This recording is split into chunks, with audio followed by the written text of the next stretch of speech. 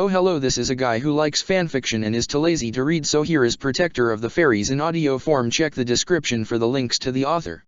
Protector of the Fairies. Prologue to battle. So you decided to stick around. Laxus ignored Hades' attempts at conversation as he watched the man carefully from the other side of the room. I thought you had intended to leave quickly once you escorted me here, or did I infer wrongly? He didn't respond to Hades' taunts. The dark mage was only trying to get a rise out of him because he was bored. At this point escape would be impossible for him, not with those cuffs clamped across his wrists sealing away all his magical power that they had finally managed to obtain upon arrival. The man's survival all depended on the information he could give to the council he was waiting to meet. It would be simple to let slip a few words to Hades to help him if his information truly could benefit them as greatly as he claimed. But he also wasn't opposed to the man being dealt with here and now. Gramps might have given him another chance. That had been the kind of man his grandfather was, and this was the first time the man before him had strayed to his knowledge, even if he had strayed far and for a long time. But he wasn't so kind. Not with the memories he held of this man. Gramps could have seen the light in this man and believed in it, but all he could see was darkness. If there was light there to trust, he couldn't see it. I hear you became the new master of fairy tale, Hades commented, still trying to make conversation. I knew something must have happened to your grandfather when you used fairy law in its complete state, but I hadn't realized you had officially taken over his duties too. I guess you lot did need a new leader though, what with the brat dead and all.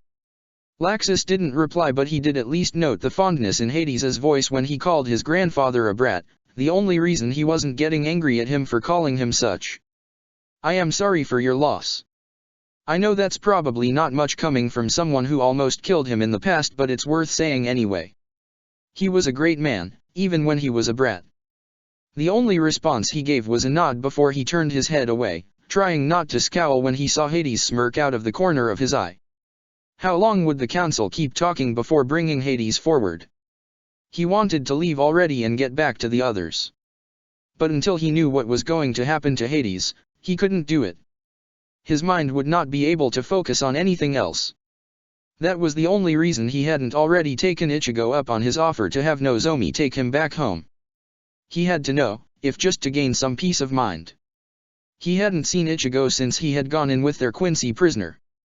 They were taking an awfully long time in deciding what to do about her, not that he could really blame them. He didn't know many ways to kill her permanently because of how dangerous her power was.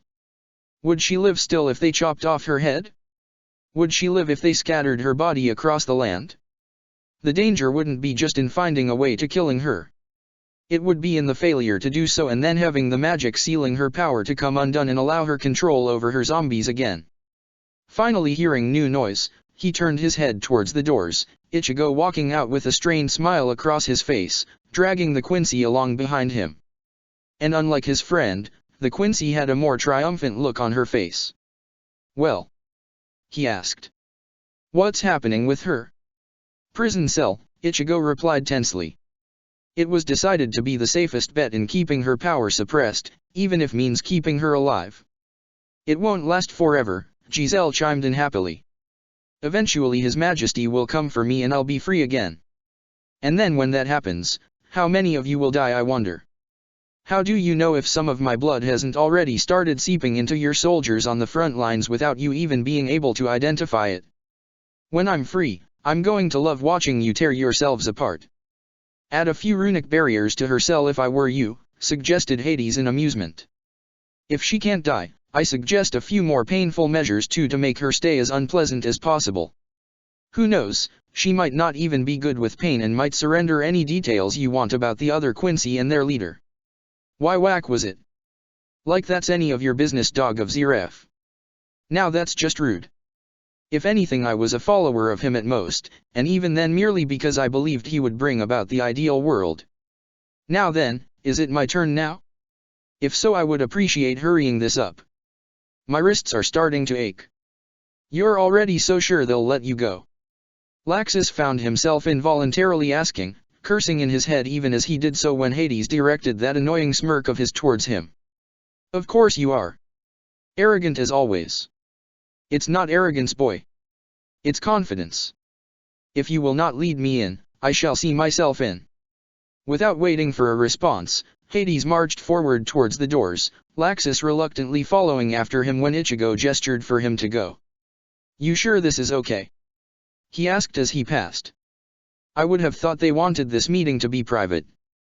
They want the full story of what happened. I was there to restrain Giselle here if anything went wrong. You can be the assurance for Hades if you're sticking round. I'll catch up later, he added as he gestured at the Quincy. Want to get her out of my hands as soon as possible. Nodding, Laxus gave a brief wave of farewell before following after Hades. He didn't need any introductions when he entered and saw the members of the Fiori War Council. He had already met them once before when he was instated as the guild master. Laxus Driar, the queen greeted him as he approached the five, Hades already standing before them.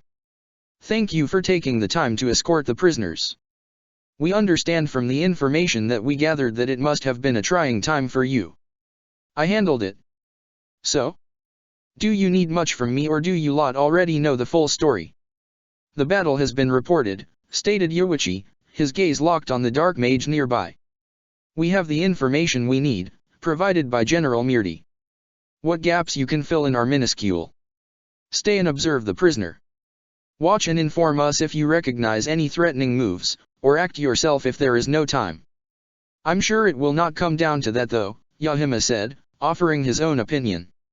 As loathed as I am to trust such a man, he did willingly come to us without a struggle. As it stands, we are probably his best bet for survival. There certainly aren't many places he can run to currently.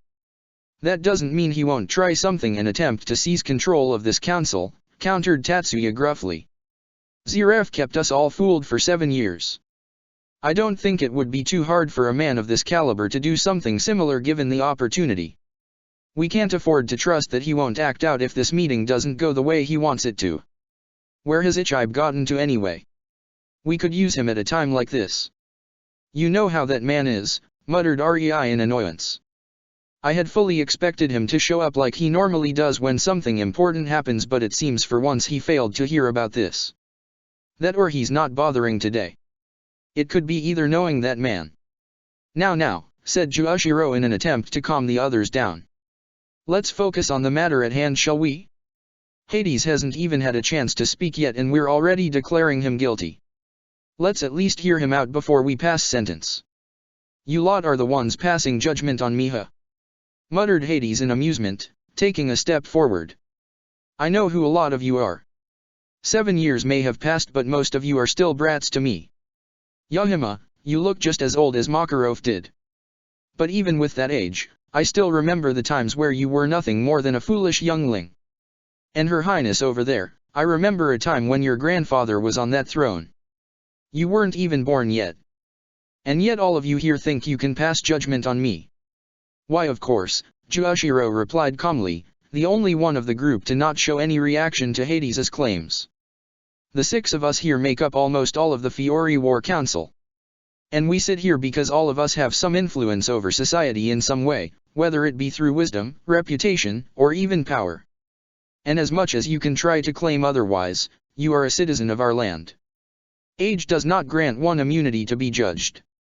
That would imply that the elders never make mistakes. Don't bother with pleasantries, Tatsuya demanded, crossing his arms over the table as he leaned forward. This man knows such words are fake. No point being polite with him. Glancing back at Hades, he demanded, well? What information do you have to barter for your life? Already down to threats are we? Hades asked, shaking his head in mock disappointment. I can't say I wasn't expected that, but it really didn't take long to degrade to this. But fine, let us skip this foolish play of acting and get right to what you want to hear. You wanted to capture a demon, am I correct? May I inquire the reason why? You declare that you're going to get onto what we want to hear and then have the nerve to ask a question to us right after? We should dash. We wanted the location of Ziref's base, Yoichi cut in. Tatsuya, let him speak. He is merely fishing for the information we want to know, otherwise we could be here hours with him telling us tales of irrelevant information relating to our current crisis.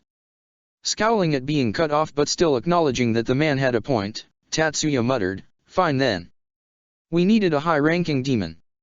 One that would be capable of being revived by Zeref back at wherever his base of operations is. Upon their death, the demon's soul would have returned to that base and we would have tracked it all the way there in order to launch a counter-attack. Happy? Hades nodded. Very. That gives me more than enough to work with.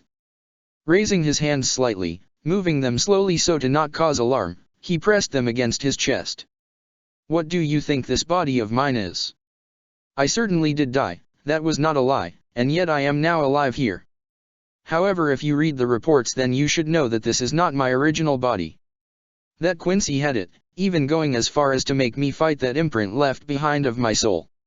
So then, understanding what we know, who do you think this body of mine last belonged to? The demon itself. It was Rei this time that replied to him, watching him with a calculative look in her eyes. How interesting. General Mirti did inform us of this event, but I think I see what you are getting at. But just to clarify, I'll ask you this. What happened to the soul that was originally in control? Hades smirked, glancing back at Laxus. Dead. This man killed it with fairy law. It was an impressive show to watch from where I was. I saw every other soul connected to that demon get freed from the bonds that bound them to the demon until only it and I remained. And the demon was foolish enough to try and get me to save it. I took the chance and let it die by the light of fairy law, leaving only me behind to take control. And the soul didn't go back to Tartarus. Hiswai asked curiously. It died permanently. Exactly. But I can assure you that this body still is connected to a foreign entity. And no, he added when he saw the alarmed looks being thrown at him, it's not anything malevolent. It's more like an identifier. When this body perishes, the soul that controls it will return to Tartarus and enter a new body. And so with the demon gone, you would be the one to return there, concluded Yoichi for Hades, a frown across his face. So the plan could still work. That is so long as we could move fast enough. However, I have yet to see any advantage here for you. We could kill you and be done with it. Your death would lead us to where we need to go. Even if you hadn't told us, we would have learned within a few days. What are you after? What am I after? Hades chuckled, glancing around the room in amusement. It's really quite simple. As simple as it can be for anyone. I do not wish to die. I still have goals I wish to achieve, magic I wish to perform, a world I seek to create. For these reasons, I cannot let myself die here. Or even at Tartarus. You can kill me now, and then do so again at Tartarus. But if you do so, you lose two major advantages. And those would be? Asked Yahima. It should be obvious, especially to you, brat. Information and power. Look at me. You know who I am. You're all slightly afraid to even be in the same room as me. You hide it oh so well, but I see it there, in the corner of your eyes. A hint of doubt, a trace of fear, all because you know the stories of my strength aren't just stories. I beat you, Laxus pointed out from behind him. Some stories aren't everything that are cracked up to be. That is true, yes, Hades admitted, glancing over his shoulder to get a good look at the man. But that fear is present in you too. More so than any of the others. And isn't that only because you fought me once before? Because you honestly know what I'm capable of. I lost to you once because you were powerful and because I was foolish. I played with you, I limited myself, and I even let myself get deluded into thinking I was invincible. But ask yourself this. When you saw me appear again, did you believe you could beat me a second time? Hades didn't wait for an answer, turning right back towards the council. I am strong. That is not a lie or a misconception. You feared me, so it stands to reason that I can make others fear me in turn. But if that is not enough to sway you, then how about this? I have watched from this flesh prison for weeks now and seen what Zeref has been planning. I know his current battle plans, I know the demons in leadership, and I know about the biggest threat of all. And all of this I can offer to you, in exchange for my freedom and my life. The council looked amongst themselves, a silent conversation appearing to go on before Hades' eyes. He wondered if they were purposefully using some form of telepathy to communicate without him knowing. Either way, it appeared they might finally be taking his offer seriously. Now all he had to do was add the icing on the cake. If it helps, Ziraf's basin constantly in move, he supplied. I suppose you wanted to use Etherian to wipe it out from above. Am I right? It seems fitting. But if Ziraf keeps his base moving, he can stay one step ahead of you and prevent you from aiming Etherian accurately at him. Agree to my terms and I'll make sure it won't be able to move again, even if a hasty retreat would have to be made after achieving your goals. All you have to do is launch an assault manually to ensure my retrieval and keep the demons pinned in place while preparing an Etherian strike if you so wish. That was it. He could see the ideas just bursting to life in their minds. One man granted innocence in exchange for neutralizing what could only be the greatest threat currently to their survival? It was a no-brainer. So it wasn't a surprise immediately afterwards when the Queen told him just the words he wanted to hear. We accept your terms. Protector of the Fairies. Hello. Anyone going to get me something to eat? Giselle sighed when only silence reached her, letting her back fall straight against the cold brick wall. Her hands continued to ache as the time drew on, hanging above her head and chained to the wall itself. She had some mobility if she stood up, but otherwise she was fixed to this current position. She couldn't even lie down to sleep, instead having to sleep either standing up or sitting down with her hands above her head like they were now. Prison sucked. She had always laughed at the prisoners in the jail cells back at Silburn, but now she was regretting it. Karma was a real bitch. Couldn't they even post a single guard nearby? Just a bit of sound would be a lovely break to this silence. Were they that confident in their security that they could trust that she would be secure down here? Or did they want to break her like this? Given enough time she might do anything for a bit of company, within reason. If His Majesty learned she did anything to betray him, and he would, she had no doubts about that, the brief benefits of human interaction would not be worth it. At the sound of noise, she got her answer. So they didn't completely trust their security. So who's my guard for the foreseeable future? She called out, leaning forward slightly as she waited for any sign of the guard as they passed the door. Hopefully you're good looking. If you are, I might even do you the honor of adding you to my collection when I'm finally freed. The guard didn't respond, but the footsteps were definitely drawing closer. She opened her mouth again, another attempt to contact them on the tip of her tongue, before the words she wanted to say got caught in her throat at the sight of the newcomer. Hello Giselle, said Uriah. You seem to be doing well, all things considered. Uriah Ishida, Giselle muttered in disbelief. Aren't you a sight for sore eyes? His Majesty said you'd been captured. How on earth did you escape? Uriah shrugged, the sound of keys being fiddled with coming from the other side of the door. It wasn't easy. The guards here are persistent, but they have their slip-ups. I finally managed to gather enough energy for a successful breakout a few days ago during a gap in their patrols. Haven't had a chance to go after the barrier's generator yet. I've been too busy trying to figure out a way to get back in contact with His Majesty. Just leave that to me, Giselle assured him, a smile across her face as she heard the lock click open. Once you get these cuffs off me, I'll have access to my zombies again. This barrier won't be able to stop that. I can pass on a message to His Majesty through one of them, or we can even go after the barrier's generator like you want. My zombies can take down their guards, no matter their numbers. I'll appreciate it, thanked Uriah as he opened the door and slipped into the room, quickly shutting the door behind him. We'll have to wait a bit, however. A guard should be here in about 10 minutes, and I'd like him to still see you locked up before we make an escape. Giselle shrugged. Fine with me. 10 minutes is nothing. So then, got any info to share? The rumors said you were captured by that Kurosaka guy. The guy His Majesty is favoring after you. I even heard you were in his custody. Not quite, Uriah answered in denial. At first he kept me nearby for interrogation. But once it became clear I wasn't going to give him anything, he transferred me here to the Fiori War Council's prisons. From what I heard, they have a lot more effective methods of extracting intelligence than he does. I wasn't going to take my chances and test my willpower. What about you? What's happening back at Silburn? Not that much. His Majesty's focusing a lot on that new girl. Yuzo Kurosaka, wasn't it? Whatever her ability is, he's been really pushing her to make good use of it. I think he's after something from her though, but I wouldn't know what. His Majesty's mind is a mystery to all but perhaps Jugram. I'm aware of that. Jugram wasn't made his second in command for nothing. Anything else? Giselle thought for a moment, tilting her head curiously.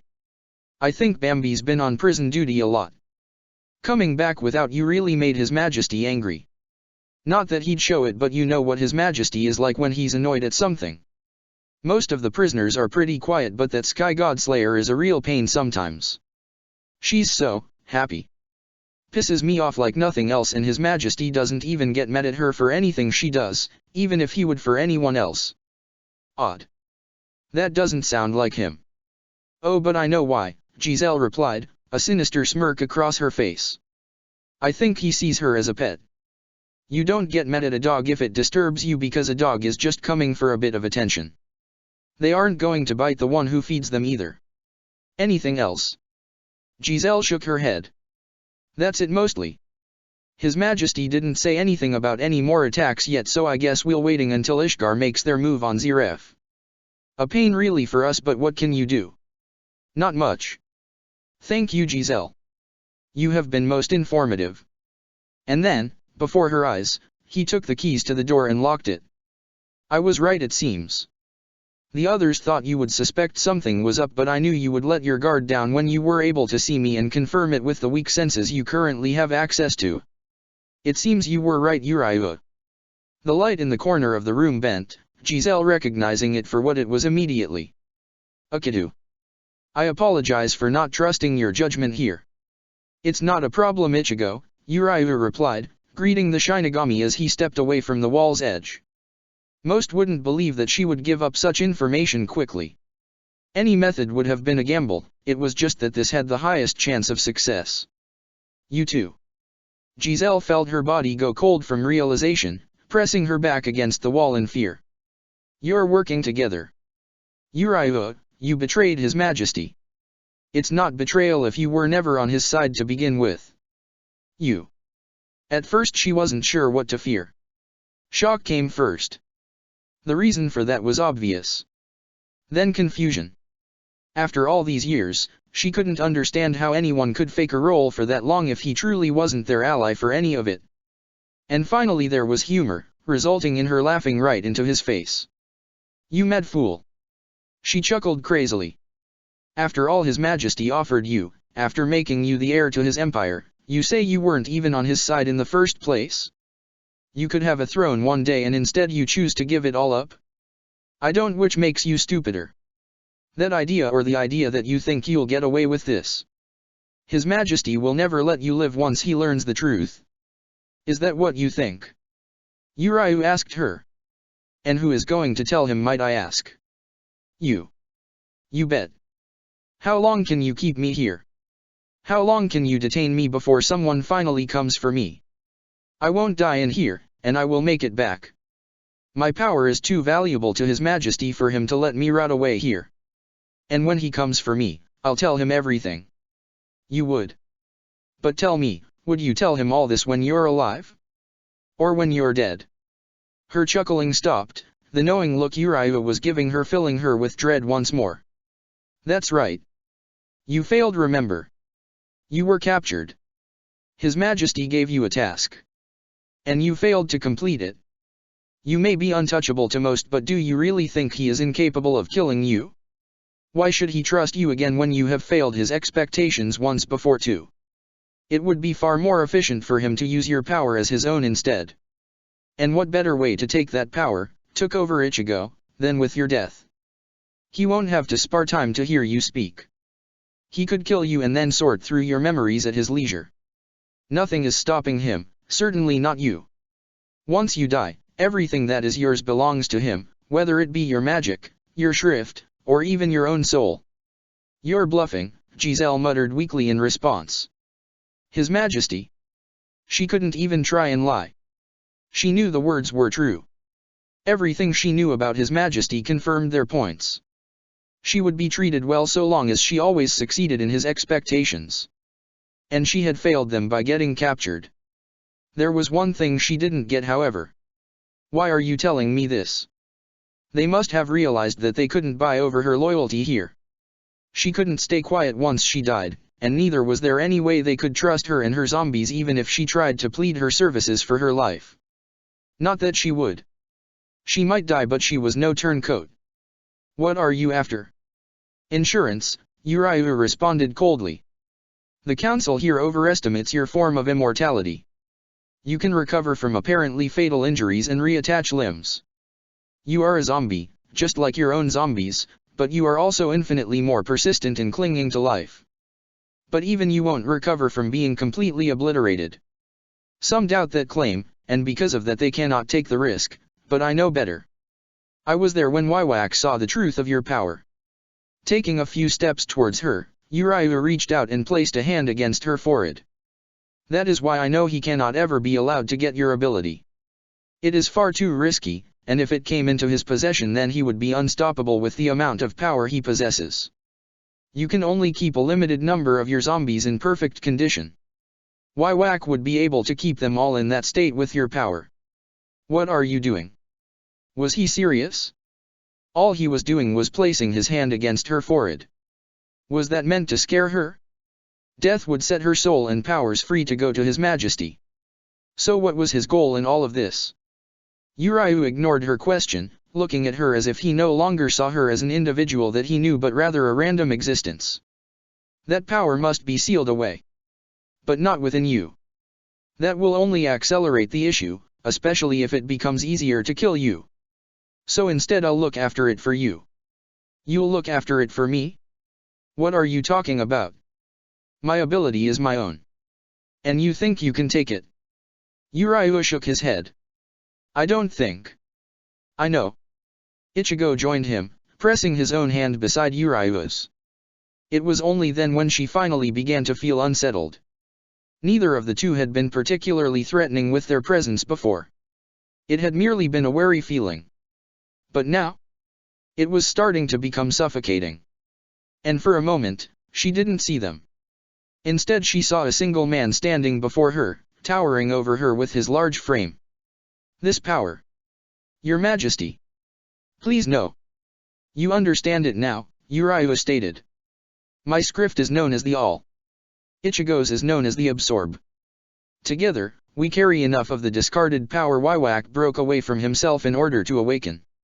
Your soul is bound to his will but, as of right now, our combined will surpasses his own. She prepared to fight back but by the time it took to even think that thought it was already too late.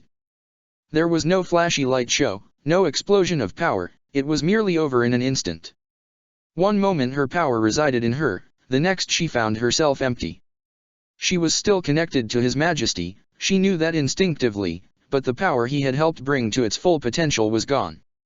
We're done here, stated Uriah as he and Ichigo removed their hands, turning his back to the Quincy. Her ability won't be a problem anymore.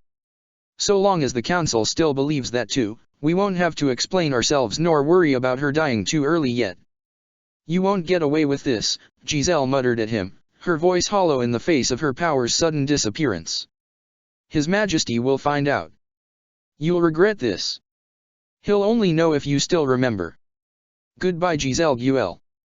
We won't meet again. And you won't remember us either. No words came out. The man that appeared before her showed no mercy, the scythe he wielded slicing straight through her now mortal body. And then when she blinked they were all gone, and she remembered nothing. Not even her own name. Protector of the Fairies. They weren't kidding, were they? Said Levi in astonishment, watching as hundreds of rune knights and mages began to board the Genesis. When they said they were going to send us some assistance, I thought they meant a few mages or a small group of rune knights. Not this many. Ichigo was surprised too, said Miss Doggin as he joined her in watching the men and women boarding the airship. I suppose a force of this size is only natural, however. The Fiori War Council wants this expedition to succeed more than anything. If we can't neutralize Aziraf's demon resurrection system, we can't make progress against him in the war. I'm aware of that. I just didn't think they were this committed it. No offensive or anything, but I was under the impression that they considered this group of Ichigos to be, what's a polite way of putting it? Disposal. That's it, agreed Levi, frowning as a thought crossed her mind. Wait, aren't I included in that group technically now? Ah, whatever. My point is that I assumed they weren't too worried about if they lost some of us so long as we achieve the objective and that Ichigo comes back alive so they can use him again. I suppose the presence of us as a relief unit does make them value us somewhat. Enough to lend us more aid for the duration of this mission. We may be comprised of mostly top-ranked mages, but we have no idea of how many demons Zeref has at our level waiting for us. And even if we can match their numbers, what about all the other lower-ranked demons? So let the weaker mages fight them and keep them at bay while we deal with the leadership. Sounds good to me. Same. I think I do see a few familiar faces in these crowds, however. They've been pulling mages from all the other battlefields slowly to not attract too much attention over the past day, and it seems they were taking some volunteers from the stronger mages too. I think I can see Gray's old friend there. Leon? Levi asked curiously, glancing into the crowds in an attempt to spot the Ice Make mage. That's a surprise. Considering he's got a daughter to look after, I believed he would have stayed out of the war. It seems he did get involved in the end from the look of it. That or he couldn't resist a chance to strike back at someone he probably feels is response for Gray's condition. Do you think he knows that Gray's alive somehow? Levi shook her head. I doubt it. Ichigo and Natsu were the only ones who saw him, I think, and they certainly weren't spreading the news round. Think how people would have reacted. I'd tell him, but if I did I'd be worried about what he'd go and do if he knew. Same. Mentioning Natsu, I think I saw him a bit earlier too. One of the first to arrive if I'm remembering correctly. From what I grasped about Natsu in the few times I interacted with him, not even I'm surprised by that. Same. If he wasn't here, I'd be confused. Glancing around again, she did her best to try and spot any more familiar faces. Did you see anyone else? Laxus told me that he was, against his better judgment, sticking around, but he said that was only because he believed the Quincy wouldn't make a big move after the loss they just took. And I doubt Urza's coming when she has to look after the rest of the guild at another battlefield. I didn't see anyone else. I thought they would have brought Kenpei Kazaraki here, to be honest. No one is stronger against demons than a devil slayer. Wouldn't work if we want to be quiet with our preparations, countered Levi. You're right that he's useful, but if he disappeared from the public eye of the current battlefield, Zeref would know. That man somehow has the energy to fight in every single skirmish that pops up, to the point where it's expected to see him there. If he stops turning up even for a brief while, wouldn't you question why? I suppose, Miss Doggin admitted in consideration. We're going to miss the chance to have that strength, but it may work out in our advantage that he's there now that I think about it. If we time our attack when Zeref makes his own routine push, we could push back harder and draw away his focus. Pushing off against the wall, Miss Doggin spun on his heel as he quickly headed for the ship's interior. I should bring this up with the others planning the operation before I forget. Excuse me. Levi gave him a half-hearted wave as he left, her focus still on the men and women joining them for this operation. She wanted to believe that they would all be coming back with them, but the logic in her mind wasn't so kind. It was why she was looking at all of them so much, as if it would help her engrave their names and faces into her mind in case any of them were lost. As much help as they would give, she wouldn't be able to not feel guilty at the end of the day when the inevitable would happen. It's not been long since the dragons, Levi muttered to herself. Do you think I've stored up enough words now? No one answered her, but she didn't expect anyone to. She already had her answer, her decision already decided, no matter what it would have been. If she was worried about people dying, the only option left was to finish the fight so quickly that as few would fall as possible. Protector of the Fairies. Have we got everyone on board? Asked Hibiki, monitoring the ship's statuses from his position at the ship's helm. I gave up bothering doing a head count an hour ago. We got the last mage on board 5 minutes ago, said Kisuke as he glanced up from the maps in front scattered across the tables. We should be ready to go. Did Ichigo get back? He did, Hibiki confirmed, glancing at one of the screens as he began preparing the ship for liftoff. Any idea where he went? He took Mest and the Quincy with him. I think that's the first time Uriu has left the ship since we captured him.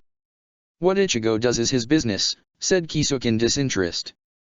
If Uriu is with him then it probably relates towards Wywak, but if it was to have an impact on our operations then he'd tell us. Otherwise it's better to let him solve problems like this by himself if he thinks he can handle it. I suppose you have a point, Hibiki admitted reluctantly. If we have everyone then, I'll prepare us for flight.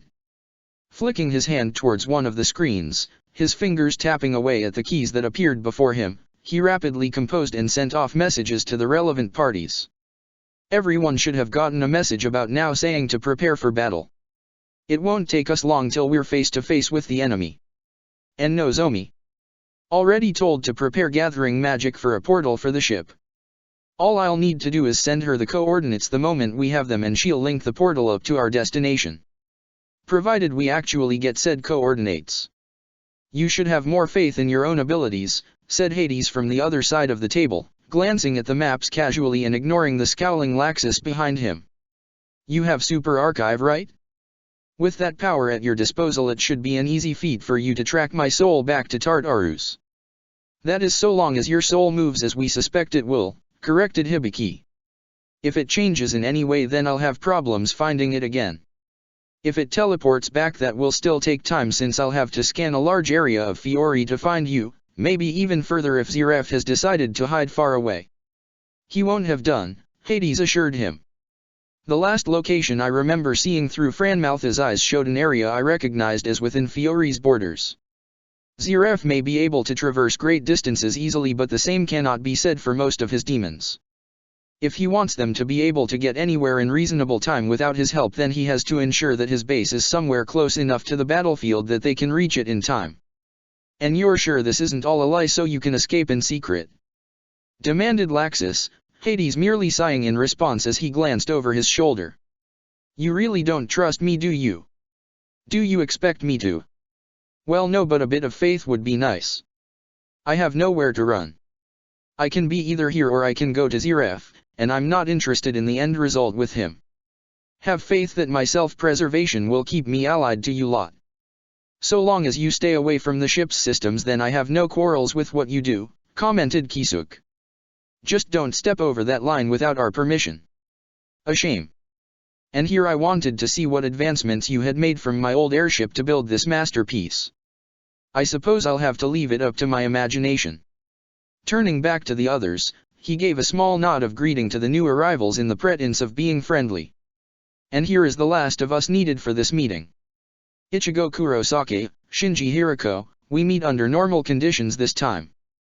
You had a hit put on me, Shinji stated immediately as he marched towards the Dark Mage, slamming his hands against the table. Why? Does it bother you? Hades responded, leaning against his hands as he pressed his elbows down onto the table. How long has that question been rattling around that head of yours, I wonder? I'm not playing games. Blue Note Stinger, you could have sent him after anyone. He went for me personally. Why did you put a hit on me?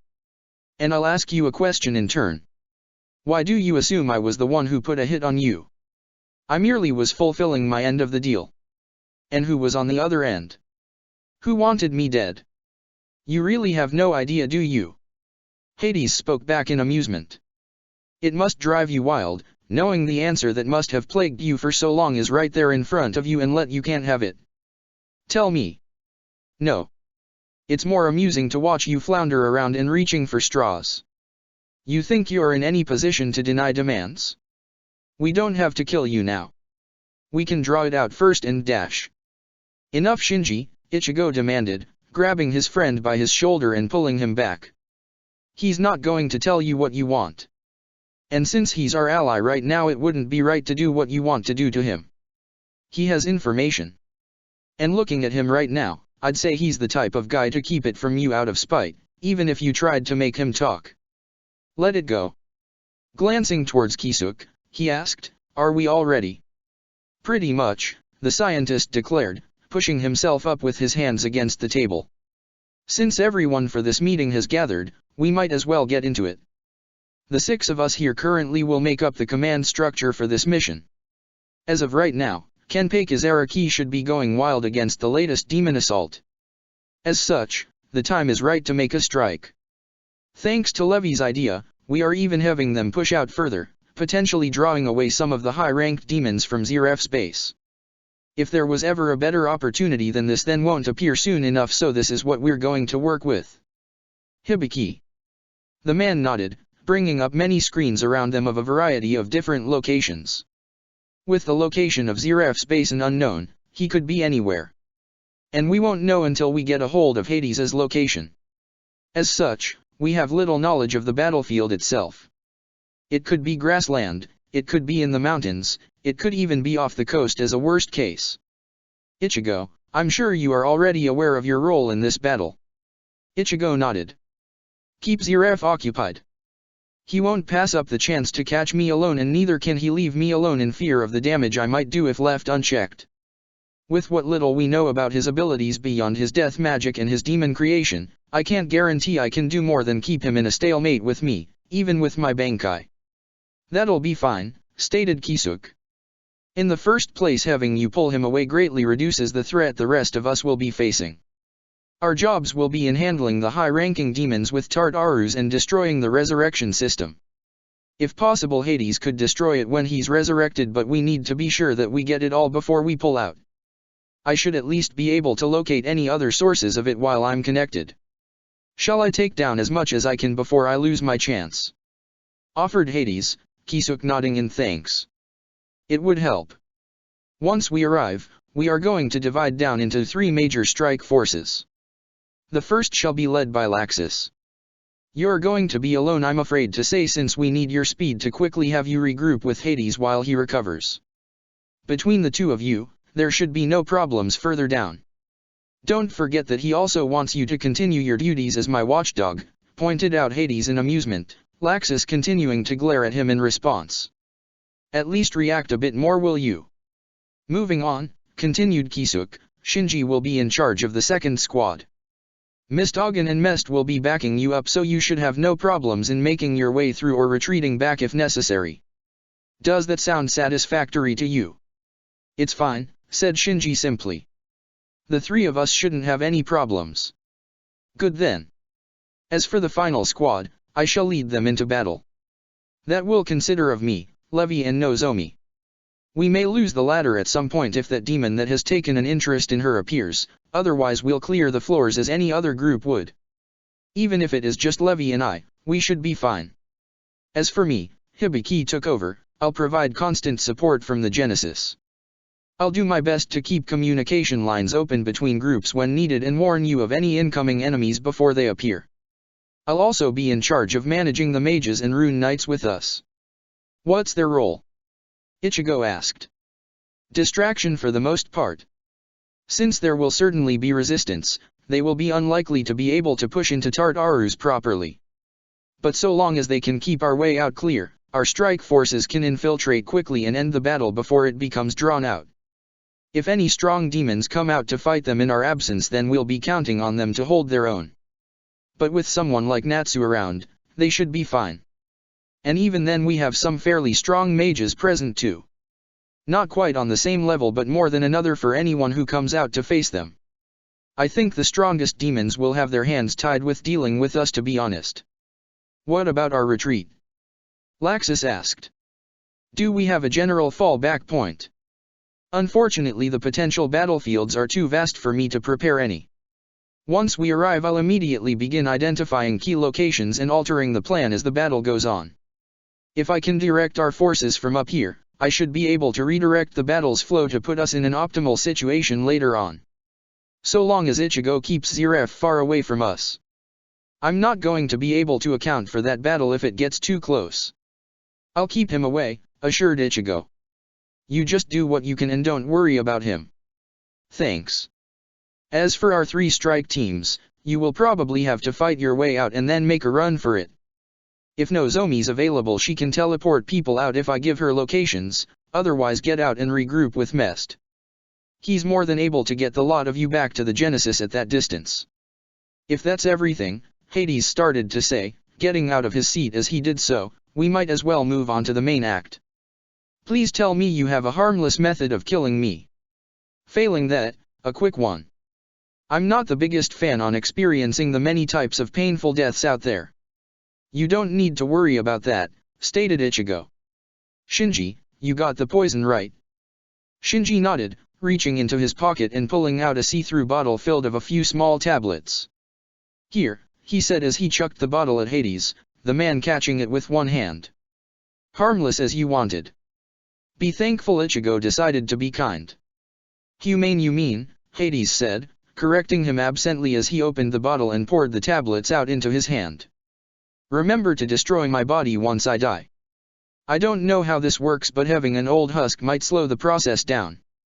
I want to be revived as quickly as possible once I die, so I'd appreciate if you would at least give me an hour to get a hold of their systems. That should be enough time to find me again, right? But if you can get more 1 hour, Laxus declared. You aren't getting more time than that. Suppose it will have to do, Hades muttered before bringing the tablets to his lips. Bottoms up.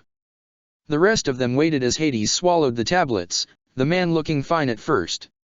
For a moment they were worried it hadn't worked, that the demonic body's makeup was proving resistant to the poison. And then Hades fell backwards, the life leaving his eyes. Hibiki wasted no moment at tracking the soul, his fingers a blur as he moved from screen to screen. Quickly doing as Hades recommended, Kisuk chanted a weak Kidyu and burnt away the body till there was nothing but ashes, the rest waiting anxiously for Hibiki's results. Finally taking his hands away from the screens, the man leaning back against his chair as a sigh of relief left his lips, Hibiki responded to them. Got him. We have the location of Tartarus. All that's left is to wait. Protector of the Fairies. Walking around Hell's core, Gray glanced at the different tanks surrounding him, most of which were empty. The few that weren't held demons in various states of construction, some of which had been entirely paused while others looked to be nearing completion. What are these demons for? He asked the female demon he had asked to show him around, the bunny-like demon bouncing around the lab with joy at being able to share her knowledge of the system. Oh, those are some of the demons Master Zeref is calling back into service. The 9 demon gates and the 4 devil kings, the latter of which you belong to, can be considered his primary choices. These ones are being resurrected now for particular situations that Master Zeref believes will be necessary to overcome. And each should be on the level of the demons from the 9 demon gates too. Master Zeref assured it. Huh. How interested. Not that they can even come close to challenging me, commented Gray arrogantly, hoping his act was good enough for the demon in front of him to buy it. Master Zeref does create some powerful beings, however. And this system only furthers his reach. Exactly. The demon exclaimed excitedly, dashing over from tank to stare at them all in awe. Master Zeref is simply the best. No one can even come close to surpassing his intellect and foresight.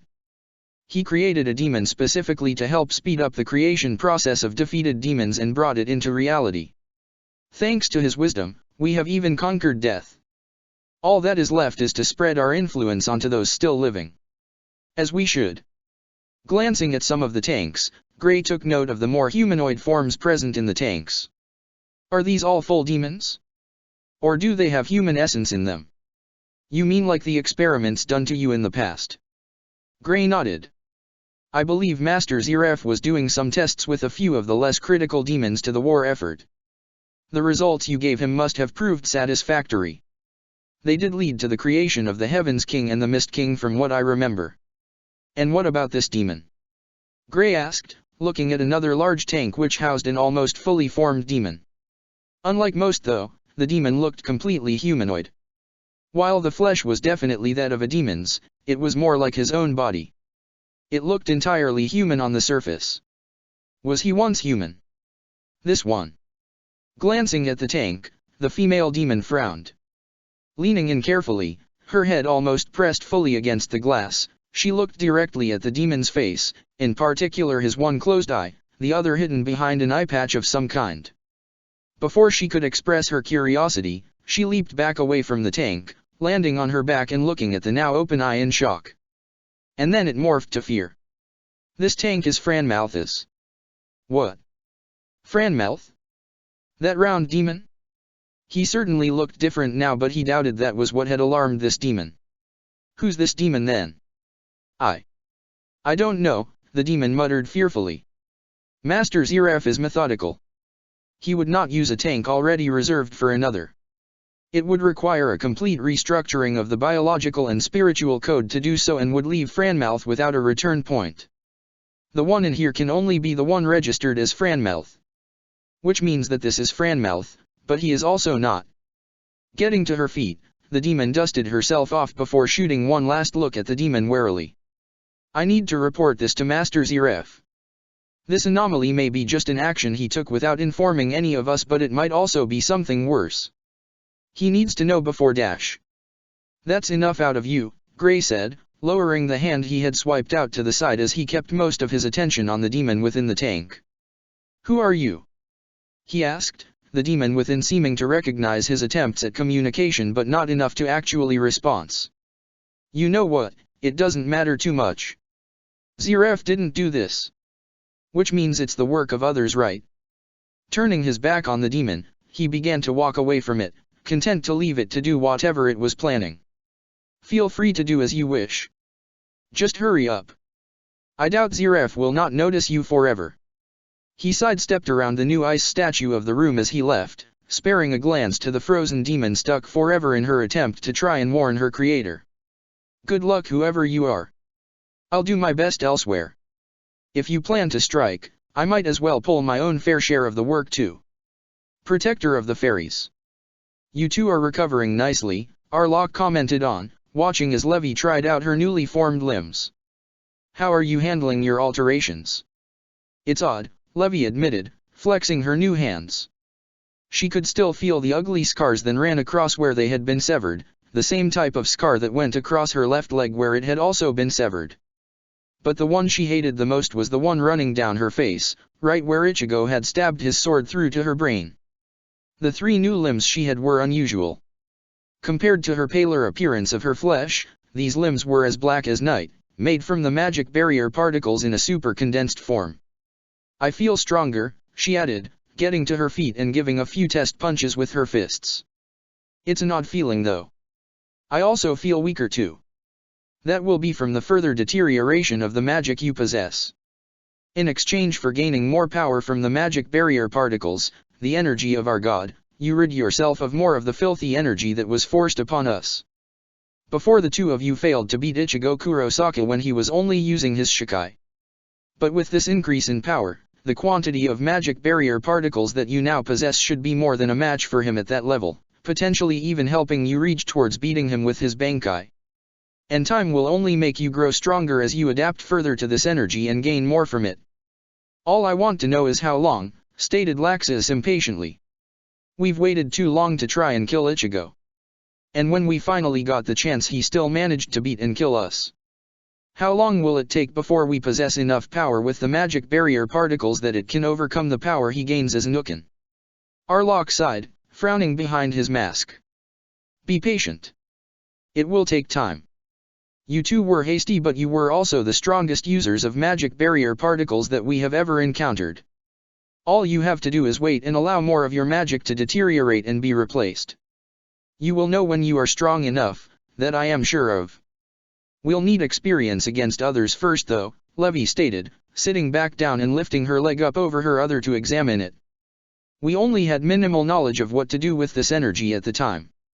We thought it would be enough, but apparently our quantity wasn't enough to overcome his.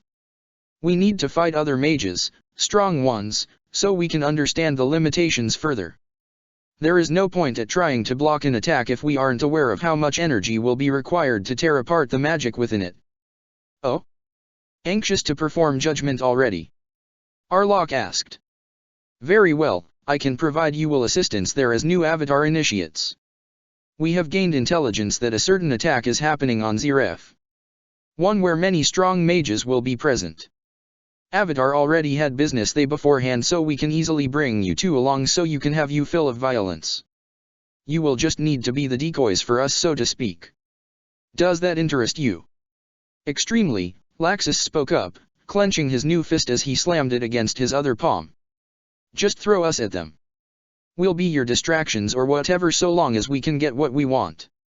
Protector of the Fairies. Battle for Hell's Core.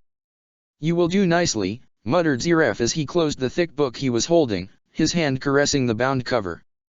Such a perfect base for my next creation. I'll need to make some modifications to your successors, but the results should be worth it. Of course, he added as he glanced at the other books around him, some of your fellow creations might be able to help with that. Holding the book against his chest with one hand, Ziraf reached out for another book, reaching up on his tiptoes to reach the high shelf. Pulling it free, the book bound in simple leather casing, he let it fall open in his hand at a random page. Now aren't you an interesting one, he murmured. I wonder if I take this part of you and mix it with this, what I might get. Or what might happen if I alter this line and shift you into a new form. He chuckled to himself as he stacked the two books on top of one another, reaching for a few more and creating a pile that he could barely manage to hold steady. He wasted no time bringing it to one of the many tables scattered around the room, resting the books down carefully as he took a seat and opened the first one. If he wanted the knowledge, then this was completely unnecessary. He knew every single line housed in these books. There was not a single demon that he had created that he didn't know everything about. He could tell someone the exact volume and page a line had come from, the tiny specifics and decisions made by certain lines in crafting the forms and abilities. He even knew the exact point in time that he had created each demon. But even considering all that, he still loved this feeling he got. The feeling he could only gain from turning the pages one after the other as if he didn't know what was to come next. It was relaxing. One of the few things that had ever made these 400 years bearable. Silence was unbearable at times.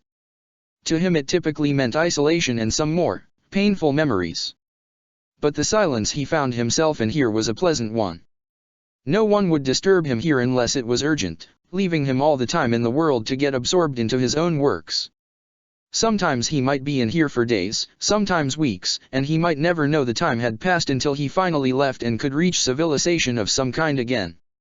Unfortunately, all peace came to an end, and always far faster than people actually wanted it to. Footsteps rapidly approached his position, his ears having to take a moment to adjust to the new noise and try and recognize them. They were strong steps, each with a large amount of force to them. Blue Note, he spoke up before the man even finished reaching him. What do I owe this pleasure? I was busy.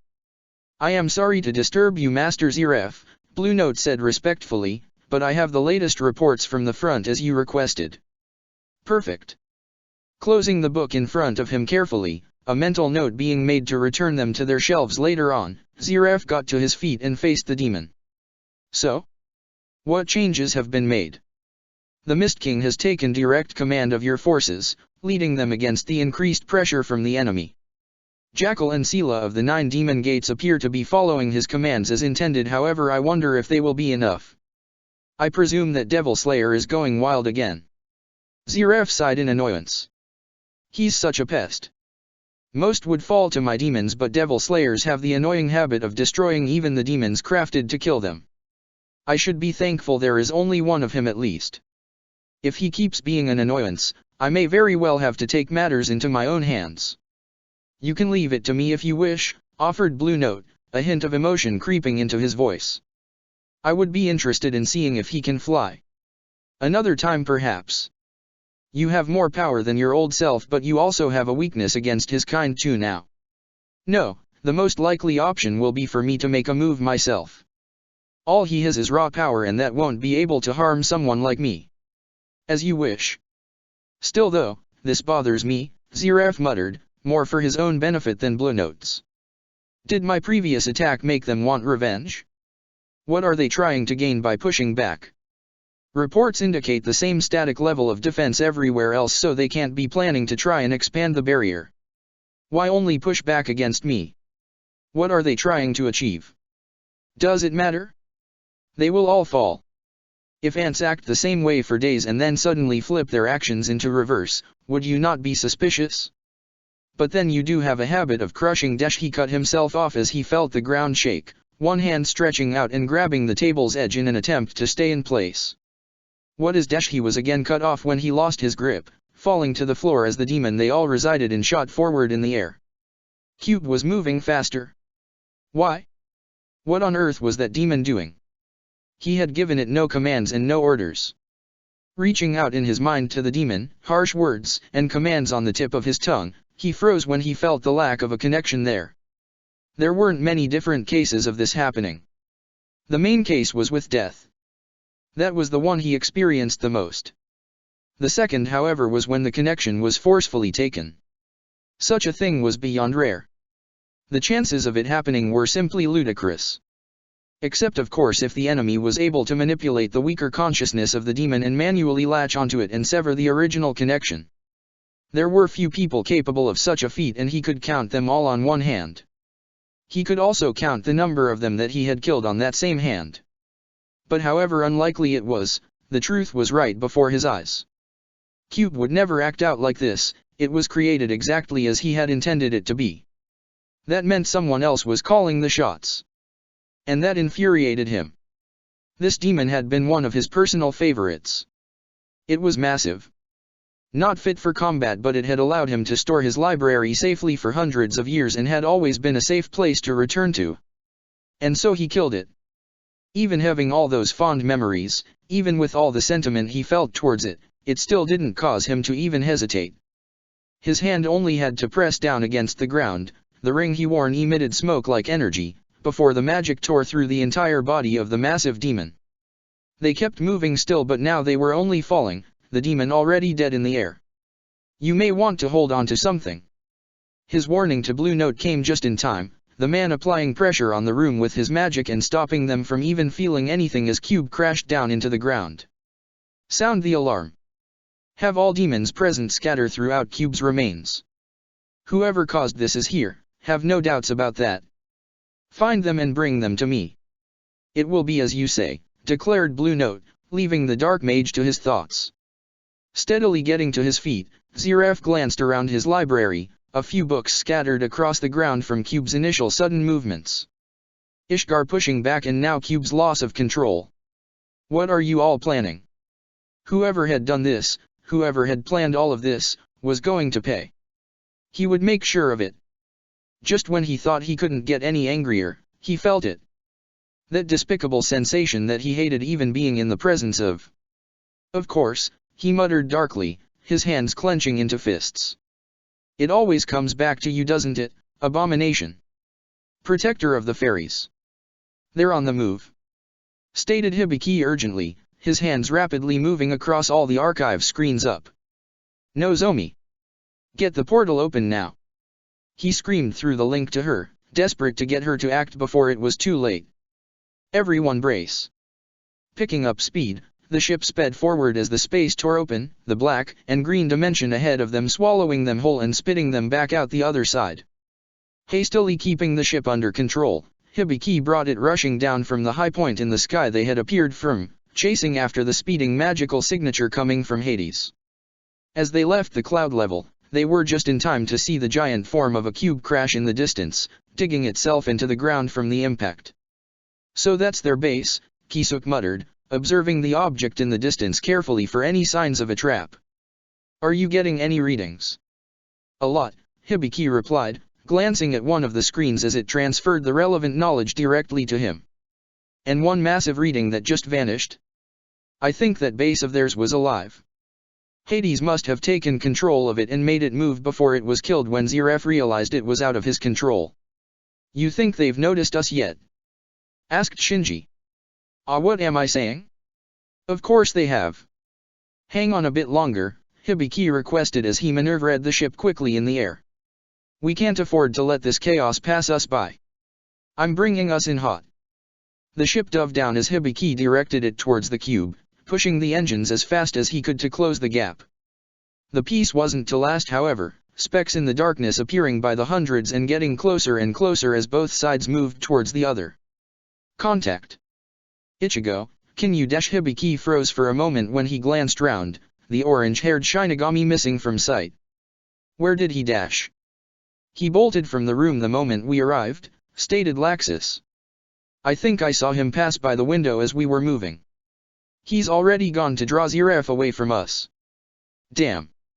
Laxus, then, please hurry and try and keep those demons off us until we pull up. No need, came Mistogan's voice through the archive link.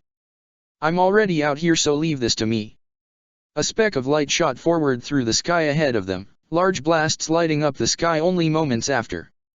Taking advantage of the confusion Mistogan was making, Hibiki sped through the crowds of demons with the ship, the demons too busy to try and coordinate a strike to stop him. Here we come. Everyone brace. Pulling the ship up as it almost touched the ground, Hibiki forced the engines into reverse as he desperately tried to slow the Genesis down. With one final press of the controls, the ship came to a stop, right beside the giant cube that still towered over their ship. Go! All hatches of the ship opened as every mage and rune knight aboard charged off, rushing to meet the flood of demons leaking out of cube at the sign of their arrival. The mages with Hibiki were no exception, rushing out of the room to link up with their teammates to storm the base. Ichigo, can you hear me? Hibiki asked, making a private link towards the Shinigami. We've landed. The assault has begun. Has Ziref made contact yet? There was silence for a moment, Hibiki getting more and more worried by the second until Ichigo finally spoke up. Sorry, I can't talk much right now. I think I'm being watched. From this point onwards, only contact me when we're ready to leave unless it's a true emergency. I don't want my focus to shift at all. Alright then. Be careful. On Ichigo's end, the mage glanced around the large open area, his eyes carefully taking in every piece of information that they could. Where are you? He muttered, unsure if Ziref could even hear him or not. He knew the man was close, the energy in the air was positively alive at the presence of both of them. But where he was, that he didn't know. There was nowhere around him that was a realistically good hiding place, certainly not for hiding someone larger than a child, so it could only mean Ziref was hiding in the shadows of the land, waiting for the right moment to strike. I don't like this, Mavis muttered. Ziref hiding to strike, I can understand. But why has he not sent anything yet? There aren't any demons out here to fight us.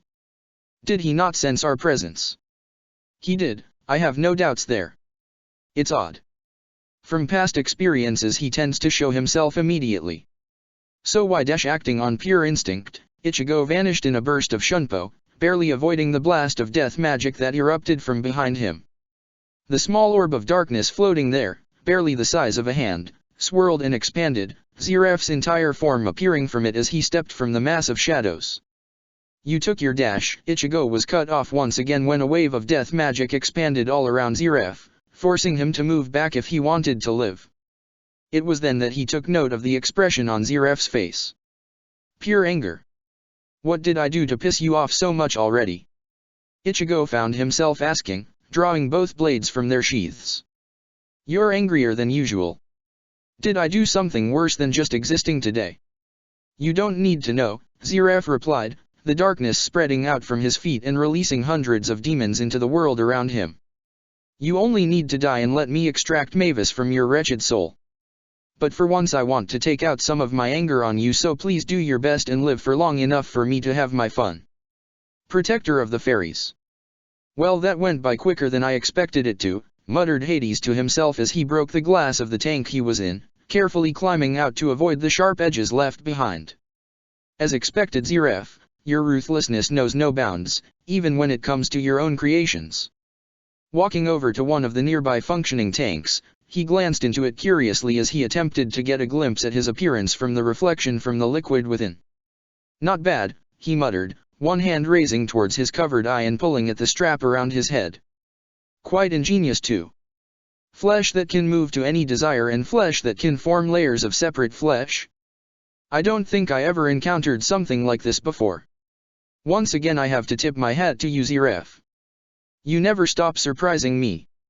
Taking the eye patch off for a moment, he glanced at his hidden eye and his reflection carefully before a sinister smirk spread across his face. Perfect, he stated, recovering the eye and stepping away from the tank. Everything was just as he wanted it to be. In the past he had only been able to maintain his high levels of physical performance because he had hooked himself up to a magic furnace. He had diverted a lot of that raw power into halting the degrading of his body through old age. But with this demon body, it did not matter if he looked old. The flesh would stay just as strong, if not stronger, without any extra interference. Still, walking around naked would hardly do. He had been able to mold an eye patch in that semi-conscious state he had been in at the start of his regeneration, so it should be child's play to replicate that on a larger scale. With a snap of his fingers, his flesh morphed and grew, sprouting new layers that separated off from his body after a few moments into fixed and unchangeable constructs. While most of his appearance was based off how he had appeared before he had died, he had made some subtle improvements. He had rid himself of that old helmet of his and had let his hair get tied back behind him, his old beard now cut short. His old cape had also changed, being replaced with a pale beige one from his youth with Mavis and his other friends. Shoulder pads from that time also had formed on his shoulders, adding extra protection with the properties their demon makeup now gave them. Rubbing his armored hands together, he thought back to that demon he had seen earlier. It had been strong enough to threaten him from magical power alone, and yet it had let him do as he pleased even though it could have put a halt to his plans there and then. That demon, where had he seen it before? Wait. Wasn't that the human Myrti used to obsess over? He briefly remembered giving her some documents on him when she had asked before they had begun heading to Tenro Island. If memory served, she hadn't been able to hide her intentions no matter how much she tried, exposing her desire to that human clearly. What was his name again? Something Fullbuster? Well, it was no concern of his what the name was. What was his concern was the fact that demon shared the same face. A copy? It would deal a great blow to the mages who knew that mage if they fought, but then the demon wouldn't have attacked one of its own allies just for trying to warn Zeref if that was the case. Was it possible? Franmaltha's memories had hinted at human-to-demon transformations. Was that what had happened here? How surprising, to see a fairy tale mage give up their humanity. If it was done willingly, of course. A double agent then. Or at least one trying to get back to the side the demon wanted to be on. That left only one question in his mind. How strongly ranked was that demon? Walking towards the ice statue left behind by the demon, he eyed the female demon within, his hand brushing against the ice curiously. Immediately he pulled away from it, faint trails of ice coating his fingertips.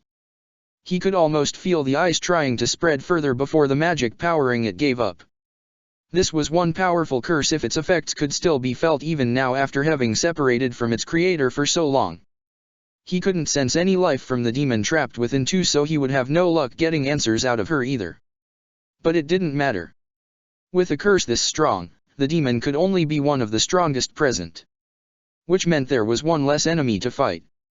That was always a good sign in his books. Now then, he spoke softly, looking around the lab, what shall I do now? He had time. Laxus was on his way, so all he would have to do is flare his magical power to help the man get a lock on him. However, the moment he did that, every single demon in the base would become aware of his presence. If he was going to make some noise, it would be best to at least deal a critical blow in this time. Pausing in realization, he shook his head as he laughed before turning his attention back the lab. Why am I looking for a way to cripple them when I already have my job able to be completed right in front of me? Walking towards one of the tanks, he let his eyes wander, trailing after the cables that extended upwards. Following where they led, he was only slightly disappointed when he found them leading up into a small hole, similar cables doing the same for other tanks. So the source wasn't right in front of him, was it? Smart. It would stop most people. But unfortunately he wasn't most. Carefully making his way to one of the tanks and pulling himself up on top of it, he rested a hand against the cables, immediately sensing the faint presence of magic running through them. What was more, these cables weren't normal cables. They were part of a demon he could sense through these cables. And from the sudden extra surge of magic through the cables, it seemed it could sense him too. Oh no, you don't. Whatever demon it was that worked with this system, it certainly wasn't one meant to be discovered, else it would have had a stronger level of will. Using what little power over demons that he possessed from his studies, he wrestled control of the demon from its own sense of self and turned it into nothing more than a mindless drone to serve him. That's better, he added. Now then, how important are you, I wonder? Letting his magic enter the demon, he quickly intercepted whatever system it used for its senses and redirected it towards him instead. Images flooded his mind, the demon's presence everywhere in Cube and providing assistance to almost every aspect on board. But most of that didn't interest him. All he needed was to find if there were more of these tanks and resurrection systems anywhere else. 5 rooms. 5 more of these rooms existed, all hooked up to this demon, and all of them spread out throughout the base. If there were more than this, then the demon wasn't hooked up to them, but he considered that to be unlikely. This demon was too critical, too integrated, to not continue to use, especially when he doubted this base had ever been successfully raided before. What he could see were the rudimentary defenses of one who had raided others but had never experienced the same in turn and yet believed it was sufficient. Alright then, let's put you to good use. With all the revival systems linked up to one system, it made his job a hell of a lot easier. Let's end this in one shot with a self-destruction spell. Placing his palm against the cables, letters and symbols of purple energy began creeping along the demon's limbs, slowly but surely beginning the process. If there was one problem with a spell like this, it was the time it took to set it up. Its destructive power was up there with some of the strongest spells around. It could shatter a mountain with a single order. The only problem was that, like all complex rune-based magic, it took a while to reach completion when used on a large scale. But time was not a factor just yet. Such a spell could not be rushed, and he hardly cared if people died outside during this time. Having this operation end so suddenly too simply wouldn't do, not when this was a chance to rid Zeref of not just his revival system but also some of his army's own firepower. The minutes passed, time seeming to pass at a snail's crawl as the sounds of battle drew closer. Laxus would have no idea where he was yet, so he guessed it was merely coincidence that the noises were getting this close. That or the battles were simply so loud he could hear them from here. But he didn't have to wait any longer. The spell was finally completed. It would take a single thought to activate it, an act he was about to do until he realized one critical thing. Ah! I almost forgot. Jumping back down from the cables, the link more than established by now, he walked towards the exit of the lab and opened the doors. Give both directions a glance, he stepped out and closed the doors behind him, finally giving the signal to the seal as he stepped to one side. The moment he did, both doors came flying off their hinges, crashing into the wall they were facing and shattering into pieces. Counting the seconds as the smoke leaked from the room, Hades finally stuck his head back in to inspect his work. Destroyed. The lab was gone. Every tank had been utterly destroyed by the explosion until nothing remained. He had to be thorough though. Not a single trace was allowed to remain if this mission could be called a success. Glancing around the room, he could indeed say his plan had succeeded. There truly wasn't anything left, or at least nothing of value. Everything the demon had touched had detonated with it, and what hadn't had been caught up in the resulting explosion. The other labs might need a check, but... Wait, he said out loud to himself, rushing back out to the corridor and looking both ways. Nothing. Still nothing. Only this time there should have been. Not enemies, they would done nothing more than distract him at this stage, but there was also no damage. That demon was spread throughout this base. By detonating it, there should have been massive structural damage where it was located heavily. The lab was an example of this. But why was there not even a bit of damage outside it? He laughed. I see, he said in the middle of his chuckling, crossing his arms over his chest. Zeref might be the master of this system, but he isn't the controller, is he? Someone had cut off the power of the spell before it left the lab, and they had acted almost instantaneous when his spell had activated. Maybe they had been aware of the buildup of magic happening, or maybe they had just been able to react and pinpoint the magic the moment it began to work. Either way, Zeref would never have been able to spare the time for such a task if he was busy keeping Ichigo at bay. The only one left who could do this would be one who controlled the system and the demon that assisted it. Well then, he said to himself as he began walking down the hallways. I guess we can't get out of doing this the hard way. The noise had finally drawn any nearby demons out of hiding, appearing like bugs crawling out of the floorboards as they swarmed from both ends of the corridors. Flaring his magic, both a signal to Laxus and a warning to the demons, he continued to take strides towards the enemy forces. If we can't detonate the labs remotely, I guess we'll just have to do this one by one. Protector of the Fairies. You hear that? Shinji asked, glancing round at the sound of the explosion. Shrugging when no obvious source presented itself, he crouched down by one of the demons still clinging to life, specifically picking the most human-looking one in the hopes it had some form of self-preservation. Oh well. So then, want to tell us what we want to know? The demon merely tried to spit at him, or would have done if the beginning of its hostile actions hadn't caused Shinji to stab his sword through its chest, the pain interrupting all the demon's attempts. Now don't be like that, Shinji said mockingly, throwing the demon against a wall as he withdrew his sword. We just want to know where the labs are for your resurrection system. There's no need to be so hostile. I'll even spare your life if you give us what we want.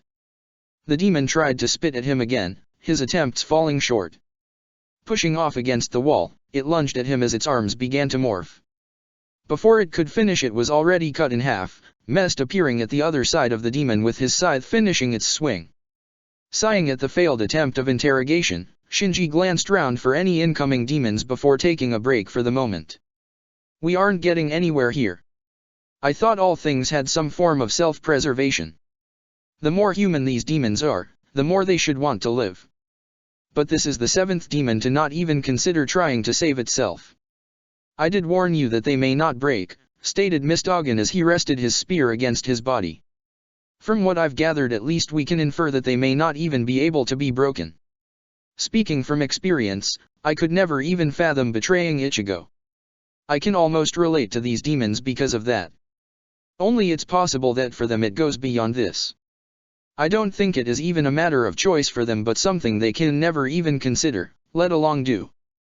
Leaving nothing to chance when it comes to betrayal, muttered Mest. It explains the depths the demons would go to in the future. We occasionally theorized it, but we never had the chance to test out such hypotheses. I guess we will have to resort to the old-fashioned methods of search and destroy. It's a real shame, replied Shinji as he began to walk again, dragging his blade along the wall. And here I had hoped for this to be a quick in-and-out job. At least we knew it wasn't going to be easy, but we really can't afford to spend too long here. If there wasn't a present danger of the demon's elites, then I would have suggested we split up to cover more ground. We could still do that, Mest offered, increasing his pace to walk side by side with the man. I can teleport back if I encounter any trouble. Shinji shook his head. Best not to risk it. At least if we're all together we pose a bigger threat than if we were alone. Being picked off one by one is really not a fun experience when you're on the receiving end. More demons incoming, Mistogen called out from behind them, Shinji glancing over his shoulder at the latest group. Calling it a group at this point though was putting it mildly. They were more like swarms, the demons leaving barely any room in the corridor from their numbers. We should move on quickly. Generally speaking, this isn't a very good place to fight in. My speed is hampered in a place like this. Mine too, but there's not much we can do about it in an enclosed space like this. You guys go ahead. I'll catch up in a moment after I deal with this group. You sure? Shinji nodded confidently. I'm sure. I'll just be a minute. Go on. If you're sure. Looking at Shinji hesitantly as he passed, Mistogen quickly went on ahead with Mest, leaving Shinji alone with the rushing crowd of demons. Quickly eyeing the ground, Shinji raised a hand to his face, the bone-white mask he was so familiar with beginning to form. As much as the enclosed space gave them disadvantages, it also presented perfect opportunities like this one. They had less room, but so did the enemy, and when their numbers were this high it reduced the chance of any of them being able to dodge. With his mask fully formed, he stretched out his hand in front of him, a crimson zero beginning the process of forming in the palm of his clenched hand. Distance would not matter here. No matter how close they got, they would all be wiped out upon the blast's release. Waiting until the last moment, Shinji released the zero, the wide beam tearing through the corridor and riding it off all life from the point of origin. Raising his hand back to his mask as the smoke began to fade, Shinji swiped it away, confident that none of the demons could have survived the blast. However, as he began to turn away, he froze when the air in front of him split, forcing him to dodge at the last moment before he was crushed underneath the force that followed. He was lucky. That attack almost made contact with him. Had the enemy survived the blast? No, that wasn't possible. The power of that attack was far beyond the capabilities of the demons he had sensed nearby. Looking up at the tier in the ceiling, the damage continuing up perfectly symmetrical, he knew immediately that the one who caused this was not even near him yet, He knew only one human and one demon who might be capable of this, and they just happened to be the same person. Blue Note. What did he do? Catch up with the others? No, Blue Note wouldn't let him. This had been a perfect chance for a surprise attack. He could pinpoint the demon's position now that he was aware of him, but until then he hadn't even been aware that he was being tracked. The attack hadn't been intended to kill, or at least he believed it hadn't. Whether it had been to maim was another matter. Blue Note wasn't as kind to completely ignore a chance like this. He was just prideful enough to not kill him without warning. But that wouldn't hold him back if he went to gather the others. He had to go to this fight alone. Sighing, Shinji took a finger and pressed it against the wall, mouthing the words for a low-level Kidyu in order to burn the words into the wall. He didn't have much time, so he'd have to settle for a brief message of his direction. Hopefully the others would get the message when they realized he wasn't catching up. No one said anything about having to fight the whole battle alone. His message complete, he began to walk down the way he had originally come from, remembering that he had seen a window not too far back. At least in the air he would have more options than in here. It didn't take him long to get outside, and it took even less after that to find Blue Note. The demon was waiting patiently for him on the top of the base, his arms crossed with his back turned towards him. It would be so easy to take advantage of such an opening. That is, of course, assuming that this wasn't intentional. The invitation was far too inviting to not be faked. "I'm here," he spoke up instead, Blue Note turning to him casually without even a single bit of surprise in his expression. So Blue Note had been aware that he had already arrived. Been a little while, hasn't it? "It is time to settle this," Blue Note responded, uncrossing his arms. "To find out if you can truly fly or whether you will never be able to try again. Protector of the fairies." Darting backwards as the wave of death approached, Ichigo didn't dare stop until he passed the safe threshold, the blast halting before it could reach him. Immediately responding with the chance he had, he swung the larger blade of Zanjutsu, a quick Getsuga Tenshou being fired right at Zeref. It never made contact with the death mage, demons spawning from the ground and taking the hit for him. Taking a step away from Ichigo, Zeref swung his arms to the side, small streams of darkness leaking off his palms and falling to the ground like sludge. From each growing pool stretched out a large arm, the humongous form of a demon crawling its way out of the darkness. It towered over them both, standing as tall as a house with a body made purely of the same sludge-like darkness that it had crawled out of. Reading his swords as both demons charged at him, Ichigo dodged the wild swing of one of the demons before slashing upwards through the demon's arm, severing it at the shoulder.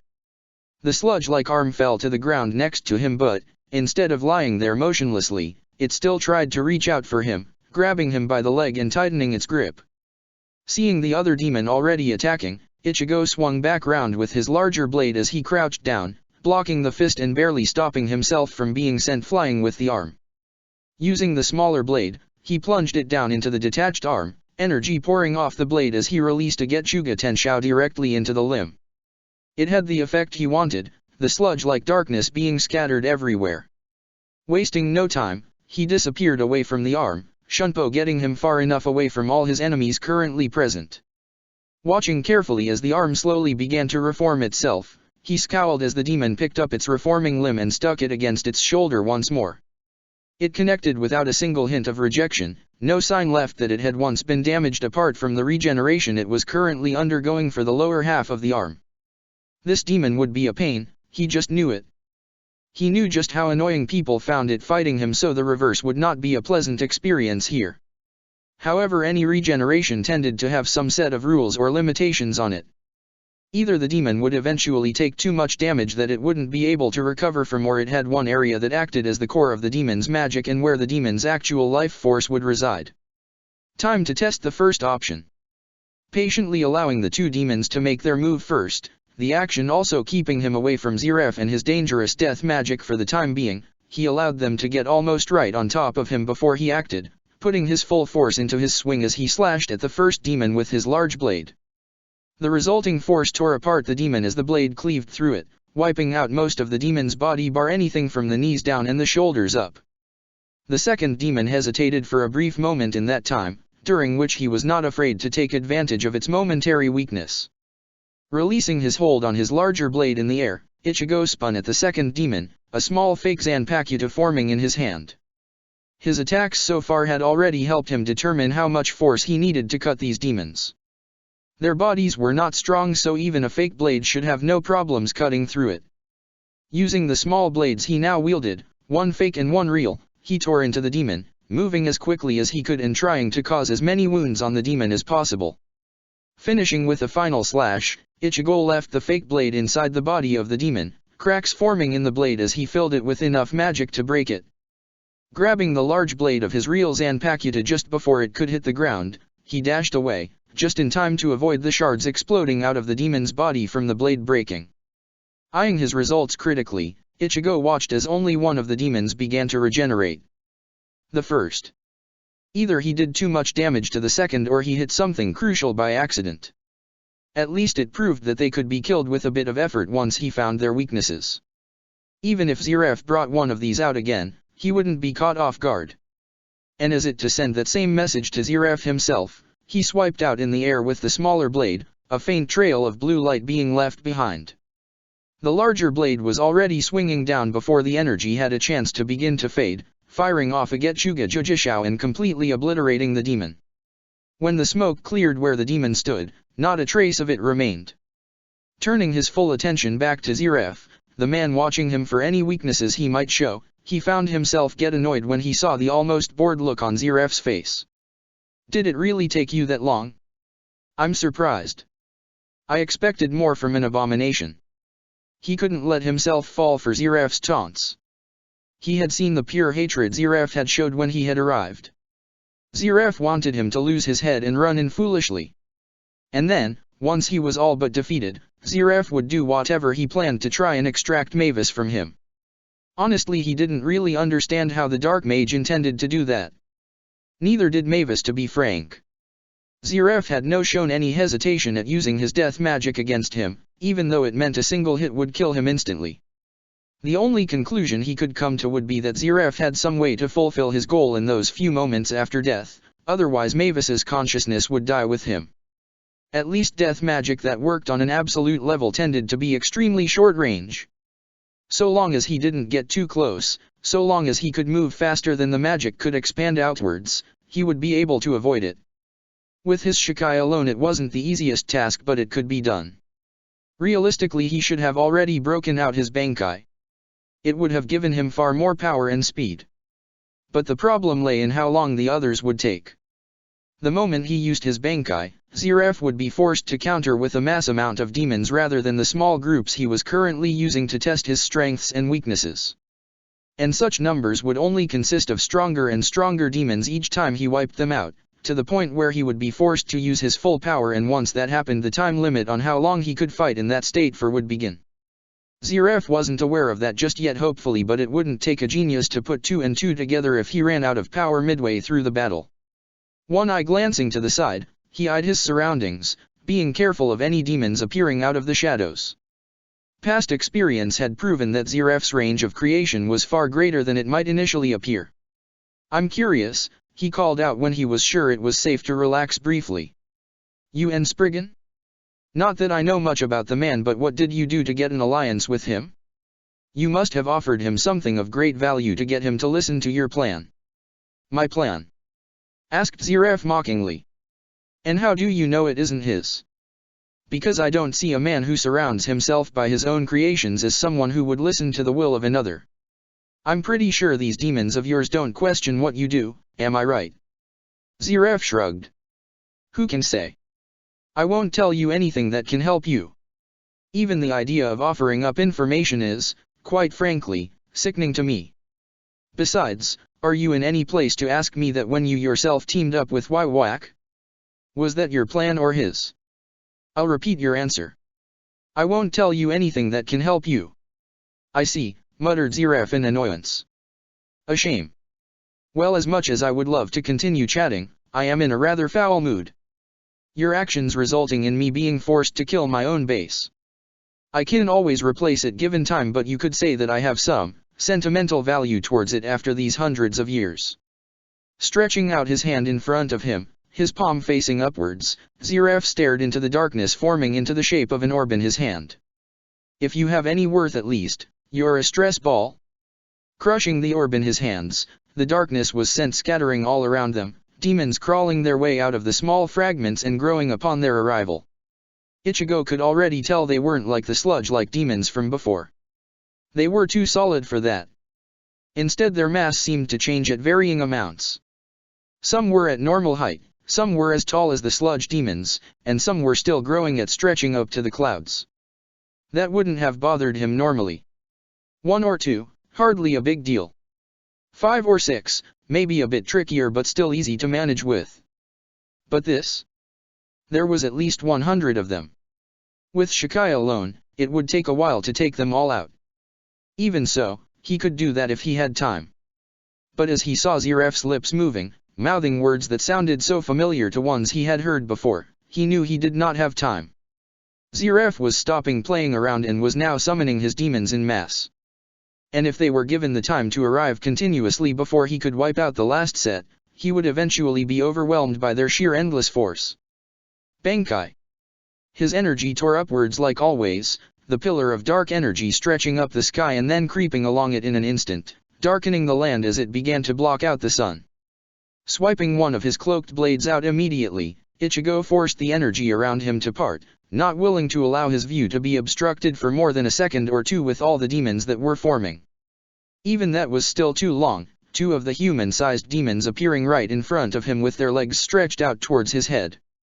Taking a step back faster than their attacks could connect, Ichigo allowed their blows to miss, their momentum carrying them both forward straight into his waiting blades. Swiping out as he abandoned the corpses of the demons, already breaking down into specks of darkness upon their deaths, Ichigo took a glance at all the demons around him. At least 50 of those giants with another 50 of the demons being of the other 2 variants. Those human-sized variants were fast. Were the others the same? The rest of the demons now forming were ones he already recognized from when Ziref summoned them last time, the fire sprouting off their bodies at regular intervals.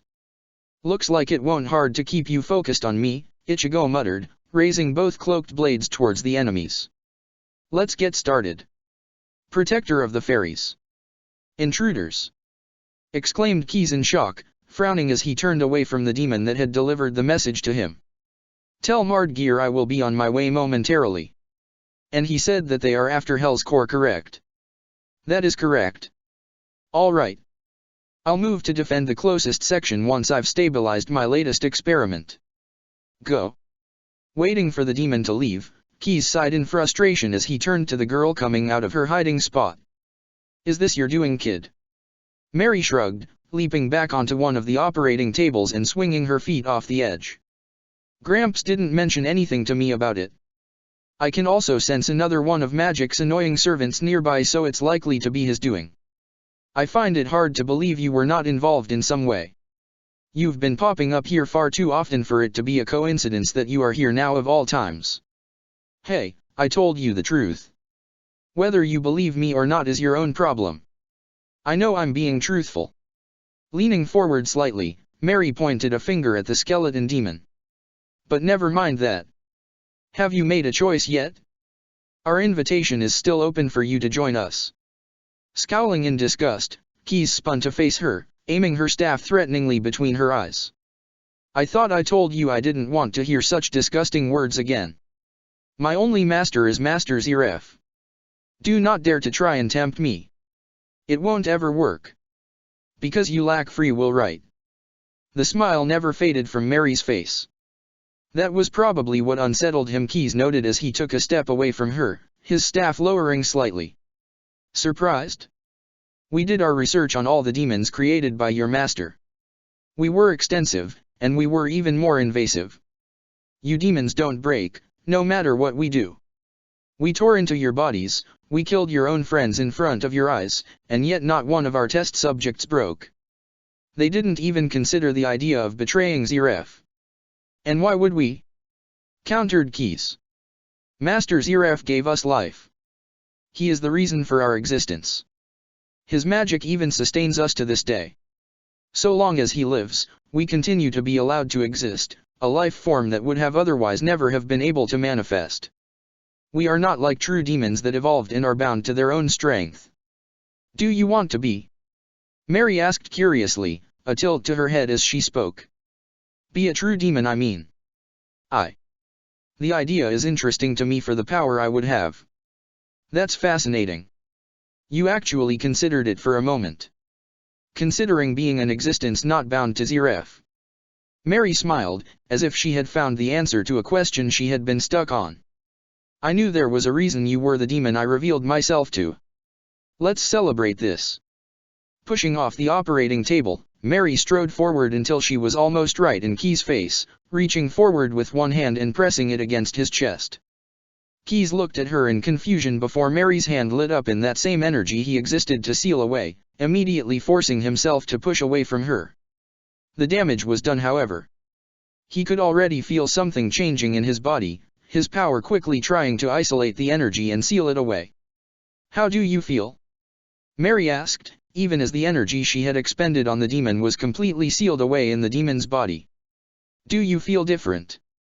Different? Examining his body, Keys couldn't find any difference. At least not at first.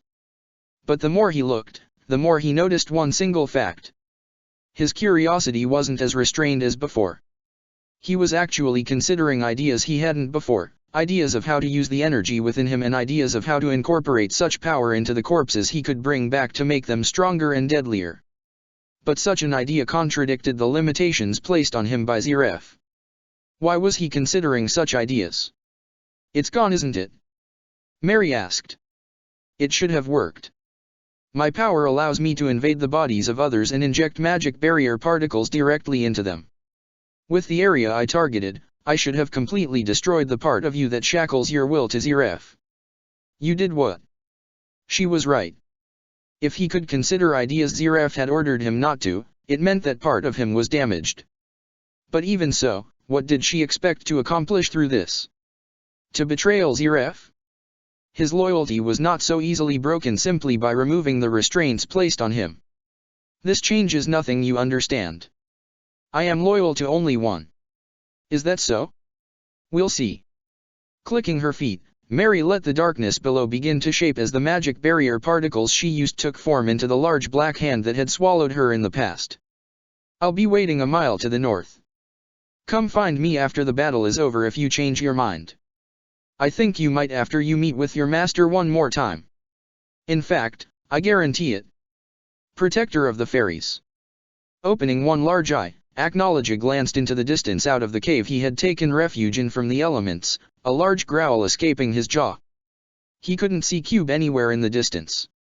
Had Zeref tried to mess with him by flying in a different direction? No, that wasn't quite right. Zeref wasn't foolish enough to try and provoke him this deliberately. They both knew how far they could push the other without consequences, and this would be going far too far for a simple prank. What was more, there was a stronger presence of energy in the air than before. Greatly so. Magic was almost alive in excitement, he could sense it even if he lacked the sight to truly see it like others could. Something was happening, and on a large scale too. Walking forward till his head was sticking out of the cave, the first thing he noticed was that it had already turned night. He had been sleeping for a bit and it had been night when he started. For it to be night again wasn't possible. And he hadn't ever seen a night that covered only part of an area, the darkness in the sky thinning as it continued past him in the sky until the clear sky could be seen once more. This energy. He felt a wound on his back itch, the place where some of his scales had once cracked, aching in phantom pain. He recognized this power. It was the hybrid he had fought on Tenro Island 7 years ago, the hybrid Zeref called by that amusing name. There was another stench to the air, however. A stench he knew far too well and yet hadn't felt so strongly in so long. Dragons. The stench of dragons was in the air, including one that reminded him so much of fire that refused to be put out. And another was less familiar. It smelt of burnt ozone. Lightning? It was a newer stench compared to the other but also purer too. Growling, he threw himself out from his cave, taking to the skies. He refused to allow that stench to populate the air for a second longer. He would eradicate it at the source and leave nothing left. No dragon was allowed to share this sky with him. It was his alone, now and forever. Any attempts to invade his domain would meet the same fate every single time. Death through complete annihilation. Protector of the Fairies. Press the advantage. How's it going? Asked Levy as she took the moment of peace to relax from the normally endless onslaught of demons. Glancing over her shoulder, she watched as Kisuk continued to plant the small devices he had brought with him onto the different tanks and consoles in the room. Think you'll be done soon? Examining the latest location for the device he was clamping onto a tank, Kisuk gave the area a critical glance before responding. This should be the last one. I've covered this room with enough of these charges to destroy all traces of the resurrection system along with the surrounding area. Once I give the signal, we have about 5 minutes to get clear. Unfortunately, I won't be able to delay them if anything goes wrong, so we'll have to move quickly. It was a safety precaution in case someone tried to disable them during our escape. Isn't that dangerous for us if we don't clear the blast zone? It may not be far to go, but there's no telling how many demons will appear again soon. It's quite frankly strange that their numbers have halted currently.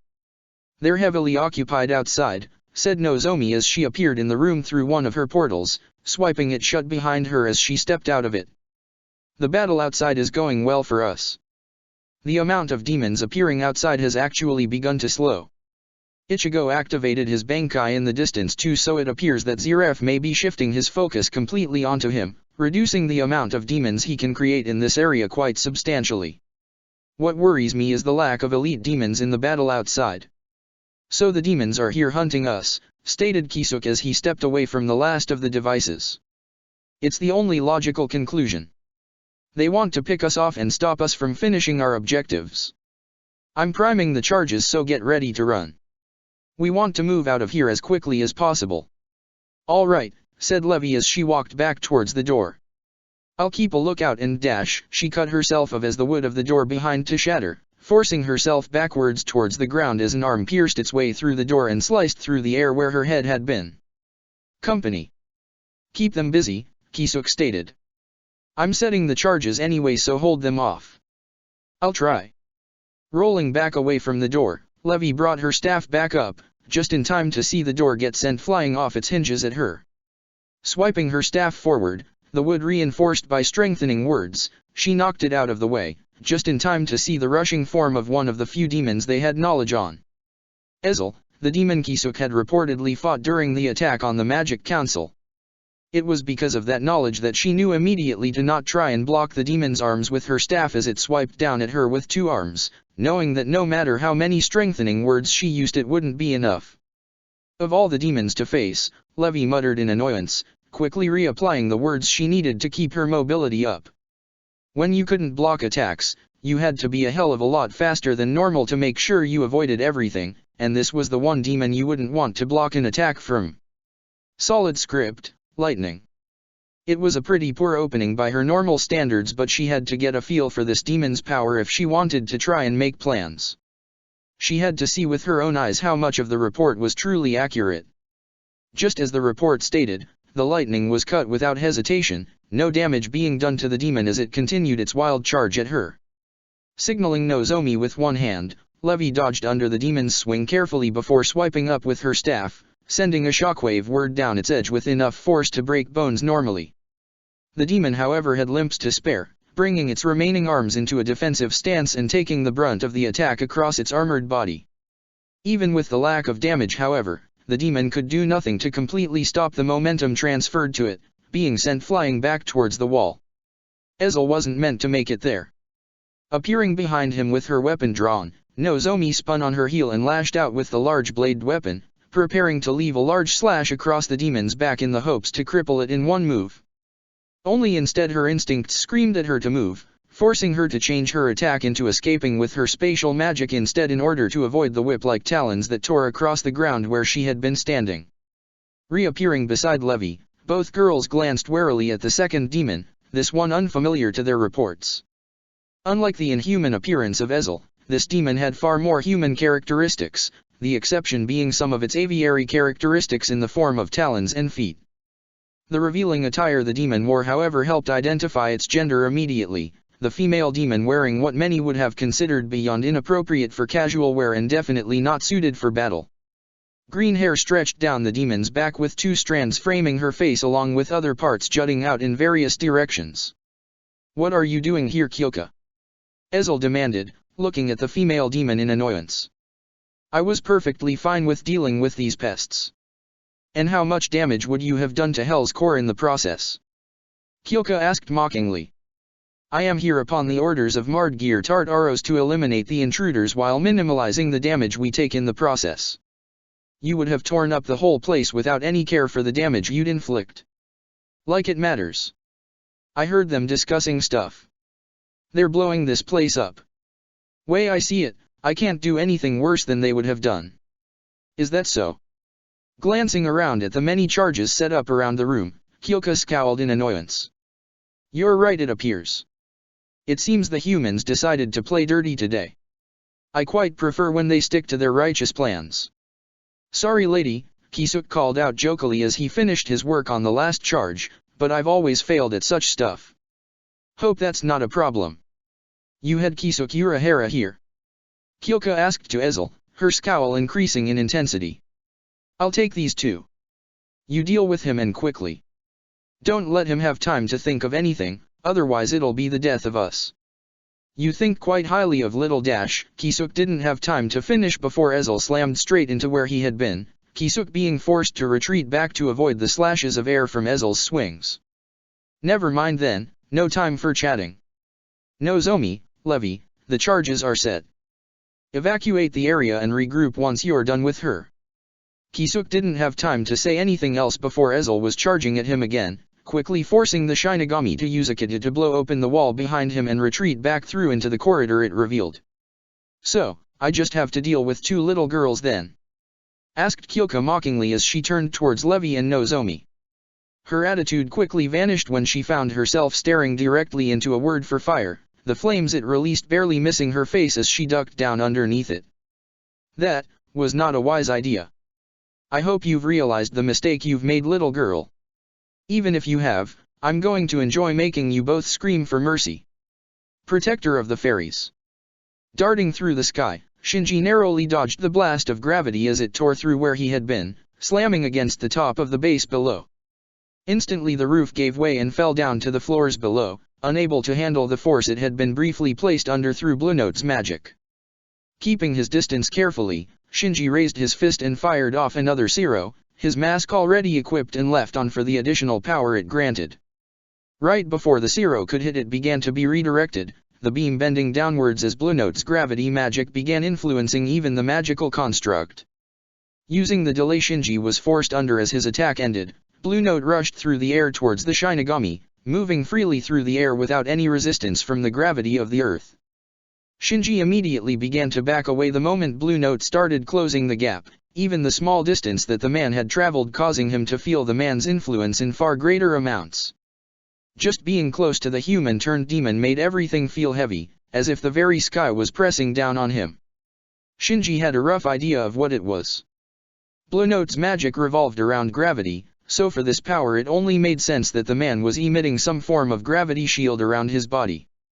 Anything that entered it became under its influence, even his own magic as seen from his attempts at firing a Zero at Blue Note. And the closer it got to, the greater the influence of gravity. As it was, he had yet to work out what angle he could fire his attacks at into the field in order to get them to hit the man, and even then that would only work so long as the man didn't alter the strength of the gravity field. Merely doing that once would set back all his work done to try and analyze its force so far. He had known this before, but it was only becoming clearer with every passing second. He needed help to win this fight. He hadn't tried his best Zero yet, but bearing that he lacked the raw firepower to break through this man's gravity shield. He was best as a support fighter anyway, or a trickster, not as a frontline leader. With Mest he could do it. Mest would be able to help him get past the majority of the gravity shield and to escape it easily, avoiding the major problem of reaching and escaping Blue Note at close range. And if he had missed Ogun here, that man would be able to use the raw power of his legendary spell to smash his way through the gravity shield. As far as he could tell, the shield could only apply the force of gravity in one direction at a time for the whole area too. Even if it was just two people attacking Blue Note, so long as they attacked from different directions they could use the gravity shield against the man. How long would it take them to notice and come help him? He hadn't seen any sign of them yet, but that could be nothing. They could be waiting for the chance to strike before Blue Note could adapt to having to fight multiple enemies. It might be risky, but he would have to try and create openings under that assumption, even if it turned out he was wrong. But could he really afford to use his Shikai so early on in the fight? Who was he kidding? It wasn't a new trick to Blue Note, so he might as well take advantage of it early on if its effectiveness had already dropped. Collapse, he muttered quietly as his Zanpakuto began to change form. Sauconade. Letting the blade spin rapidly around his wrist with the ring, the purple mist beginning to form and infecting the senses of everyone caught within its grasp, he charged straight into the gravity well, getting as close as he could to ensure that the mist would definitely infect Blue Note. He almost paid for that decision with his life. The gravity pressed down on him the moment he got close, knocking him down in the sky directly into the path of Blue Note's swinging fist. Moving his arm in front of himself as best as he could under the difficulties the gravity gave him, he forced the fist to slam against the blade, knocking him back as a result and getting him to the outer layers of the gravity zone. That was more than far enough away for his speed to recover slightly, giving him enough time to escape completely and return to normal gravity. It had been worth it at least. The spell had been cast and Blue Note's sight was now under his control. Up was down, left was right. Whenever he wanted to, he would now be able to reverse the senses of the man in front of him. But Blue Note already knew a counter to this. Large-scale attacks would still work if they could cover the whole area. In order to make this be the most effective, he would have to take the risk and get close in order to try and force Blue Note into a contest of physical strength rather than magical to limit the chance of those attacks happening. Limiting his own large-scale attacks would hopefully stop Blue Note countering with his own with any luck, though it did limit his options far more too. Well then, he muttered to himself, watching as Blue Note began to rush towards him. Here we go. Slipping into the gravity zone, he let it push him down as he used it to move quickly towards Blue Note. Realizing what he was doing, Blue Note raised a hand towards him, the force of the whole gravity well immediately shifting and pushing back against Shinji. Feeling himself about to be sent flying back, Shinji tried the one thing that might work. Using Shunpo, he darted forward, his own increased speed pushing him against the gravity and forcing his way forward. It was nowhere near as fast as the speed he could normally achieve with Shunpo, but it got him exactly where he needed to be, right before Blue Note himself. With one final push he slipped past the man, immediately spinning and allowing the gravity to push him back towards Blue Note. Turning round himself, Blue Note was quick to respond, the gravity shifting as Shinji swung his sword.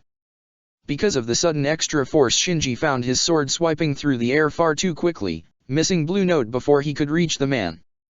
The look of confidence on the man's face was what truly worried him, however, his power quickly activating on the hunch and flipping the man's senses. He was glad he did when the man swung out with his fist, directly into the place Blue Note believed he was in through his senses. So that was why Blue Note let him strike rather than completely repelling him when he countered. He wanted to work out what his senses were currently seeing left and right as during the first attack in order to set up the second strike. Smart, but he wasn't the first person to pull off a stunt like that. However, if Blue Note wanted to play it that way, maybe he could use the man's own arrogance to his advantage. Lashing out with his Zanpakuto, he watched as it immediately began to slow down, the gravity reversing and pressing against it before outright stopping the blade. Blue Note didn't hesitate, just as he expected from the man. So instead of reflecting the man's perception again like before, he forced his blade to spin and catch the man's fist against the edge.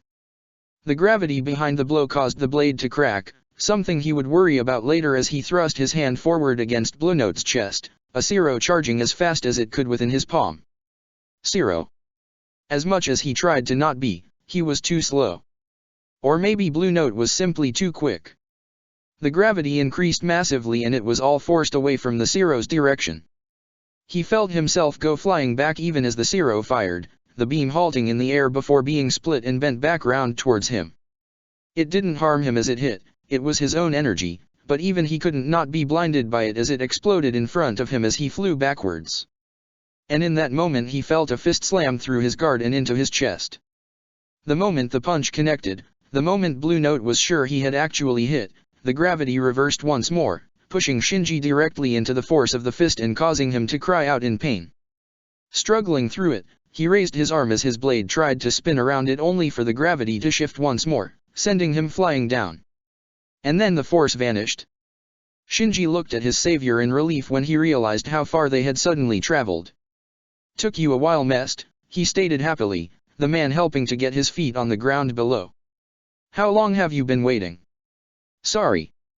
Mistogen wanted to wait for a moment where he had enough time. Enough time. Glancing up, Shinji let a smirk return to his face at Blue Note's complete focus on them. "Oh? I see." The massive buildup of magic was detected too late by Blue Note, the man turning upwards and shielding his eyes from the light that sought to blind him. Letting the spell completely form in the air, Mistogen slammed down with the giant spear his legendary spell now wielded, the energy at the end exploding against Blue Note and causing a blur to slam down towards the ground. "That's what he was after," Shinji stated as the giant form of light landed on the ground, raising a large fist and slamming it down where Blue Note had crashed against. Before the fist could make contact, the gravity shifted once more, pushing against the giant's fist until the momentum of it completely stopped. However, it couldn't push it back any further, an opportunity Mistogen took complete advantage of. Releasing hold of the large energy-made spear, he swiped across the ground with his other fist, tearing apart the rubble in his way and slamming straight into Blue Note's exposed side. The man was only in the air for a few moments before he recovered, but in that time Mistogen was on him again, both hands slamming against him. The largest amount of force that Blue Note could gather generated and pushed off around him in all directions, but it wasn't enough. The hands still refused to budge away, only slowing down for a moment before they both slammed against him, the blasts of gravity ceasing upon impact. Mistogen still didn't rest, slamming his clenched hands downwards and sending Blue Note's body crashing down towards the ground once again. Finally, he raised his foot, bringing it down on Blue Note with the intent of crushing him beneath it. The whole limb blew away as Blue Note's magical power skyrocketed, the giant form of Mistogen's legendary spell falling backwards onto the ground as he tried to avoid the visible pillar of energy spilling upwards from Blue Note himself. Regenerating the limb as he began to get to his feet, Mistogen looked forward only to blink in shock at the sight of Blue Note right in front of him, a wall of gravity slamming into him and tearing him from his own legendary spell as it crumbled where it stood. He didn't fly further than a few meters before Mest caught him, teleporting the two of them away just in time to avoid the multiple waves of distorted area as the gravity rapidly distorted where Mistogen had been. Reappearing beside Shinji, all three gazed up at the sight of Blue Note as he turned to them from the fading remnants of Mistogen's legendary spell. His form had finally taken on demonic characteristics. While he was still humanoid, his entire body had been covered by a scale-like armor, covering his whole body in it. His head was more like an armored helmet, dark purple eyes glowing out through the three slits on each side. From his back protruded 3 pairs of wings, made from the same scale-like material that covered the rest of his body. The final massive alteration was his legs, the ends replaced by owl-like feet with a razor-sharp talon at the end of each toe. "Any idea what kind of form that is?" muttered Shinji warily. "I don't think we've seen a demon pull this off before." "Nothing but theories I've heard over the years," muttered Mest. Just be care dash, the ground where they stood imploded before he could finish, leaving nothing left but an orb of rubble in the center where everything had compressed into. Protector of the Fairies. Bleeding from one arm, Hades backed down the corridor as he made a retreat, his still functioning hand raising back down the way he came from and sending the chain his magic generated crashing into the mass of thorns that chased after him. Upon contact the chain began to lose its form's stability, the mere contact with the thorns draining it of vital magic required for it to exist. Having already experienced this result before, Hades cut off his chain at his hand, letting the existing links by him some time before they were completely drained and forced to fade away. With the chain out of the way, however, it opened up a far greater threat. That chain wasn't the only one to have broken. It was merely the last one left of the ones he had created. Water streamed down the now unbarred corridor, his previous barriers broken. Hastily shifting his focus on the torrent bearing down on him, he swiped his hand out and made the motion he needed for his spell. A single magic circle appeared between him and the water, trying to swallow him up, holding it back for the brief moment he needed to back further away down the corridor. It wouldn't last for more than a few seconds at most, however, he already knew that. Backing away down the corridor would do little good at this point. Another plan was needed. Placing his hand against the wall, he let his magic funnel into a small explosive spell before detonating it instantly, opening up a human-sized hole in the wall to the outside. As his barrier holding back the water began to break, he jumped, following after the rubble he had blasted out of the way. His hand shot out behind him as he began to fall, firing a chain upwards to the wall and digging in as he fell.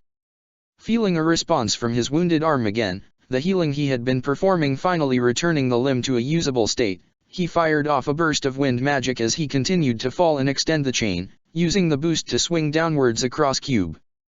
Halfway through the swing he felt the chain give way above him, broken just like all the others. It was too late however if the enemy wanted to let him fall. Grabbing hold of the nearest window as he passed, Hades pulled himself in, finding himself in a new corridor completely void of enemies. Finally, a moment of peace. Taking the time to check the damage had taken, he began to assess the situation and how it had all gone wrong so quickly. At first it hadn't been so bad. There had only been a single demon worth mentioning. Torafusar it had called itself, a demon with characteristics of a shark and yet the similarities in body structure of a lizardman. The scales and the fins of the demon stood out most to him, an odd dark purple color in appearance, and yet the relation to the water creature hadn't ended at appearance alone. The demon could create water whenever it wanted, and normally that wouldn't have been a problem. But this water wasn't normal water. Even minimal contact had sapped him of some of his physical strength, weakening him to the point where he had almost been unable to put up a fight. Fortunately the effects seemed temporary at such short exposure, but he wouldn't be able to guarantee walking away from the fight easily if he was swallowed completely by the water, or at least not without suffering some wounds. That demon wasn't where the true problem had occurred from however. With all the magic he knew, dealing with one troublesome demon of this level was merely a challenge. The second demon who had shown up had changed everything. Mardgir Tartaros. The demon had claimed to be the Underworld King, one of the four elites of Zeref himself and the creator of the resurrection system, otherwise known as Hell's Core. Considering their mission was all about destroying all traces linked to the resurrection system, he should have been cheering for joy at finding such a key demon involved in its construction. But that joy would have been crushed by the reality of the demon's strength, one that was forcing him to continue to retreat when he should have been standing his ground. It was the demon's curse that was the problem.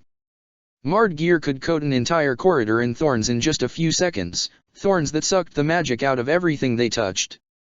Defenses and barriers became meaningless against such power when it could drain what powered the barrier, resulting in his defenses to keep back the water crumbling too. 2 against 1. These odds really weren't favorable towards him when the enemy was this strong. Not one bit. Looking down at his injured arm, an injury he had gained from a close call with the thorns when they had broken through one of his barriers, he gave it a few test swings to ensure it had healed up correctly. The modifications he could do to this demonic body did help boost his healing speed, but it wasn't an instant job and it could fail if he didn't focus on how he wanted the injury to heal. Satisfied it was working as well as before, he let his mind focus on other matters. What was he going to do to fight those 2 demons when they caught up to him? Ideally he would simply avoid them and head straight for the nearest room for Hell's Core. Unfortunately he knew they wouldn't let him get that close. He had been ambushed in a pincer attack by the 2 demons before he could reach this destination, in a path where they had been absolutely sure that he would be heading down. It was possible that they could track his position, and if he tried to escape they would simply chase him down and cut him off before he could reach his destination again. Worst case they might even call in more demons to help bring him down permanently. What was worse was that he had yet to meet up with Laxus as he was meant to have done a long time ago. He couldn't blame the young guild master entirely for that. He had been running all over the place himself and was not making it easy on him, but if Laxus was here then he would have a far easier time, if just because the enemy would take a bit of pressure of him to deal with a second opponent. The sound of an explosion brought him out of his thoughts. Well, it seemed some of the others were doing their jobs at least. That sounded large and was hopefully the sign of another of Hell's Core's locations going down. The large magical power that burst to life in the distance however was worrying. It was on a level of Mardgir, which meant it could only belong to one of the 4 kings of Tartaros, and from the feel of it resembled Blue Note's magical power. There were differences, but he would recognize that feeling of crushing energy anywhere, even more so with its newfound level of strength. Whoever fighting his old ally was seriously unlucky.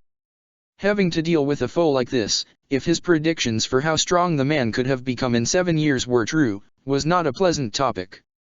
If it wasn't for his own enemies he would have gone to lend a hand, but fighting one of the kings of Tartaros was hard enough. 2 would be a guaranteed death warrant. Well, he had plenty of time till they caught up to him to think of a plan. For now, perhaps it would be best to rest. He already felt weaker because of the rapid use of magic to escape. Far weaker than he should have, in fact. It seemed the healing had taken more out of him than he had originally thought. Perhaps if he just rested for a bit, just for a moment. His eyes snapped open before they could fully close, his body moving on instinct as he pushed away from the wall. Glancing back at the surface he had spent so much time learning against, he noticed the additional patches of water that definitely hadn't come from him. The demons were close. Torafusar must have tried to take him down quietly from a distance by just using prolonged water contact to sap his strength, and as much as he hated to admit it, the plan had almost worked. It seemed he would have to be on guard even when resting until this demon was taken care of. But where had the demon been to make the water appear this close to him? They should still be above him, so perhaps they were merely a floor away? That wasn't good. They really were wasting no time at tracking him down. He wasn't even sure if he should be annoyed or impressed at their determination to get rid of him so quickly. Preparing for their inevitable appearance, he knelt down to the floor, placing one hand against the ground as he began to set the traps necessary to catch them off guard. Chains began to snake their way through the ground below, layering themselves between this floor and the next far enough away to keep out of view. Mardgeir's thorns appeared to merely cover the surfaces, so if he hid the chains deep enough then they wouldn't have their magic sapped immediately. This wouldn't be nearly enough, however. He needed to be able to clear the path when needed to. Pressing his second hand against the ground, he allowed runes to spread out from his palm and snake their way across the ground, the purple light they emitted illuminating the hallway as he went to work. He wouldn't be able to burrow these deep enough if he wanted them to be as effective as they needed to be, so he would have to take the hit on his reserves in order to keep them on the surface. They didn't need to last long, just 10 or 20 seconds into the fight at most. With his preparation done, he stood back up, one hand held out to the side as he called forth his staff from his personal dimension. He would need all the advantages he could get to break their formation. The sound of the ceiling cracking in the distance drew his immediate attention, the first sign of cracks beginning to appear as more and more water dripped down through the stone. Raising his hand towards it, he snapped his fingers, the earth near the cracks sliding out and forming walls as barriers. They wouldn't last long against a determined attack. There would simply be too much water for such weak walls to hold against. But this entrance was too easy to detect, too obvious with their intentions. If he was the one chasing, he wouldn't want his enemy focused on where he would appear. He would leave false trails and keep them guessing, or at a bare minimum set up a plan to draw their eyes.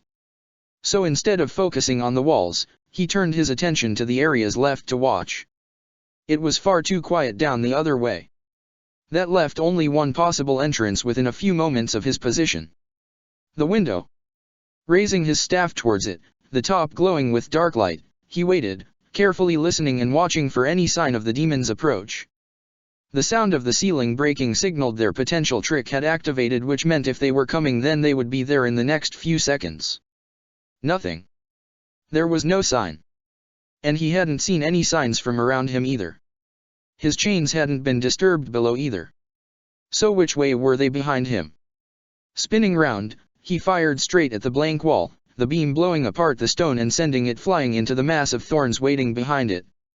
Darting immediately away from his previous earth barriers and the hole he had made, he dodged the spread of thorns as they rushed into the room, flying out the window he had been so carefully watching and sealing off the exit.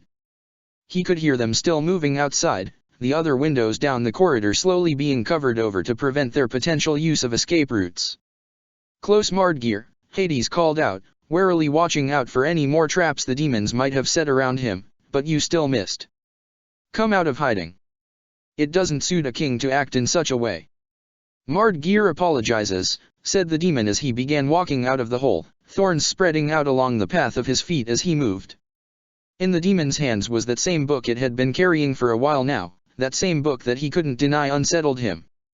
Almost as if he was looking at another demon too. It was not Mardgear's intentions to hide in the shadows. Mardgear merely chose to use the plan with the highest chance of success in the current moment, and as such Mardgear should congratulate you for avoiding it. Don't insult me. If that's really the best plan you could think of, then I'm ashamed to think I'm having such a hard time against enemies such as yourselves. That other demon is still hiding around here somewhere, don't think I've forgotten him. Ah yes. Torafusar. Mardgear is afraid he cannot help you with finding him, for Mardgear himself is unaware of where he split off to. He could be below us, still above us, or behind another wall. Is that so? He wasn't foolish enough to not believe that Mardgear didn't have some kind of idea where Torafusar would be. The demon's next movements, its intentions of where to push him back to, would give it away. When Mardgear attacked, all he had to do was look for the signs and act when the moment appeared. That is, of course, if he was willing to let the demon take control of the fight. It was riskier, but he couldn't afford to allow the situation to be dictated by another for any longer. Charging forward, he was treated by the slight surprise on Mardgear's face, the demon appearing to have not expected him to perform such a straightforward means of attack. Mardgear recovered quickly, however, taking a step back as he raised his free hand, the other clutching the book he held closer to his chest. From his palm burst a large chain of thorns, accelerating directly towards Hades. Using his staff, Hades quickly swung out against the wall as he rolled, passing underneath the point of the thorns and letting the energy building along his staff drag along the surface of the wall beside him. Coming back to his feet to one side of the thorns, he paused in his movement and swung out with the staff. The moment the head of the staff left the wall, the energy rippled forward, the large trail following the path of his staff and slicing forward through the air. Just as quickly as the attack approached, however, Mardgear countered, leaping back away from the energy and swiping out with his free hand. Thorns burst out through the nearest window to him, spreading across the width of the corridor and forming a barrier to take the blow. Hades didn't let it put him off his approach, resuming his charge as he sprinted down the short distance between himself and the thorn barrier. Snapping his fingers, the runes he had prepared before burst to life again, the light lasting for a moment before the runes detonated ahead of him. The large barrier that blocked the corridor broke apart under the strain of the blast, Hades leaping through before Mardgear even had a chance to try and repair the barrier. His free hand quickly mimicked the actions of a gun as he got the demon in his sights and shot forward, the small blast of magic tearing through the air towards Mardgear's chest. Seeing the attack and realizing where it would hit, Mardgear's expression morphed to fear for a second as he turned his body away from the attack. Rather than hitting the book against his chest, it instead slammed into his side, the impact sending him reeling backwards with a small amount of blood leaking from the wound. Hades didn't have time to think on the unusual sight he had just seen, continuing to press his advantage while he had the chance. Whipping his hand forward, chains burst from his palm and the floor, extending out in all directions before accelerating towards his target. Darting back further, Mardgear dodged and weaved through the whipping chains, his own thorns sprouting from ground and countering the chains. Without a chance to do more than breathe, however, Mardgear had no choice but to keep retreating backwards, just like Hades had been forced to not that long ago. It only took one mistake for Mardgear to realize the situation was in. As he took his latest step back, he felt the resistance as his back hit the earth barriers Hades had created before. He couldn't stop his head from turning for a moment, just enough to glance at what he had hit, before Hades was on him, his chains breaking past the thorns, trying to stop them and aiming their points directly at Mardgear's vitals. With just enough time to see the attack coming but not enough time to dodge, Mardgear's hand that had been clenching that same book for so long now snapped out, letting the book sail through the air just before the chains stabbed into his chest where the book had been resting over mere moments ago. "Any last words?" Hades asked, energy building up at the edge of his staff to finish this in one final move. "Guess not," he muttered as his spell reached completion. "Goodbye, Mardgear Tartaros." The energy shot forward, Mardgear glancing at it before sending a smirk towards Hades. Cracks spread across the wall behind Mardgear before Hades' eyes, the man spinning on his heel and lunging away as fast as he could. It was already too late, however. The entire wall broke as the force of the water behind shattered the weak barrier put in place, flooding the corridor in seconds and swallowing Hades up in its embrace. Barely keeping hold of his staff, Hades felt himself getting washed away, no clue of where he was ending up nor what direction he was going in. Despite his best efforts, the demon's curse was already beginning its work, the effects of the water seeping into his body and draining his physical strength. Already he could feel his eyes beginning to close, tiredness filling his whole body. He had to stay awake. He couldn't afford to give in to the curse here. Not when doing so would mean his peaceful but still absolute death. There was no way he would be able to be revived again by their system, not when they would be on the lookout for him within their system. Right before he could lost consciousness he felt a hand grab him, a new force pulling him out towards a wall and smashing through it. Taking a deep breath as his vision and strength began to return, he spared a glance at his savior in relief, the large blonde-haired man letting out a tired sigh as he tried to shake off some of the water. "You're one hard bastard to find." "Took you a while, brat," replied Hades, more than glad to have finally regrouped with Laxus. "I would have appreciated you stepping in earlier, but I suppose we can't change the past. You better have thought waiting was worth it, however." "You thought I was waiting?" Laxus scoffed, shaking his head in amusement. "Sorry, but I'm not that patient. It's mere luck you ran into me with that flood of water. I was a bit preoccupied at the time, you could say." "Preoccupied?" "Yep. In fact, the demon I was fighting should be catching back up to us in just a bit. That flood must have pushed him away. And here I was hoping things would get easier," muttered Hades as he pushed himself to his feet, leaning on his staff as he waited for the last bits of his strength to return. "I've got 2 demons of my own, one of which is one of the elites here. The combination of the 2 demons was deadly enough, so adding another to the mix just might make things far worse, even if I have your help now. I've got my legendary spell in reserve still," pointed out Laxus as he glanced out the hole he had made, checking for any signs of the demons returning. "Any particular target you want?" "The one that looks like a shark." "I don't know exactly how effective your legendary spell would be against Mardgeir, the elite demon, so it's better to go for the damage we can be certain on. If you can eliminate the demon causing the water, Torafusar, I can hold off your demon and Mardgeir until you return. Sound fair to you?" Laxus nodded. "Fair enough. We'll do this one by one." Listening out, Laxus swore he could hear the sound of water running. "I think he's already coming to us. I heard this noise briefly before you appeared. Think you can put up a barrier between this corridor and the next? Stand back." Walking forward as Laxus backed away from the opening, Hades held out his hand towards the gap, chains extending outwards from his palm and attaching to the wall. Carefully directing them, he allowed them to cross over one another in the opening until the only openings left were the size of a hand. To finish off the barrier, purple light extended off sections of the chain and reconnected to themselves, leaving no gaps for water to seep through as it passed. Waiting for a few moments, the 2 were greeted by the sight of water flooding the corridor from behind the barrier, the chains straining for a moment as they adjusted to the new pressure they were being put under. Carefully watching through the gaps, Laxus waited, small sparks of lightning bouncing around his skin in anticipation of finding his enemy. A blur appeared in their vision for a moment, and in that time Laxus and Hades moved. A small gap appeared in the barrier as Laxus shot forward as lightning, allowing the Dragon Slayer immediately access into the flood before they could miss their chance. Turning back to physical form right before he reached the demon, Laxus grabbed it with one hand and threw it against the wall, shattering the stone and sending them both tumbling out as the flow of the water dragged them down the newly made drain. Waiting until the last remains of the water vanished, Hades dismissed his barrier, the chains fading away as he stepped into the soaked corridor. "It's up to you here, brat," Hades muttered as he turned his attention to the demon slowly walking down the corridor towards him, the book it had protected above its own life clenched in its hands once more. Glancing to the other side, he noticed the newcomer that could only be the demon Laxus had been fighting. "I'll hold these 2 here, so hurry back. We still have a job to do after all." Protector of the Fairies. Fire Dragon's Roar. Sending the stream of flames directly into the incoming force of demons, Natsu kept up the attack until he was sure the group had been completely obliterated. Other mages rallied behind him as he charged into the crowds, taking advantage of the chaos he made to launch their own strikes at the enemy forces. Lighting his fists on fire, he continued to swing at every demon that came close to him, clearing the way further for him to press into their forces.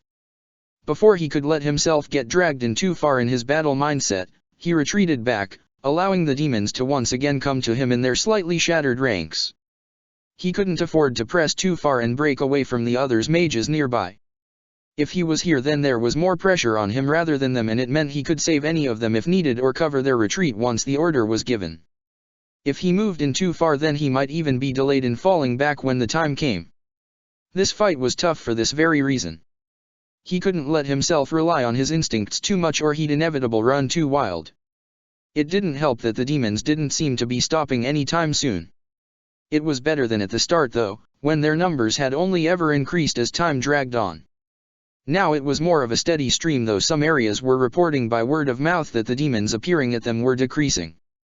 They said it was a very slow drop in their numbers, but it was happening. Personally, he couldn't see anything like that. To him the numbers just kept coming with no sign of ending, but then he was also right in the thick of the front lines rather than at the outlying edges.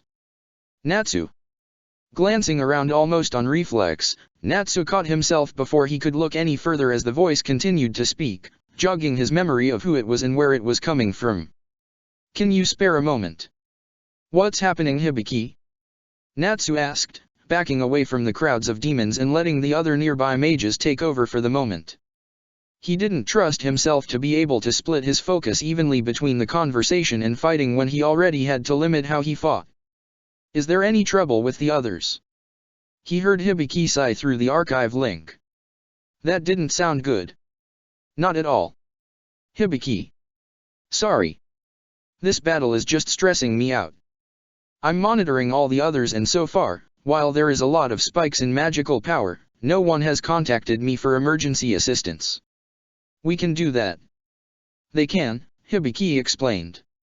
"I distribute a short-range spell to those of us that are normally on board the Genesis and for those who might need them. It helps by letting them contact me if needed, though if they get too far away the signal drops. I don't do it with everyone through because it's a bit of a lengthy process and quite draining on my magic to maintain once I start having to deal with large numbers of them. But that's not why I called you," Hibiki quickly added at the end, realizing he was going off topic. "If the others need help, I'll let you know. But as it stands right now, we have another problem. I'm picking up some unfamiliar presences nearby, watching from the distance." "Just watching? Ignore them then. We already have too many enemies to deal with to worry about all the potential ones." He heard Hibiki sigh once again through the link. "I wish I could do that, but unfortunately my role cannot allow such a thing. However, if they were just the normal kind of possible enemies, then I wouldn't be contacting you." "Then what are they?" Natsu asked impatiently, glancing around the battlefield and at the demons closing in. They had immediately gotten a burst of confidence now that he had taken a break to speak, and he didn't want to allow them to think that way for too long. He wanted to remind them that he was a danger for them to fear and to be wary of. "This really isn't the best time, so hurry up and just say the important stuff. Why are they so important that you're contacting me? Couldn't someone else do this?" "Look, it's not that simple," Hibiki replied in annoyance. "I've been scanning their position for the past 5 minutes and I keep getting corrupted data back. I can see them there, but I'm not getting a clear reading of their magical power amongst other things. The problem is that if they were concealing themselves, then I would merely get missing information, not corrupted data. I don't think I've ever gotten corrupted data before today, to be honest. Whoever these people are, they aren't normal people. And to make matters worse." "To make matters worse?" Natsu asked curiously. "Come on, what's the issue? What's wrong with them? Can you keep this between us?" Hibiki asked quietly, Natsu having to strain himself to hear the other mage. I haven't had a chance to contact the others.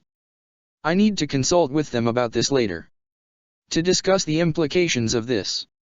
But I need visual confirmation first before I do anything else.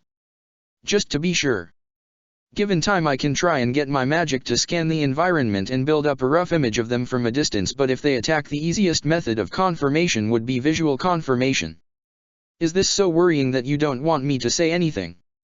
Natsu asked cautiously, waiting for Hibiki to confirm the information. "All right then," he answered when he heard Hibiki's confirmation. "I'll keep this between us. What's worrying you so much?" "Well, it's the information that wasn't corrupted that I'm getting back. While I couldn't get accurate information on their magical power to use for recognition, I did manage to get physical details, and I've been running them through my archive magic to try and find a match. Figured that there is a possibility they were already encountered at one of the battlefields and would have been recorded in some form. I got some matches. And the matches. Hibiki stopped speaking for a moment, Natsu getting more and more worried with every passing second that Hibiki delayed speaking. Only one of them had a high percentage match. The others were too corrupted to accurately narrow anything down. But the one that found a close match, it found the highest match to the figure at 67%. To Laxus. The world seemed to stop for a moment. All Natsu could focus on was what Hibiki was saying. Laxus? But he's currently fighting a demon. Right now. At the same time that I'm getting a reading of a possible match to him in the distance. I'll be frank, there are very few possibilities for such a thing to occur. I contacted you because I heard you were aware of one of these possibilities. A mage who likes to tinker with memories. Mest, Natsu growled out, remembering well how the man had played a role in orchestrating all the events that occurred at the Grand Magic Games and the dragons that had emerged from the Eclipse Gate, as small as his role had been. There was no way he could forget a person like him. You're not suggesting that It's possible that more than just him came back in time, Hibiki stated. I honestly don't know, but Wait. You guys don't know? Hibiki fell silent, Natsu worrying that something had happened to the man for a moment until he spoke again after almost a minute of silence. Natsu. I may have misheard you, but just to be sure, I'll ask directly.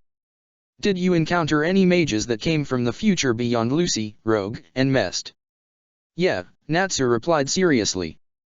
I figured you all knew, to be honest.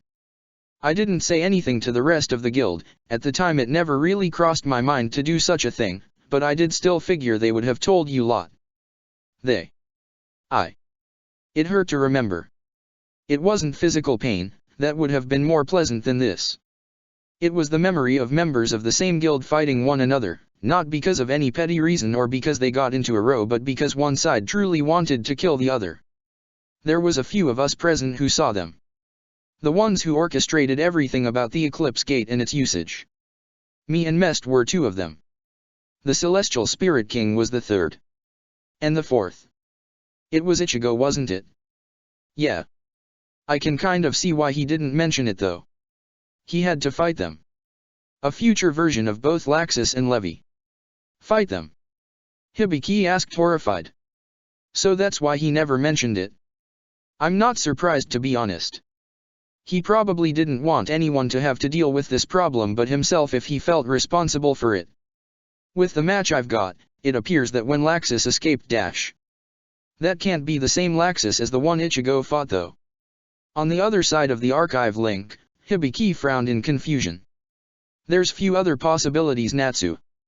I would suggest shape-shifting magic, but it wouldn't corrupt the data like this, and quite frankly the match percentage is within the acceptable range considering an age difference between the current Laxus and the future one if that Laxus is from the same time period as Mest. It has to be him. It can't be. Why? Because he's dead, Natsu shouted back, making all the mages around him jump in shock before their focus shifting right back to the fights happening all around them. He wouldn't stop fighting. Neither would Levi. Both of them fought Ichigo with the intention to kill them, the two so full of hatred they didn't even hesitate to try and harm him in any way. Levi was even worse, not stopping even when severely injured and still trying to fight. Ichigo stopped them, permanently. He killed them, Hibiki muttered in horrific realization. His own best friends. I thought he had been so quiet when we met up, been so short and to the point when he did speak, but I never thought. I don't think any of us had ever really seen him cry before, Natsu muttered.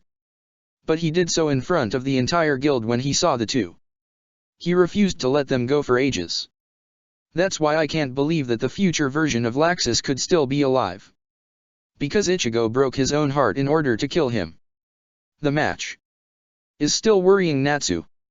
I want to just throw away this possibility, but you must have heard about the Quincy girl who could raise the dead. I'm afraid of the possibilities. And if it is Laxus, I need confirmation to be certain.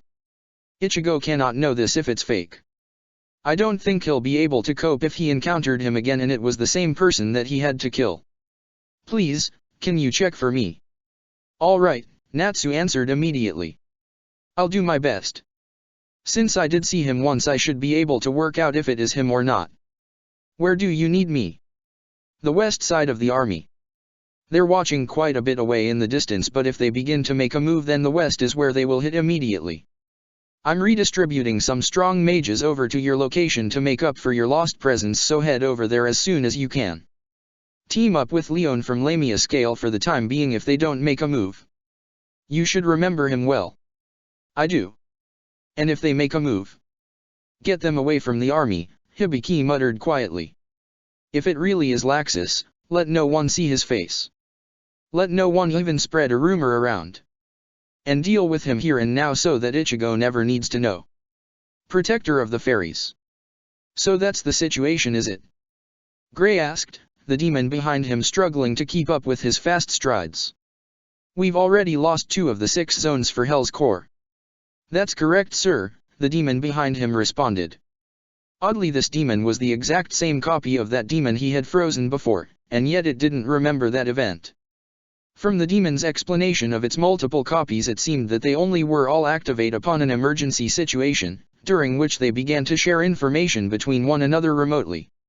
Rooms 3 and 5 have fallen, with the rest managing to remain function. However, Room 1 has taken some damage as a side effect of the fighting occurring outside with the Heavens King. It still remains functional, but urgent repairs are currently being performed to keep the system operational. I see. I thought Blue Note would have been more careful, but apparently not. And Mardgear. Currently in battle with one of the intruders. He stated that he personally needed to go and deal with one of the rats for the crime of taking control of Hell's Core and trying to turn it against us. The Underworld King takes great insult at those that interfere with the work he is a part of. I suppose I would too if someone was poking around at something in my jurisdiction, muttered Gray reluctantly. Have all the available demons of the 9 demon gates been deployed? Yes, sir. All the reserve demons that could be spared have already been deployed too to deal with the large human force outside. Is that so? That means I'm the last demon on site, right?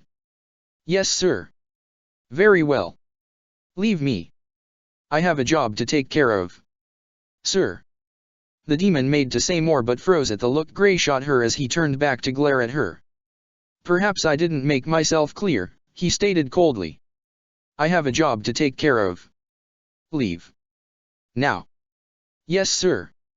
Rushing away like the devil was chasing her, the demon sprinted away, going back to whatever it had been doing before he had dragged it along for information. Waiting for a moment to be sure that the demon was well and truly gone, Gray turned to the double doors in front of him and pushed them open, entering the large room before him. Zeref's library. The resting place of millions of different demons, all varying in strength. From his brief experience with the demons, he knew a lot of these demons weren't used. A lot were standard types that Zeref could create in mass if he so desired without even trying. No, they weren't what concerned him, purely because he couldn't stop them. The main problem in this library lay in the demons close to the power of the 9 demon gates. It was only logical that similar strength beings existed. These demons had all been created upon the works of another, Zeref gradually improving every design after countless attempts and failures. And in that time, he would have certainly replaced demons in his inner circle as they died, failed him, or simply became outdated and weak. If Zeref had a large number of these failures, it would still be a problem. Hopefully by the end of the day the ability to easily resurrect the demons would be lost, but it would only be a small victory if they couldn't eliminate the chance for easy replacements. Reaching towards the nearest bookshelf, he paused for a moment. If he did this, there would be no going back. Zeref knew he planned to betray him. And yet he let him stay because he was curious of what he would do, if he would do anything. He couldn't deny that part of him was afraid of returning to the others. Fairy Tail might accept him, but Zeref was also right, no one else would. And by shielding him, Fairy Tail as a whole would suffer, becoming known as traitors who tried to protect a demon of Zeref. Even discounting that, he was still a murderer in the eyes of the law. He had killed Juvia, the woman who Leon loved and who had only tried to help him and had died for her troubles. There was no home waiting for him that he could see. But that doesn't matter, does it? He asked himself, reaching for one of the books and removing it from the bookshelf. This isn't my home. No matter what happens, I can't look away. Even if means I need to die here. Letting the small amount of control he had managed to gain on his curse go, the book in his hands began to freeze, the ice covering the book piece by piece until it was nothing more than a frozen block in his hands. He understood enough about his curse to know that this book would be able to be unfrozen. It would remain this way for all eternity. Letting the book drop to the ground, he looked at his hand as the temperature in the air began to drop. He could see his cold breath in the air as he lowered his hand to the ground, holding it a mere inch away as his magic began to build. This was the spell that started it all. The spell he had built himself. The spell which had allowed him to kill Midnight. The spell that had granted him strength that had belonged purely to him. So now, after everything that had happened, after gaining power that had never been his but had been forced upon him, it only felt right to do this with the one spell he could truly call his own. Ice make, he called out, placing his hand against the ground and allowing the world to be filled with ice. Ice Age. Protector of the fairies. You aren't the only one who can fly. Are you two okay? Asked Mest as he let go of the two mages beside him. Shinji and Mist Agen nodded, both quickly eyeing the demon standing in the sky in the distance. Thank God. I thought I was too late in acting. You were more than fast enough, Shinji stated, his eyes never leaving Blue Note's new form. A millisecond later and we'd be paced. There wasn't even any warning about that attack. I'm more curious on that new form he's taken, Mist Agen muttered, his hands clenching his spear tightly. He blew away the energy of my legendary spell with a combination of its release and his gravity manipulation. I'm not even sure how much magic I've lost as a result of my legendary spell being broken like that, but at least I didn't have to maintain it for very long. If need be, I can completely reform it again, not that I think it'll be much use at this point. Any of you got any plans? You have your Bankai right, Shinji? Shinji froze where he stood, his eyes briefly leaving Blue Note to glance at Mist Agen warily. Yes, that's correct. But he won't use it, finished Mest for him. I know what he was like even in the future. No matter how dark the situation got, no matter how close to death he came, he never once pulled out his final trump card. There is not a single Shinigami alive who has ever been as secretive with his techniques as him, not even Kisuk himself. The two of us could be about to die and I still don't think it would make a difference. That can't be the case, argued Mist Agen. Shinji, you would use it if needed, right? His eyes widened in disbelief as he saw Shinji look away. Shinji. Mest's right, Shinji muttered quietly. Sorry, but I wouldn't use it even if you both died before me. I might not even use it if I was about to die. I've never been to the point where I felt like it had to be done. But dash. What am I, Mist Agen? Shinji asked with a fake laugh. A trickster. An illusionist. I play tricks with my enemy, I mess with their head, I do everything in my power to lead them down one path while slipping a noose around their neck. But like all great magicians, I recognize the sole rule we all share. Never repeat the same trick twice to the same person. Glancing at his Zanpakuto, Shinji sighed as he traced a hand along its flat surface. My Shikai is one of the strongest weapons I have at my disposal. If I release it, I tend to want to kill my enemy because I know that once they see it for a first time that it will never be as effective again against that enemy. The first time they get caught up in the magic, the second time they look for the trick behind it. That's just how it is. The problem, Shinji continued, is that certain people seem to have become aware of my potential as a threat. The ones who commanded Kaname in the Grand Magic Games, they created a situation where the only way I could live was to release my Shikai in front of the whole world. Even if all those people never experienced my Zanpakuto's effect, they still got a glimpse into its secrets. The initial spell was broken that day, forever weakening my Shikai against all that watched that transmission. I wouldn't be surprised if some people had even begun studying those scenes in order to work out everything about it. Blue Note is no exception to this too, pointed out Shinji. He fought my Shikai once and did something few would ever be able to do. He countered it the very first time he saw it. It wasn't perfect, but he managed to beat me that day. Now I don't know if that was pure luck on his part, whether he was prepared for it. It doesn't really matter because it isn't as effective against him anymore. The trick that I am so proud of can no longer be counted on. So doesn't that mean that the only trick I truly have left in my arsenal is my Bankai? You think that's intentional, stated Miss Doggin. You think the people that made sure you would release your Shikai during the Grand Magic Games wanted that so you would one day be forced to use your Bankai? Shinji nodded. It's undoubtedly that. My Shikai is dangerous but a Bankai is so much stronger. But when you look at my Shikai, is there any doubt that my Bankai wouldn't be a similar kind of technique? To this day no one has seen it. Not even Ichigo has, and we trained together to achieve Bankai. To our enemies, my Bankai is likely one of the biggest variables that exists and one of the biggest dangers. But only on the first time it is released. It's why he never used it in the future, supplied Mest. He was always waiting, always watching out for when the moment would be right. When you can only play a trump card once, how long do you wait? When is the right moment? He could use it now but in his mind he's already considering the future. What if he needs it later on?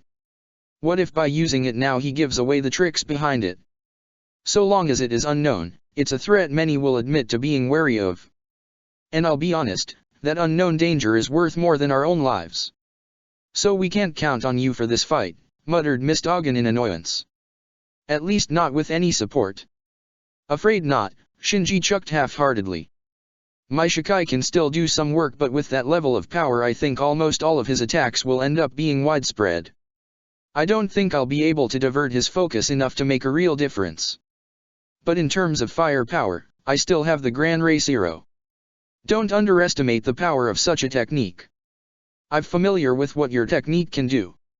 The Zero distorts space as it flies from the rapid compression and decompression that the technique undergoes. But we're facing a man who can distort gravity.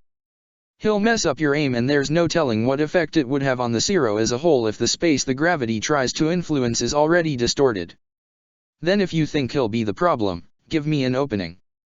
Be bait if you need to be. I don't mind being bait in most cases, Miss Doggin shot back angrily, but I draw the line if the technique has unpredictable odds of even reaching. Calm down you two, Mest demanded, getting in between the two before either could begin fighting further. This is no time to be at odds with one another. Shinji, how confident are you about your technique? Shinji shrugged.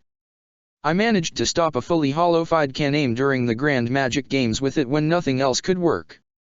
Going by that and Blue Note's current level of strength. I honestly don't know if it'll be enough to kill him if it hits. It didn't kill Kaname but it almost did. Against Blue Note, I'm leaning on the side of severely injured at best. Less if he manages to only take a glancing hit.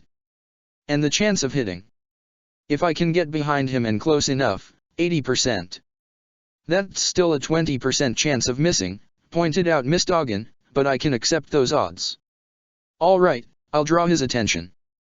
But I'll need your help Mest. If Shinji can't support me as much then I'll need you to try and teleport us if we get trapped again. And make sure to get Shinji in position when ready. Remember, be careful, Mest quickly said before Miss Doggin could head towards the demon. Blue Note has been far too patient in waiting for us to act. It's more than obvious that he no longer considers us capable of harming him. Not now that he's transformed to that new form. I know. Tapping his hand against the back of his neck, his fingers brushing against the markings implanted onto them by Hibiki's magic, he sent the pulse out for Hibiki to initiate the archive link. Hibiki? You read me? Of course, Hibiki's voice came through, loud and clear in his mind. What do you need? Monitor our fight. Listen out for what Blue Note says. He's taken on a new form so I'll try and get him reveal some information on it. If you think anything about it is relevant to the demons in general, distribute the information to all the others. They might need it. Taking off into the sky, his meteor spell glowing lightly around his skin, Miss Doggin sped up to the same level as Blue Note, making sure to keep his distance for the moment as he observed the demon's actions. You took your time, Blue Note spoke up, taking his eyes off the others to stare at Miss Doggin. Are you done thinking on how to fly?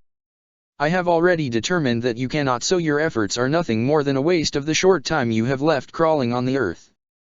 I should thank you for at least giving us this moment of peace, Mist Ogden offered in response. How gracious of you. Or is that you merely looking down on us from that position of yours in the sky? I believe it's the latter. Is that so? Blue Note asked, raising a hand towards Mist Ogden. Well, I cannot deny such accusations. It is only natural to look down on bugs. Now fully aware of what Blue Note could do, Mist Ogden was able to spot the small distortions in the air before the attack struck. Gravity slammed into his position and sent him flying backwards, his form dropping through the air as he used his meteor's spell maneuverability to escape the force trying to fling him away. Even with his fast reaction speed, however, he still found himself hundreds of meters away, looking in disbelief at Blue Note's distance form. That distance sight didn't stay that way for long, the man zooming towards him far faster than any speeds the demon had shown before. Without barely any time to spare, Mist Ogden readied his spear forward, one hand pressing against his chest briefly and dragging bright light downwards for his light make magic. The light had only just began to spread across the spear when Blue Note reached him, the demon's fist slicing through the air as gravity shifted onto the demon's side. Not willing to take a hit like that, even if he could block it with his spear, Mist Ogden dodged out of the way, the fist sailing over his shoulder. The tremendous force of gravity he could feel coming along it almost threw him backwards from a mere passing shot, but with his meteor spell he could force himself to stand against it, if just barely. Spinning his spear with one hand, he clenched the weapon tightly as he caught it at the perfect angle, stabbing upwards at the enemy who had gotten far too close for his liking. Blue Note only gave the weapon a passing glare as it stabbed for him, no fear or surprise present on his face whatsoever. As the spear was about to reach the demon, only a few centimeters away, it stopped, unable to move any further forward. Mist Ogden didn't let his surprise shock him into inaction, quickly backing away before Blue Note could make any kind of counter-attack. Any attempt to press his attack further would have failed anyway with the force he had been putting into his spear gone. A gravity barrier, he called out to the demon. Why am I not surprised? Mind telling me how it works? The demon's response was to swipe out with one hand, a wall of gravity slamming into Mist Ogden and sending him flying back once more. Guess not. Slamming one fist forward into the gravity wall, he fired his heavenly body magic forward, the light hitting the force and slowing it down enough for him to finally come to a stop. It didn't surprise him much that his magic was capable of resisting Blue Note's own somewhat, even if was only to a small degree. Thought he hadn't even considered the idea before, so why was it almost as if he had expected? Jalal was bleeding through again. Shutting out all thoughts of the man and focusing fully on the fight, intending to ignore Jalal until later on when he could sufficiently deal with him, he gripped his spear with both hands, the light of his light make magic now fully surrounding the weapon. Light make, armament. The light didn't do anything, but he didn't show any emotion at his spell's supposed failure.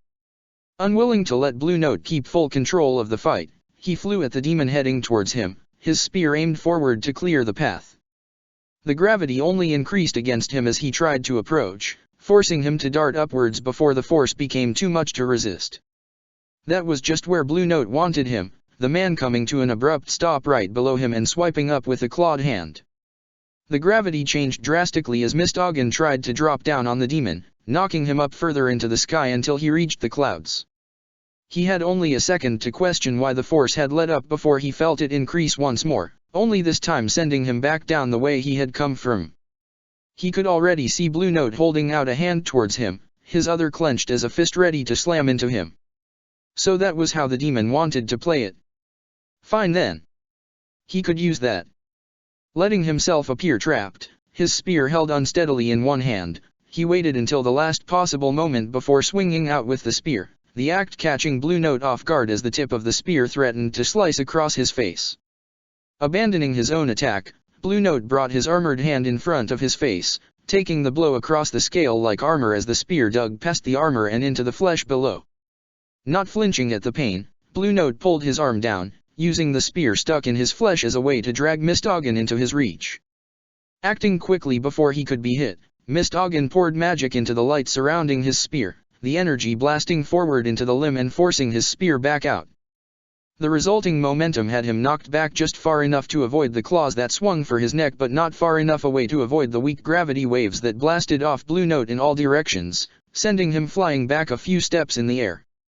Looking at his opponent warily, he eyed the smoke coming off the demon's arm where his spear had cut across, the energy he had poured into the light obviously having done more damage internally than he had even expected. Was that why those last gravity waves were so weak? Was it the pain? No, a demon with this much power of gravity would end up sending him flying much further than that under normal circumstances. Pain would only result in more force being added accidentally if anything. Was it that simple? It couldn't be, could it? But if it was, he needed to test this. To work out just how far this demon's power stretched.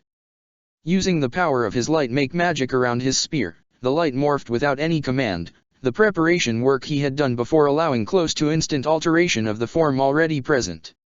The small overlay expanded near the top of the weapon, extending back slightly to give the weapon a point that stretched back as far as a shield. All right then, Mist Ogden muttered to himself. Let's test this power of yours.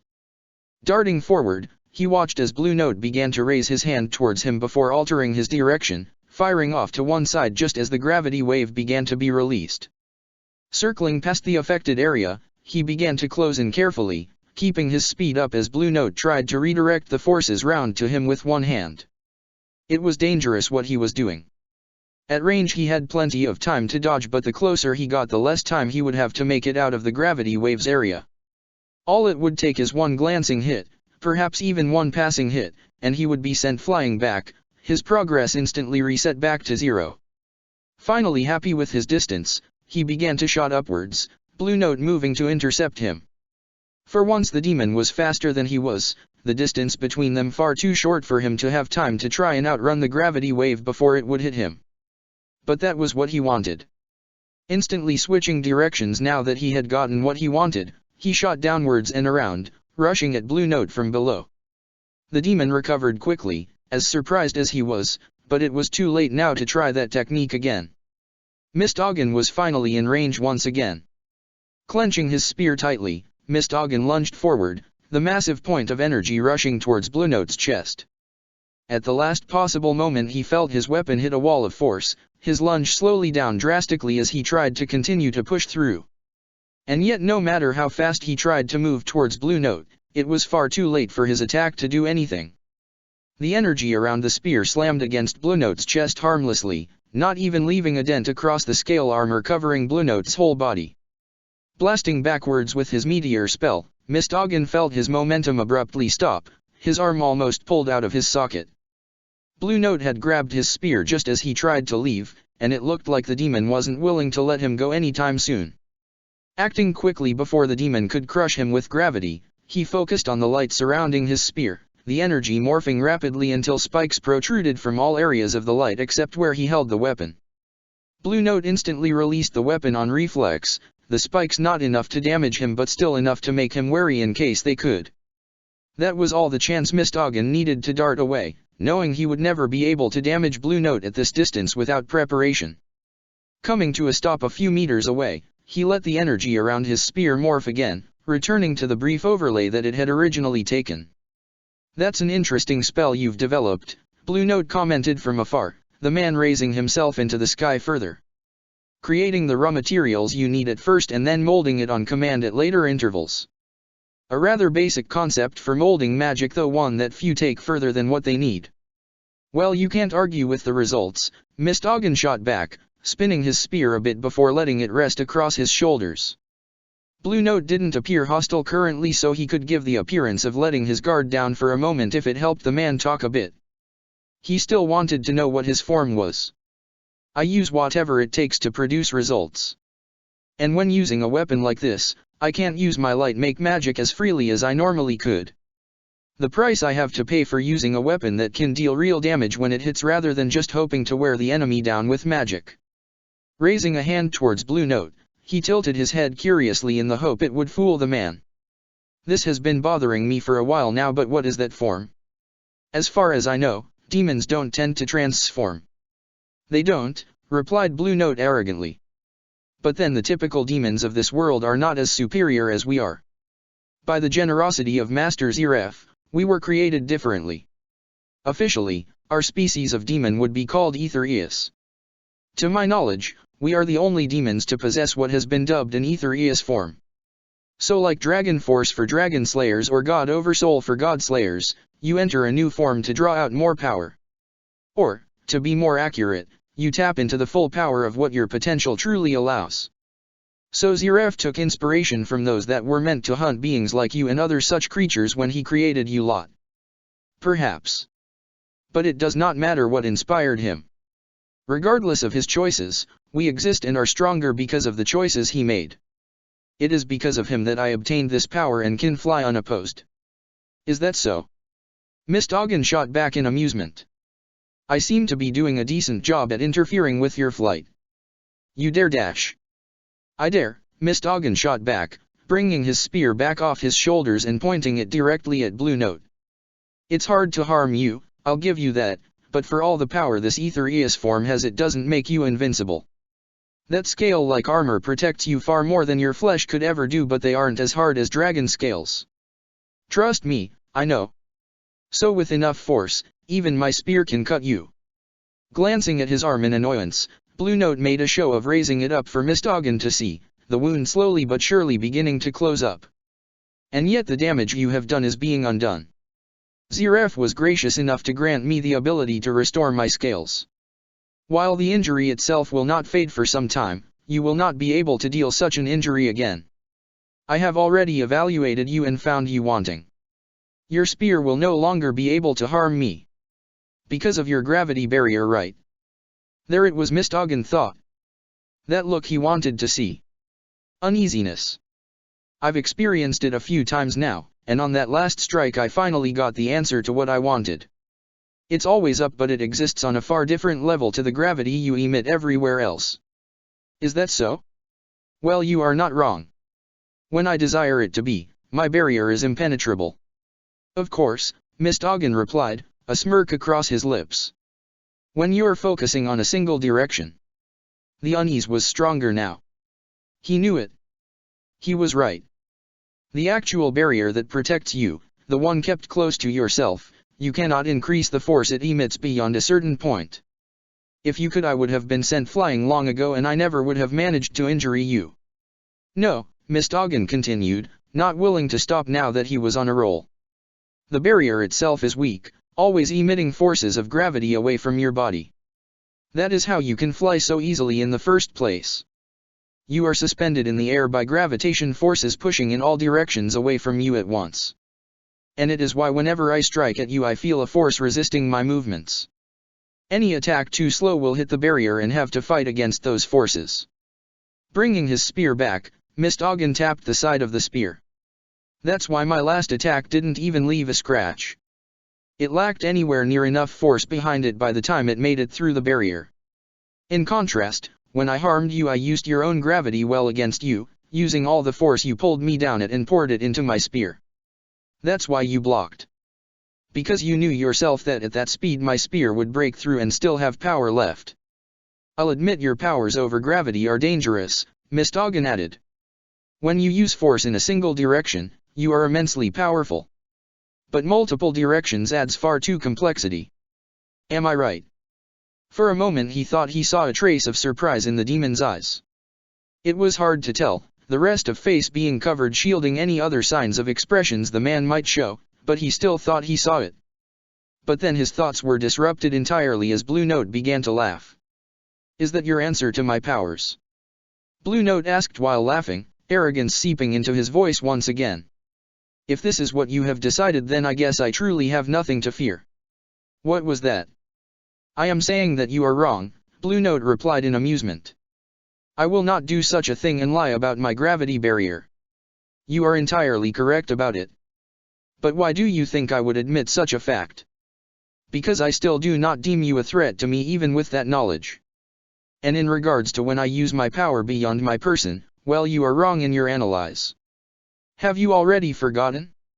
Then allow me to remind you.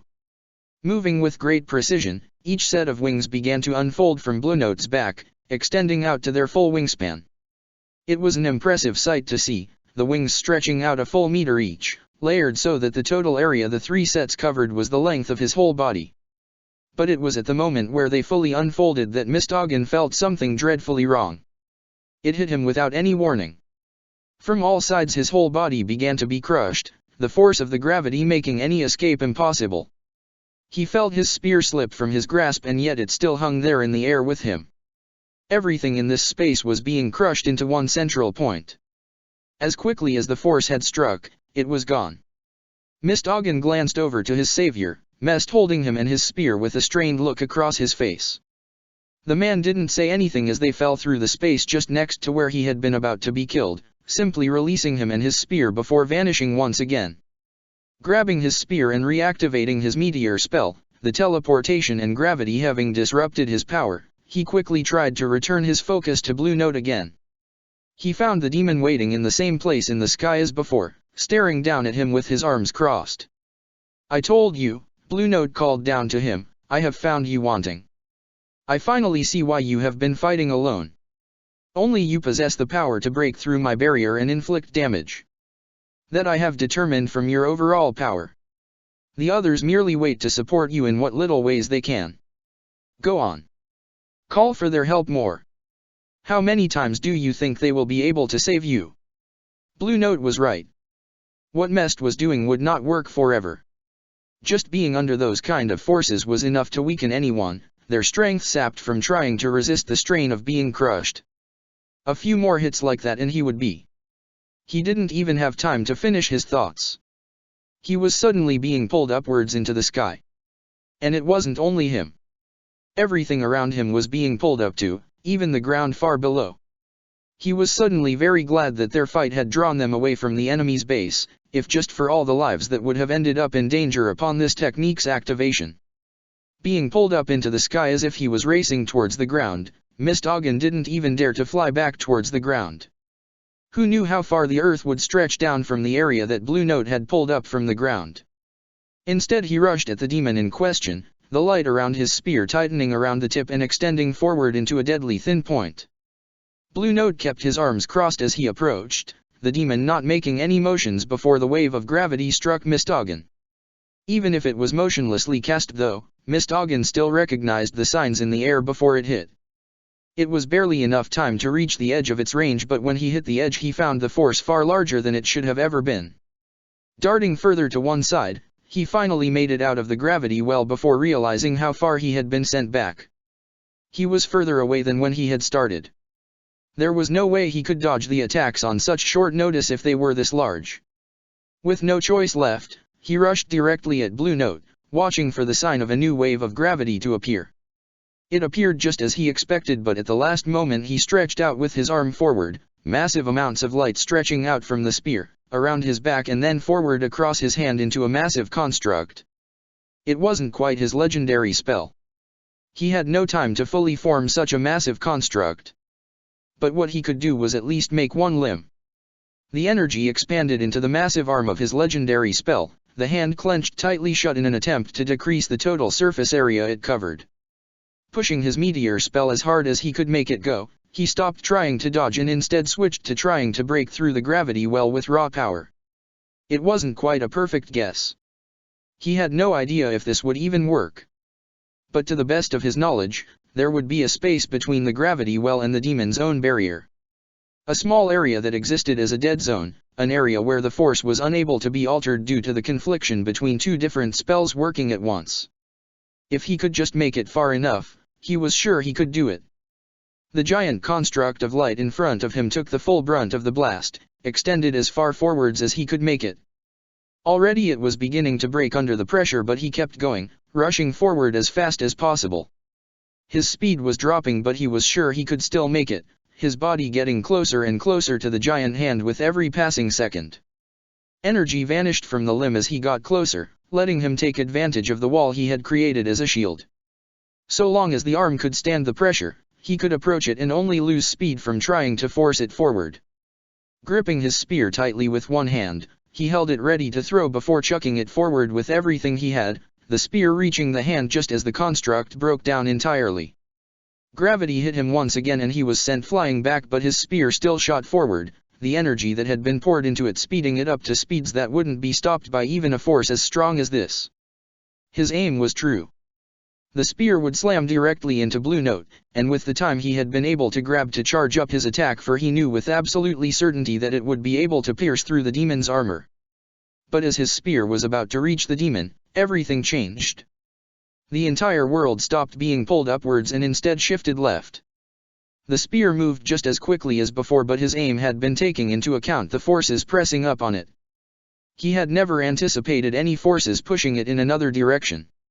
As such, the spear missed by millimeters, darting past Blue Note's arm and merely giving the scales a glancing hit as they passed. It was more than enough to leave a long scratch across them, but that had not been his target. And now he was this far away without a weapon. "It's over," called out Blue Note loudly as he raised an open palm towards Mistoggen. Mistoggen immediately felt his body come to a halt in the air, even the earth that was falling in the air halting before falling to the ground. Only he was left in the air, unable to move from the pressure beginning to increase all around him. "Your time is up. My fun is over." Slowly beginning to close his palm, the gravity coming from all sides skyrocketed, every bone in Mistoggen's body feeling like it was being crushed. Why hadn't Mest done anything yet? This was the time to act? Or was Blue Note waiting for that? Was he prolonging this just to draw Mest and Shinji out? Why were they waiting? If they didn't act soon, he'd... Oh! How could he forget? He suppressed the smirk he wanted to show, perfectly aware now why they hadn't moved to save him yet. How could he have ever forgotten? He was the bait. Appearing instantly behind Blue Note, Mest released Shinji and disappeared away, Shinji standing there in the air with his hollow mask already on, his hand held out with blood dripping down his fingers. Blue Note froze for a moment at the spiking energy he could sense behind him, his head turning around far too slowly to do anything to stop Shinji now. The Zero forming had already changed from the crimson-red orb to the crackling blue form. Gran Ray Zero. The Zero fired at point-blank range. Against a strong wave they had no idea how effective the attack would have been.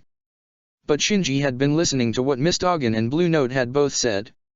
At this range, all that was in his way was a weak gravity barrier.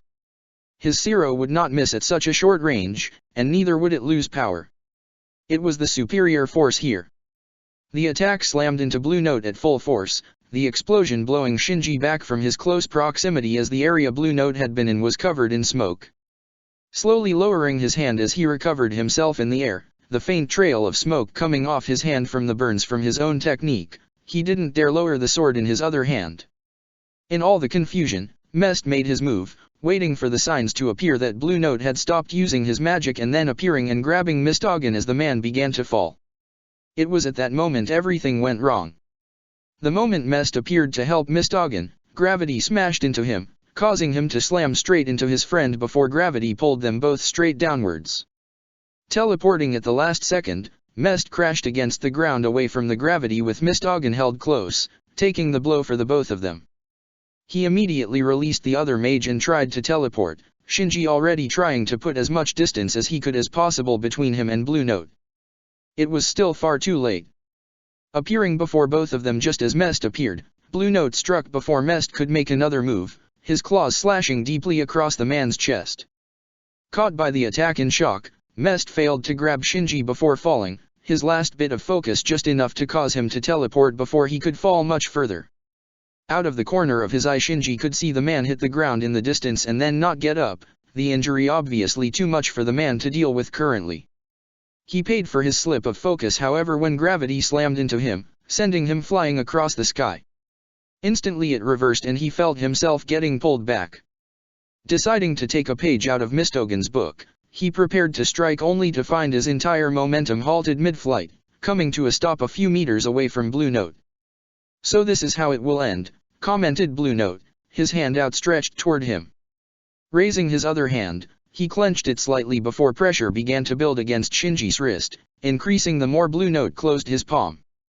With one final attempt at resisting, Shinji succumbed to the pain and released his Zanpakuto, the blade slipping through his fingers and falling down to the ground below. "I have now removed you of your strongest weapon. Now not even your Bankai is within your grasp. So that's why you want to take your time here," Shinji chuckled out dryly. "Sure, that's wise. Look at me," Blue Note stated. "Do I look worried?" He wasn't, that was the problem, Shinji noted. His Zero had done damage, something that gave him little pride in this current situation. He had got a glimpse through the smoke just briefly and had heard the sound of cracking in between the crackling sound of his own attack, but the damage apparently hadn't spread far. Blue Note, while floating not as perfectly as before, was still fine for all intents and purposes. Do you fully comprehend the difference between us now, Shinji Hirako? None of you are able to beat me. You cannot fly. All you can do is be crushed by the world. You bastard, Shinji muttered as he felt the force all around him increase. You were waiting for us to try and launch a surprise attack, weren't you? You didn't take the bait. Bait. Blue Note glanced down at Mistogen's weak form on the ground below. It was wise to use him in such a way, however to me he was never the greatest danger. Not once did I forget about your existence and the threat your abilities can pose. So why would I ever let down my guard completely when I'm fighting another and you are not dead yet? Closing his hand till it was half closed, Blue Note increased the pressure on Shinji, using his other hand to apply pinpoint gravitational forces upon different areas. But why, after all this time, should I let you off easily? No, I feel like crushing you completely, making you suffer before finally ending this. Let us start with your left arm. Despite how much pain he could deal with, Shinji couldn't help but scream in his hollow-fied voice as his limb was forcefully twisted and contorted in the air, pressure unevenly applying across the limb as the forces striking it crushed and twisted it until eventually the forces ripped it from his body. One down. Shall we start with the next? Groaning in pain on the ground, Mistogen snapped to attention as the screams filled the air. Those were Shinji's. Why was he still lying here? He needed to act. Rolling over onto his front, he began to try and push himself to his feet, ignoring the pain in his muscles from almost being crushed before. It was no good. It hurt so much to move. But he had to. If he didn't try something to break Blue Note's focus, Shinji was going to die. Where was his spear?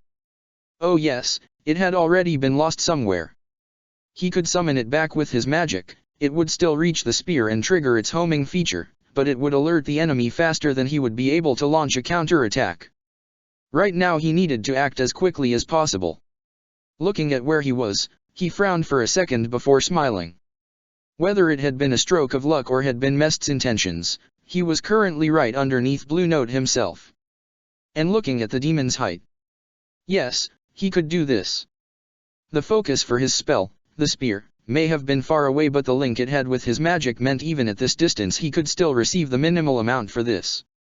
He wouldn't be able to conceal the energy build-up, however. The moment he started, Blue Note would know. So instead he had to act the second he began. Form didn't matter, it could be as unstable as it needed to be so long as he formed something to work with quickly. Size was the most important aspect. A form large enough to reach Blue Note. Reaching for the energy, he poured it into form, the giant around him helping him push himself upwards before he jumped. He would have no maneuverability like this, but it was faster. Speed was all he needed to go with this power. The legs fell apart as he soared upwards, the unstable form unable to take the pressure he had immediately put them under by jumping. That didn't matter. He still had the upper body, along with the one formed arm that he needed. Blue Note's head snapped towards him as he swung his fist, the massive construct of light smashing through the air towards Blue Note. He didn't make it. He felt it more than saw it as the forces of gravity struck, far stronger than anything the gravity barrier surrounding Blue Note could produce. Despite his speed at construction, he had been too slow. Blue Note didn't even drop Shinji before turning his focus to him. With a flick of his finger, Blue Note sent him flying, the energy surrounding him falling apart as he smashed through it. He only flew a few meters before the direction was reversed and he was sent slamming towards Blue Note's fist. Pain. That filled his nerves as he felt his ribs break from the impact. Blue Note didn't stop there, however, grabbing him before he could fall and throwing him down to the ground. If the fall didn't kill him, then the gravity that followed certainly would, crushing him until there was nothing left. At the last second his meteor spell burst to life, just in time to take the brunt of the force and provide some resistance against the gravity from above. But he hadn't cast that spell. He had been in too much pain to even gather energy. Do you need help? No. Not now. Not again. Don't be like that, Mistogan, Jalal whispered into his ears. He could even feel phantom limbs wrapping over his shoulders, a pair of hands resting across the side of his head. All sound faded away apart from Jalal's voice, the only thing he could hear in this void. Leave it to me. I can stop him. Shut up. Shut up, shut up, shut up, shut up. You need me, Mistogan, Jalal stated. I can do it. I can win. You know I can. You already saw the signs. My heavenly body magic can resist the effects of his gravity magic. He didn't need him. If the magic worked, then he just had to use it himself. He was more than capable of doing at least that. Well, I won't deny that, but you know the difference between the two of us. You can barely resist a weak wave. What do you think I can do in your place? Besides, are you sure you can spare this chance? Don't you care that they are going to die? Die? Sound returned to him just as Shinji began to scream again. His eyes glanced upwards weakly just in time to track something falling downwards. It was only when it landed did he realize that it was a leg. Shinji's leg. He's going to kill him, Jalal whispered to him. He'll die and then that demon will move to you and mest. He'll kill you and then move on to the others you call friends. And then he'll move to the army doing their best to buy you lot time. It will all end in despair for you. That is unless you are willing to throw away your pride and let me in. No. He couldn't do it. Just as Shinji refused to use his Bankai even in situations like this, he refused to give in to Jalal. He didn't need him. He never needed. That's not true, Jalal spoke, his voice cutting off Mistogan's thoughts. You needed me back during your attack on the Magic Council. You gave in to me in order to live. You did it once. Why not do it again? We are similar, you and I. We are selfish, desperately wanting to live to achieve our goals. So why not rest for a few minutes and let me finish this fight for you? He couldn't do it. He shouldn't. But as Shinji's screams continued to fill the air, he felt his will break. That's right, Jalal whispered to him. Leave it all to me. Surrender your will temporarily. Let go off these chains. I'm not strong enough to steal control forever. You rule this body right now. So for now, I'll make sure we both live.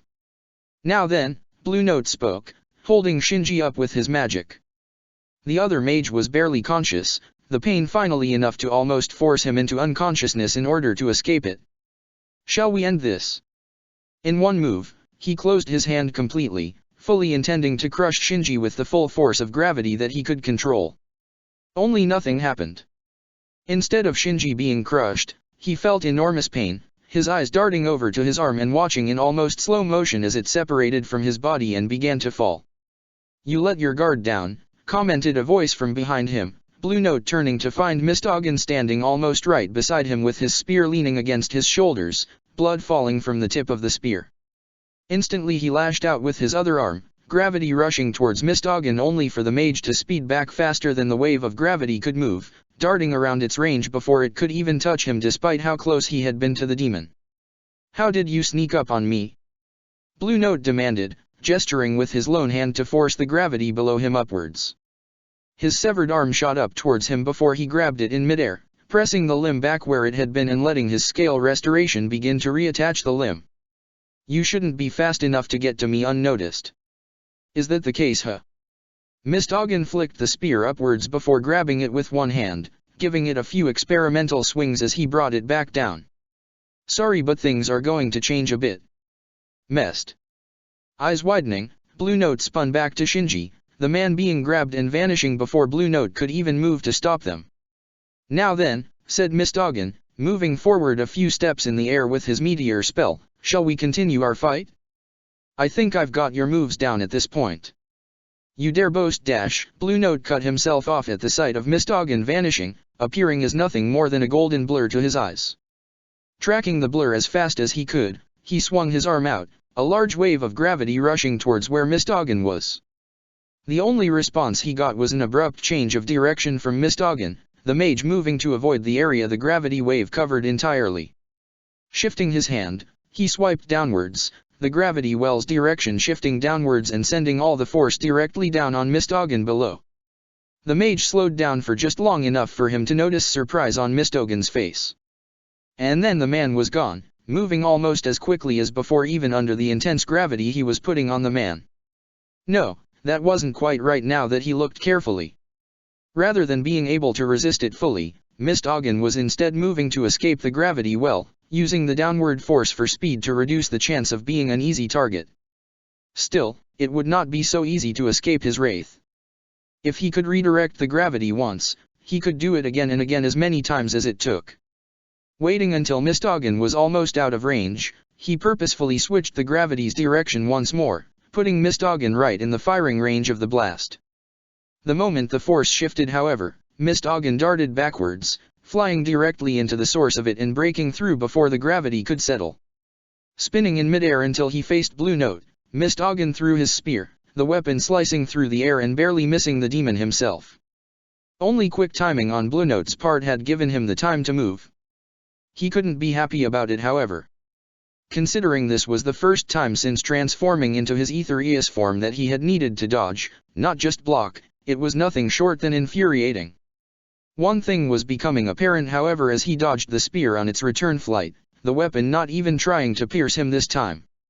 The man he was fighting now was far stronger than he had showed before. It was like something had changed in him. Like something had snapped. The man had not been this fast before, nor had he been this crafty. The man had only tried to be but failed to even make him see him as the biggest threat. But this person before him. The threat was stronger. The power was real. Who are you?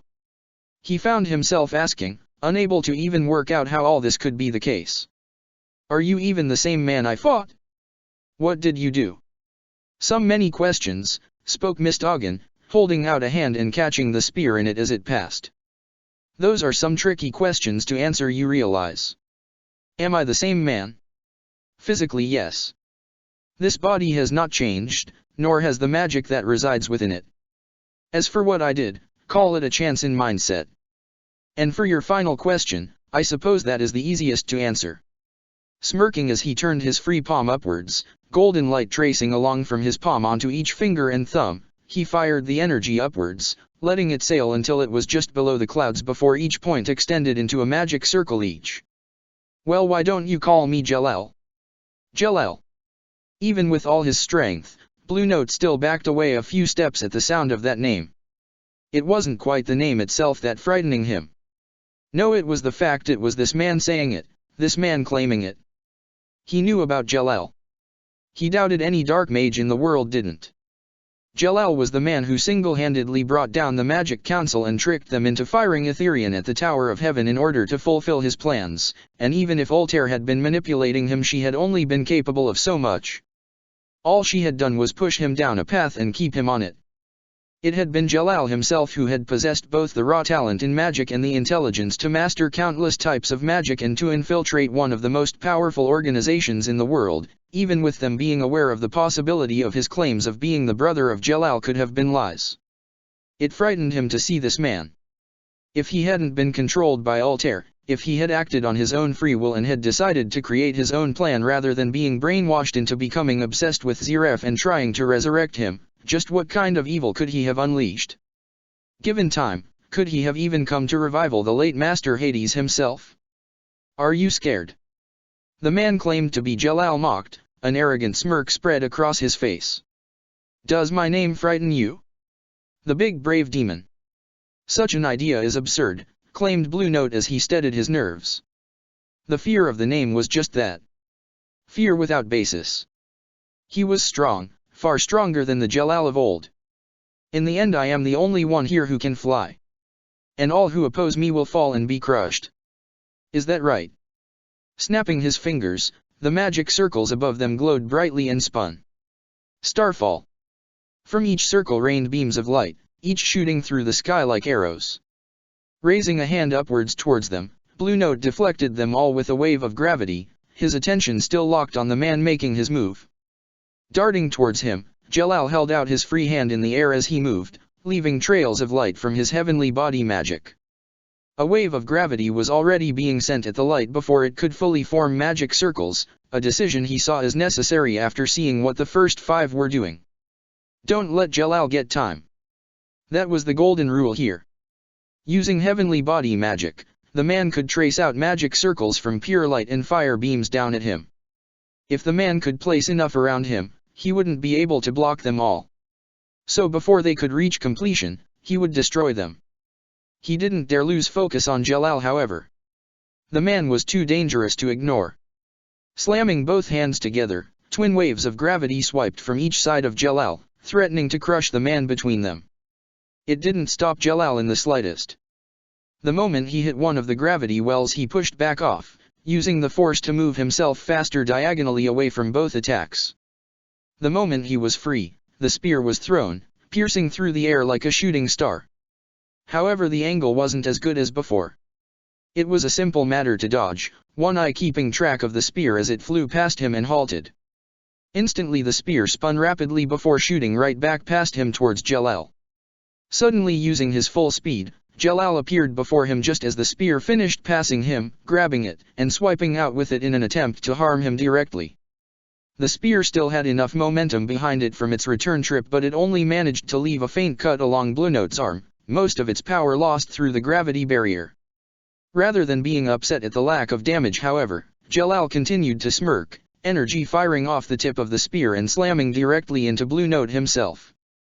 Being sent flying backwards from the impact, the energy having completely bypassed his barrier with the spear having already broken through, Blue Note focused on recovering himself in the air, his eyes staring into the smoke and waiting for Jalal to appear through it.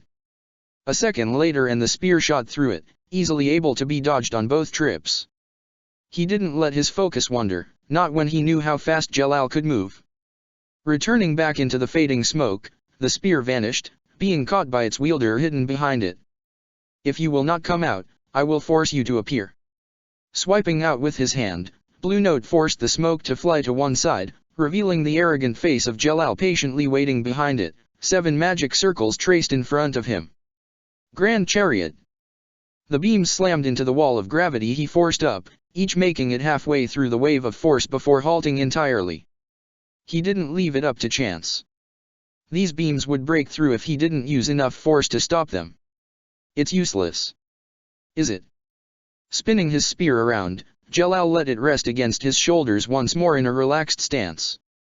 Taking one hand off the spear, he pointed one finger upwards, his smirk never vanishing. Why don't you look up then? Frowning, Blue Note considering ignoring Jalal's words for a moment. That was until he saw the sign of something from the corner of his eye. His attention entirely shifted as his head snapped upwards, the dark energy that coated the sky slowly being parted as something else began to appear. A meteor. This spell.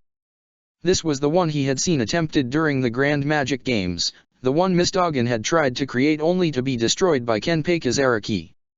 It only took a glance to see the difference in scale and power between that and now, however. This one was the real deal, and because of the energy coating the sky he hadn't even seen the signs of it forming in the sky. That smoke screen, had it all been to cast this spell? He didn't have much choice.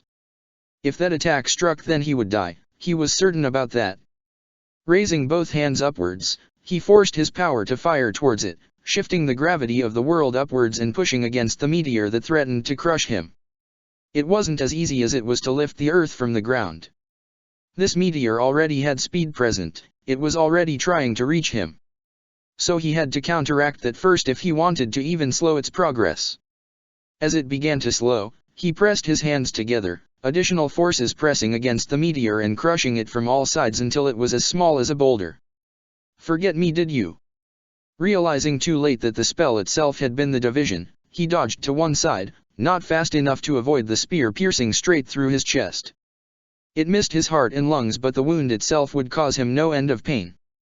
Swinging out with a clawed hand, he tried to swipe at Jalal only for the man to dart away just as quickly as he had appeared, pulling the spear out roughly without care for the damage it would do in the process.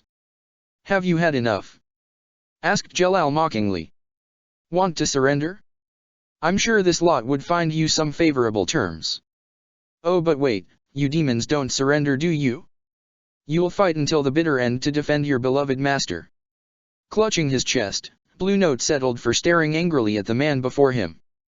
"Touched a nerve, did I?" asked Jalal uncaringly. "No matter. Just give up. Make this easy on both of us. I'm tired of fighting an enemy who puts up such a pathetic show of defiance. It's like crushing a bug.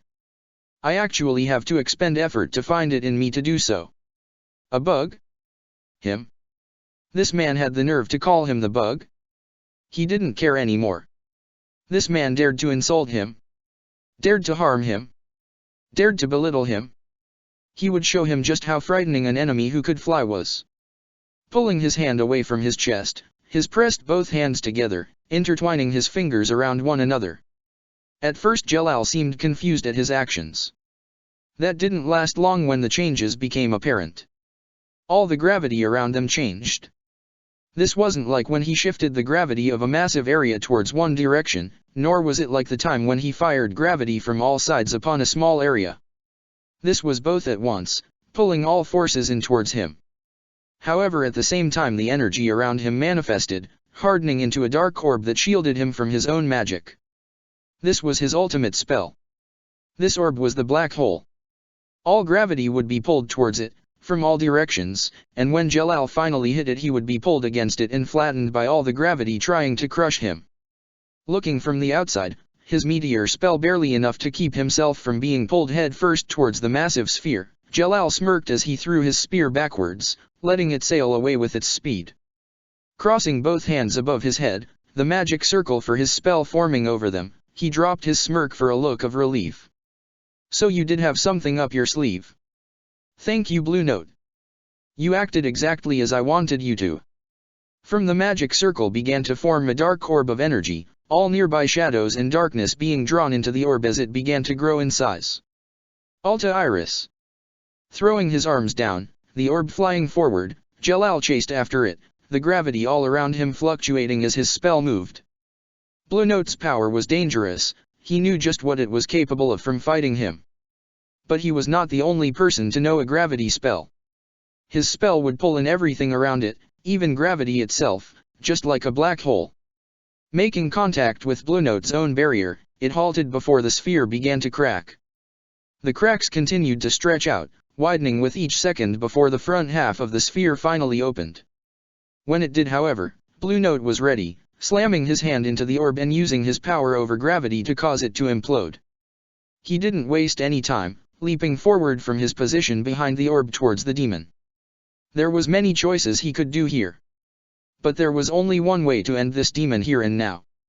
Reaching forward with both hands, he surprised the demon completely when he didn't attack at all, instead grabbing the demon as tightly as he could in an embrace, tightening his grip with his meteor spell so that he couldn't be forced to let go. "Got you," Jalal stated, Blue Note looking at him in disbelief.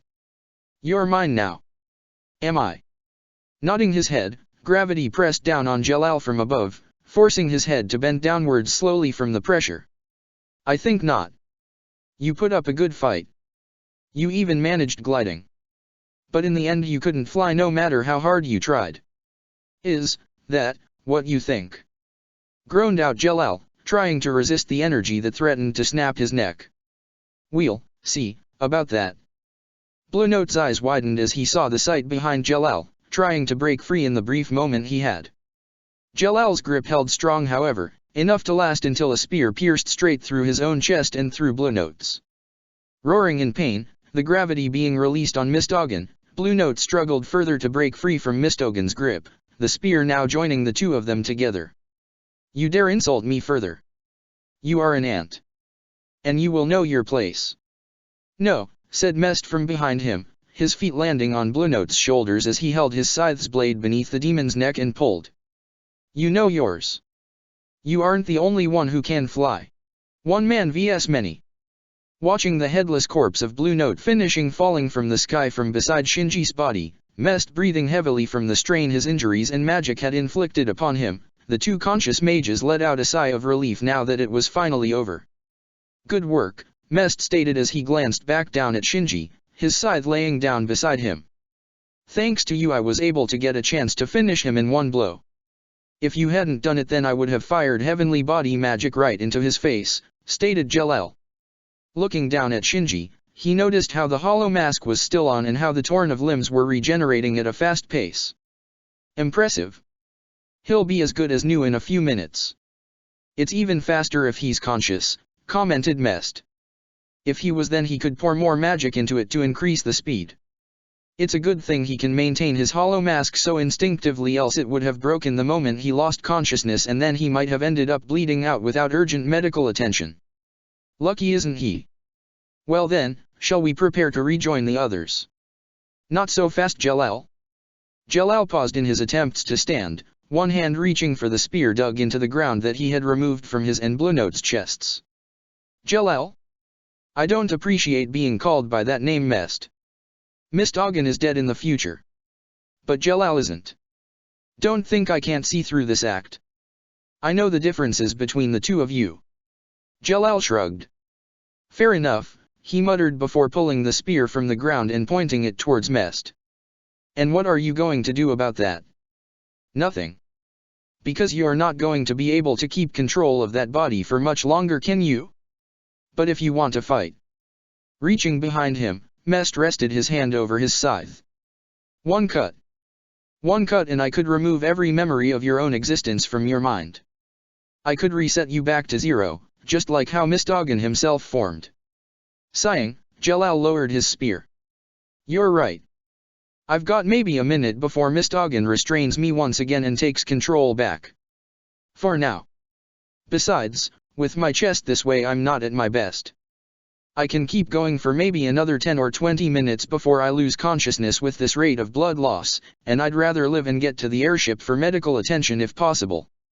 Once you release control, I'll take you. Do it now. Very well. The cold look in Jalal's eyes vanished before being replaced with tiredness, the man falling onto his behind as he breathed out sharply. Mest. Mist Ogden spoke, a hint of wariness in his voice. It's me. I know. Taking his hand away from his scythe, Mest turned back to look at Shinji's unconscious form. I won't ask why you let him in. We wouldn't have won if it wasn't for him. Even my killing blow was only taking advantage of an opening he had already planned to use. But remember what it means to let him in. We're allies because you are Mist Ogden. There is no guarantee Jalal would be on our side. I know. Looking uncomfortable, Mist Ogden voiced the question on his mind. In the future. I'm gone completely. You would have heard what I said to Jalal. I don't want to repeat myself. Not when you already know the answer to that question. That's okay, muttered Mist Ogden weakly. I understand. Just at what point? 5 years into the war, Mest replied, already knowing what Mist Ogden wanted to know. Jalal consumed you completely in the 7th month of the 5th year. It happened during one of the brief moments of peace we had. 1 minute you were fine, the next you were clutching your head. And the next you made a run for it, destroying our current base in the process and attracting the enemy to delay our attempts to pursue you. We never saw you again, but we heard rumors.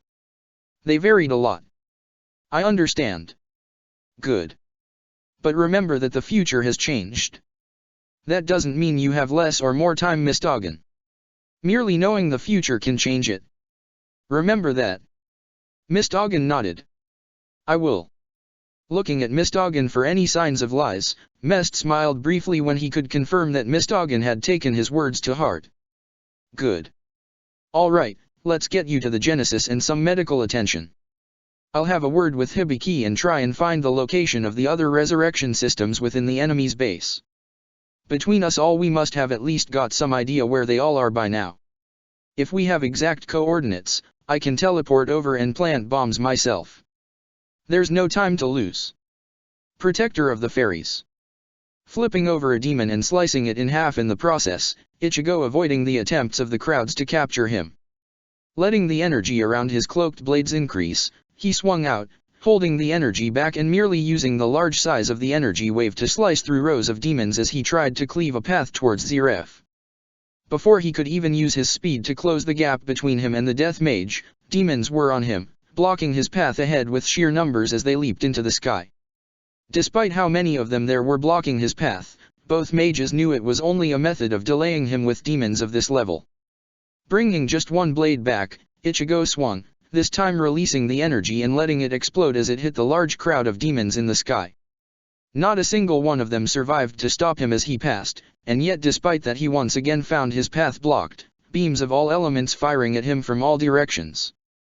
Striking out around him as fast as he could, Ichigo sliced through each and every attack aimed at him, not one of them able to come close to harming him so long as they remained this slow.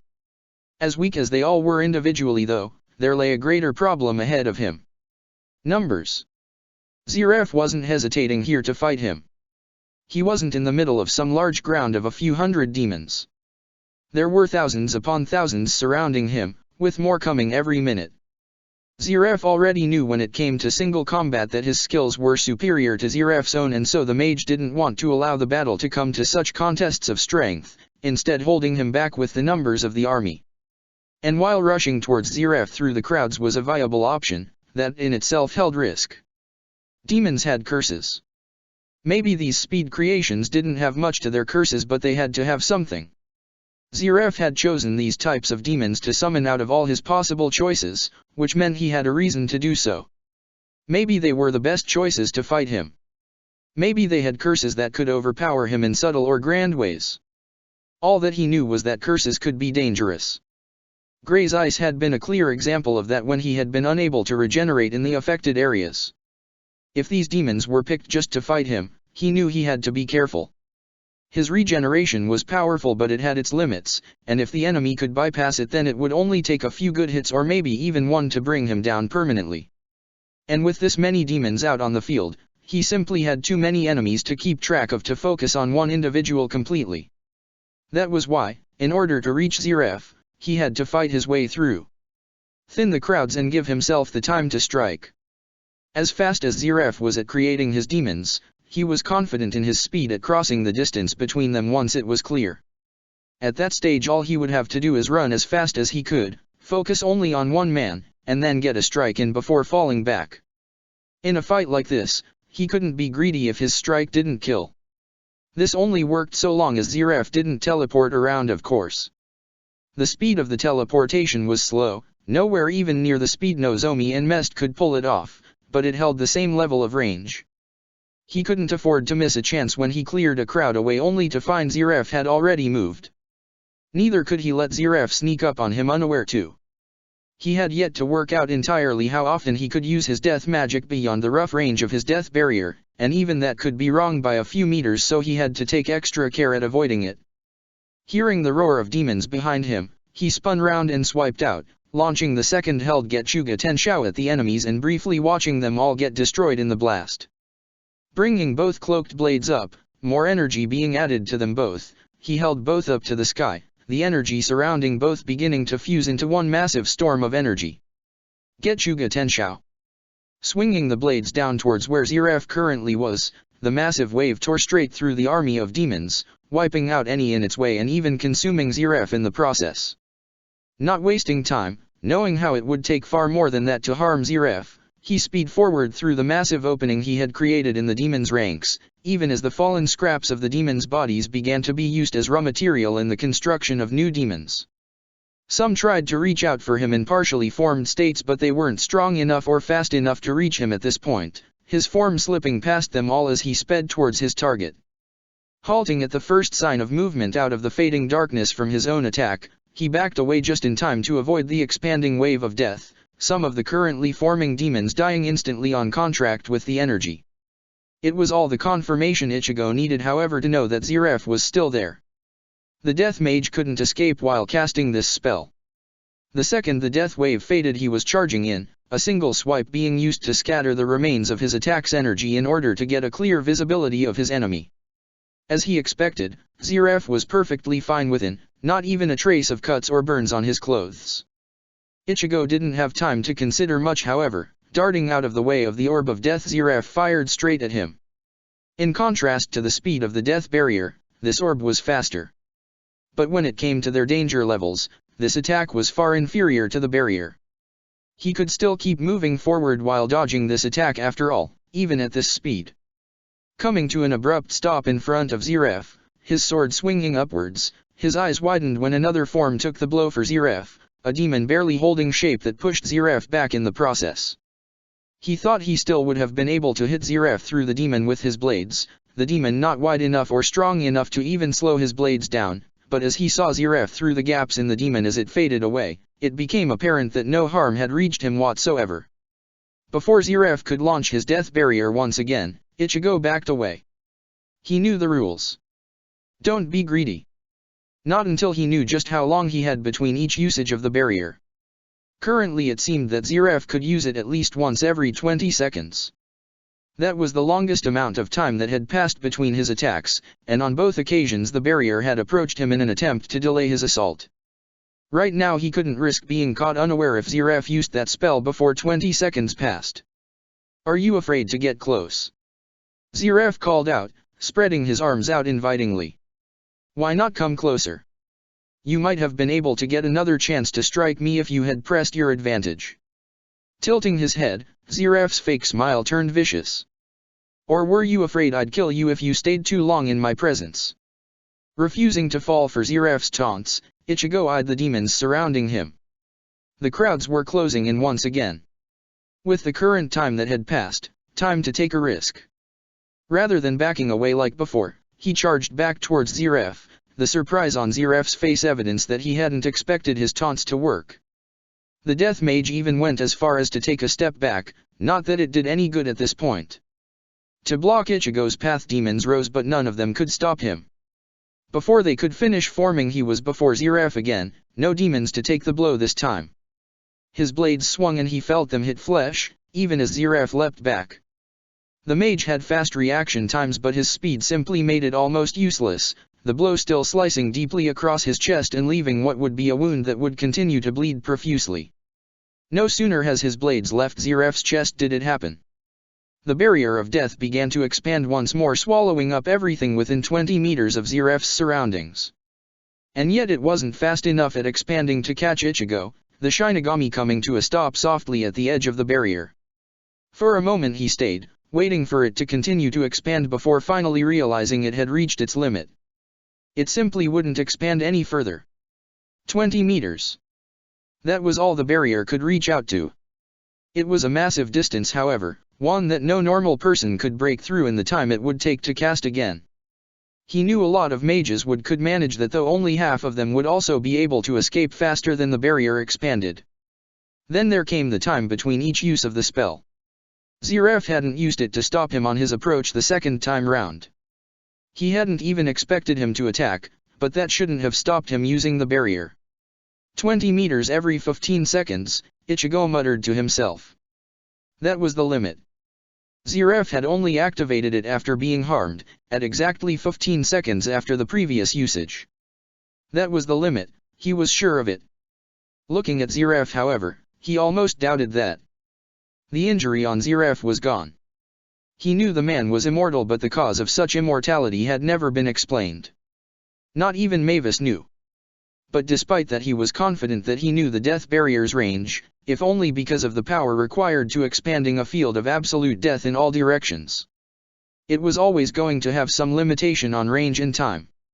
If it could expand further and be cast faster, well, there was a limit to how much he could do during those intervals. Opening his mouth in an attempt to speak, he froze when he felt the massive amount of magical power that had been present in the distance drop and vanish. Ziref had been very boastful at declaring that it had belonged to one of his demons. He had even gone as far to claim that whoever was fighting him was going to die. Neither had known who had been part of the battle on his side, but Ichigo knew for certain who had won now. Ziref didn't take the news as well as he did, however. Clenching his fists angrily at Blue Note's failure, Ziref crouched down towards the ground, placing a palm against the rough earth. Crowds of earth gather and mix to form natural beauty. Your strength cannot falter by human hands, for you rule the land for all time. With all your ancient power, awaken from your slumber and reach for your foes. Your stone hands cannot grasp anything without destruction, but such destruction is also beauty. Spinning round at the sound of Ziref's voice, Ichigo realized he was too late to stop the man from finishing his latest demons. You cannot lose my dolls of rock, for your form is merely an alteration of what has lasted since the start. 5 verses. Gripping both blades tightly, his gaze shifted all around the battlefield, looking for the new enemies to appear. So far Ziraf had alternated, on the times when he could actually confirm the verse numbers, between 1 and 4. This was the first time a 5-verse demon had been summoned in mass, and he knew it had to be in mass. Ziraf wasn't settling for anything less currently. But where were they? They weren't in any direction he could see, not across the ground or in the sky. They just weren't there. Below you.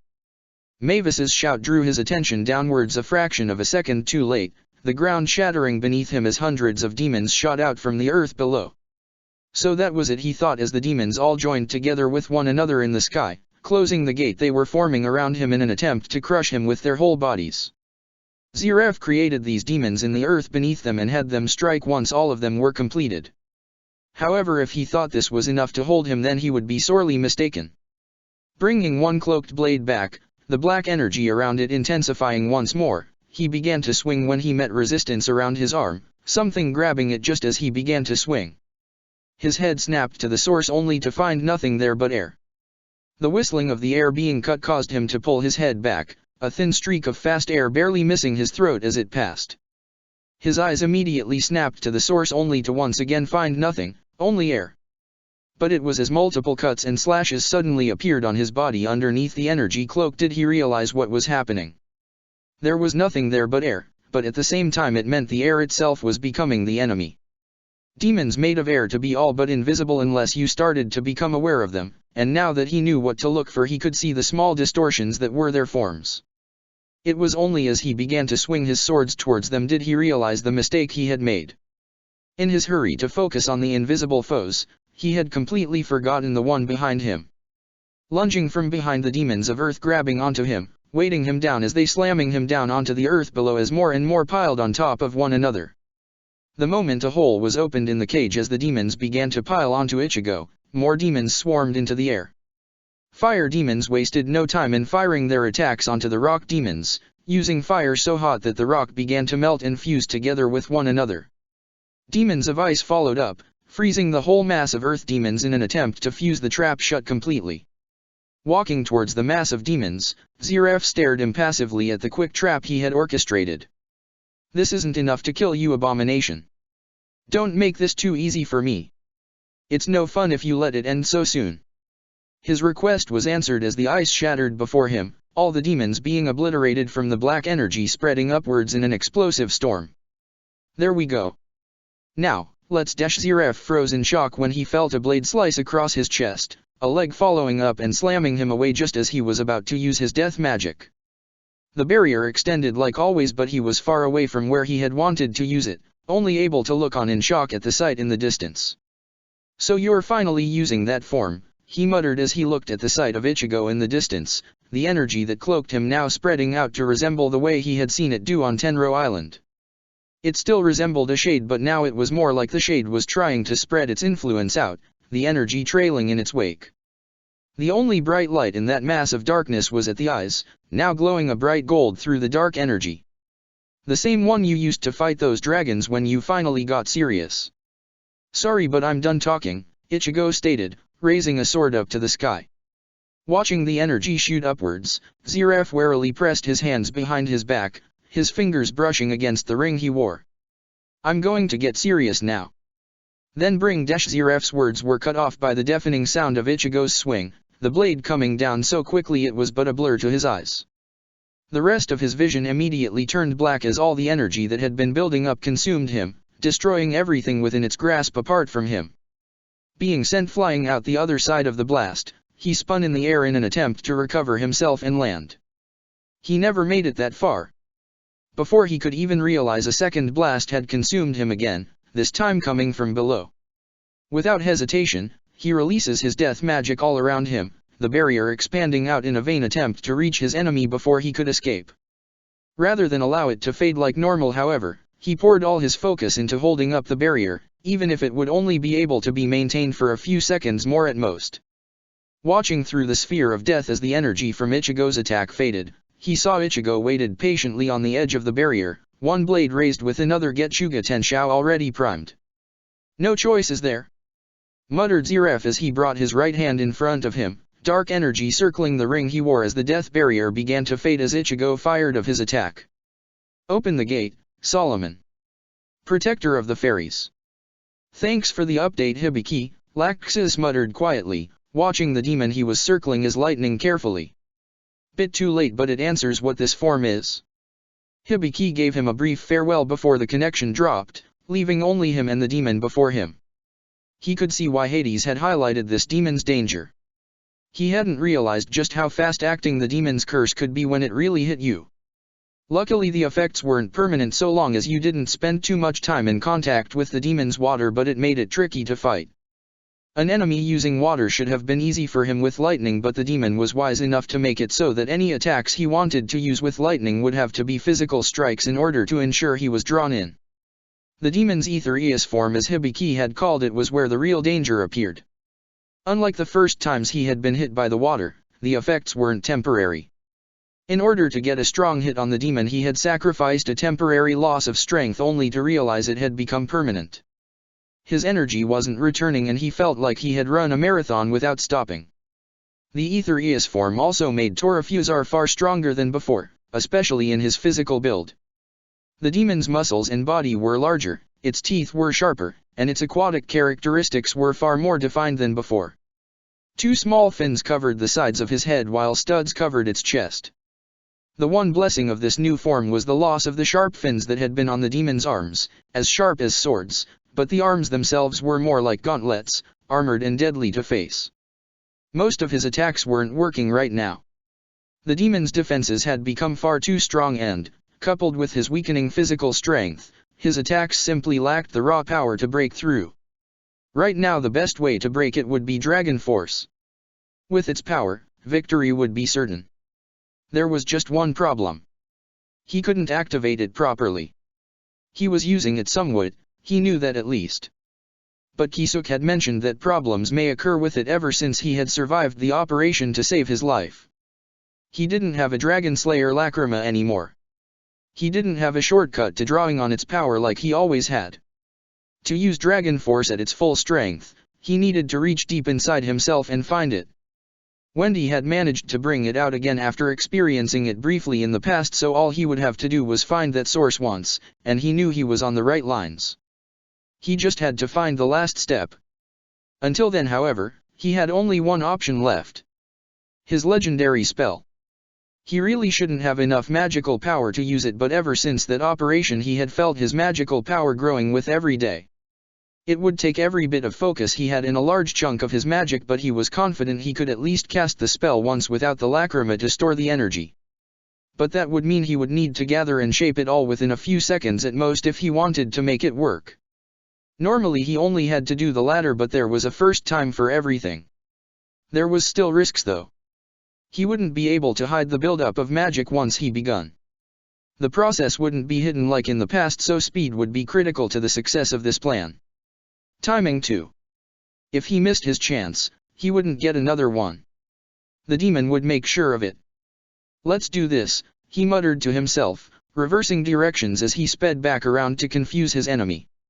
Hitting the ground and temporarily returning to human form, he threw forwards bolts of lightning towards the demon, the attacks bouncing off Torafusar's skin. It got the demon's attention, however, Torafusar beginning a charge right at him. Shifting back into lightning, he matched the demon's actions, speeding directly at Torafusar. It was only natural that he would reach the demon first. Strong the demon might be, it was not fast, even more so in this form. Lightning Dragon's Iron Fist. Slamming his fist against the demon's chest as he returned to normal, slipping through the demon's guard with ease, lightning exploded forward from his attack, sending the demon reeling back a few steps. As he already knew, however, Torafusar was mostly unharmed, only a few marks where his attack had struck and not nearly enough to cause any significant damage to him. Coming to a stop as he dug his feet into the ground, Torafusar roared as he swung his arms forward towards each other, black water firing towards Laxus that the Dragon Slayer barely managed to avoid by leaping upwards. Turning into lightning midair, Laxus darted out of the way of a follow-up strike, the water missing him before falling back down to earth around Torafusar. Returning into physical form still high above the demon, he let gravity pull him back down to earth as a large halberd of lightning formed between his hands. Lightning Dragon's heavenward halberd. He cried out as he threw the lightning forward, the strike slamming into Torafusar's back and causing the lightning to explode against him. Attacks like this tended to be more effective when he got the right chance to fire them, the piercing nature of his lightning allowing some of his spell's power to make it through. But still it wasn't enough. He could see that more with every passing second. "Alright then," muttered Laxus as he landed back on the ground, one hand held back behind him as lightning began to form. "Here we go." Pouring everything he could gather up through his hand and shaping the lightning was not an easy task. It reminded him far too much of the time when he had first created this technique. He had shed countless sweat and tears over it, hurting himself far too many times to count. In the past he had never been able to manage these two tasks, but he hoped that all the experience he had gained over the use of it would allow him to succeed where he once failed. He didn't care if he wasted half of the magic he drew on or if he took a tiny bit longer than he was used to. If he could still use it, then all would be okay. Dragon Slayer's secret art. Finally! Torafusar cried, swiping out his hands to the side. Laxus only had a second to look at the wall of water that formed before he was completely submerged, his almost fully formed spell held tightly behind him. The water didn't just hit him. Unlike before, it didn't try to wash him away. Instead, the water continued out around both combatants, expanding widely until they were both contained in a giant water dome. Already struggling for breath, he turned into his lightning form, desperately trying to hold on to his legendary spell. It was a new experience since he always summoned it up right before he used it, but he managed it somehow. But he knew this wouldn't last forever. The spell was beginning to lose power. There was no way he could split his focus between his lightning form and his legendary spell without something giving way. Locking eyes with the demon, he was caught completely off guard when the demon appeared before him, its speed far faster than anything it had shown before. Barely dodging the large fist that swung at him, he dodged back and attempted to circle the demon for the best opening. He was surprised at the demon's form, however, once again. Its skin had taken on a reflective shine to it, indicating a potential defense stronger than before. Maybe it was needed with this dome of water, or maybe it was because just being in his lightning form was sending sparks out across the dome every second. The form might be necessary in order to protect himself from the constant damage it would have otherwise taken. Great, he muttered to himself. Another hurdle to overcome. While the water couldn't erode his physical strength while in his lightning form, it would be another matter entirely once he turned back to normal. With this much water, he might have only a second at most to strike. Any longer and he might not be able to muster anything. And if he waited too long, his legendary spell would fall apart. If that happened, there would be no time to reform it in this dome. It would cost far too much magic and take up far too much time. He had to end this now. Coming to a halt in the water, he turned to face Torafusar head on, the demon lunging at him once again.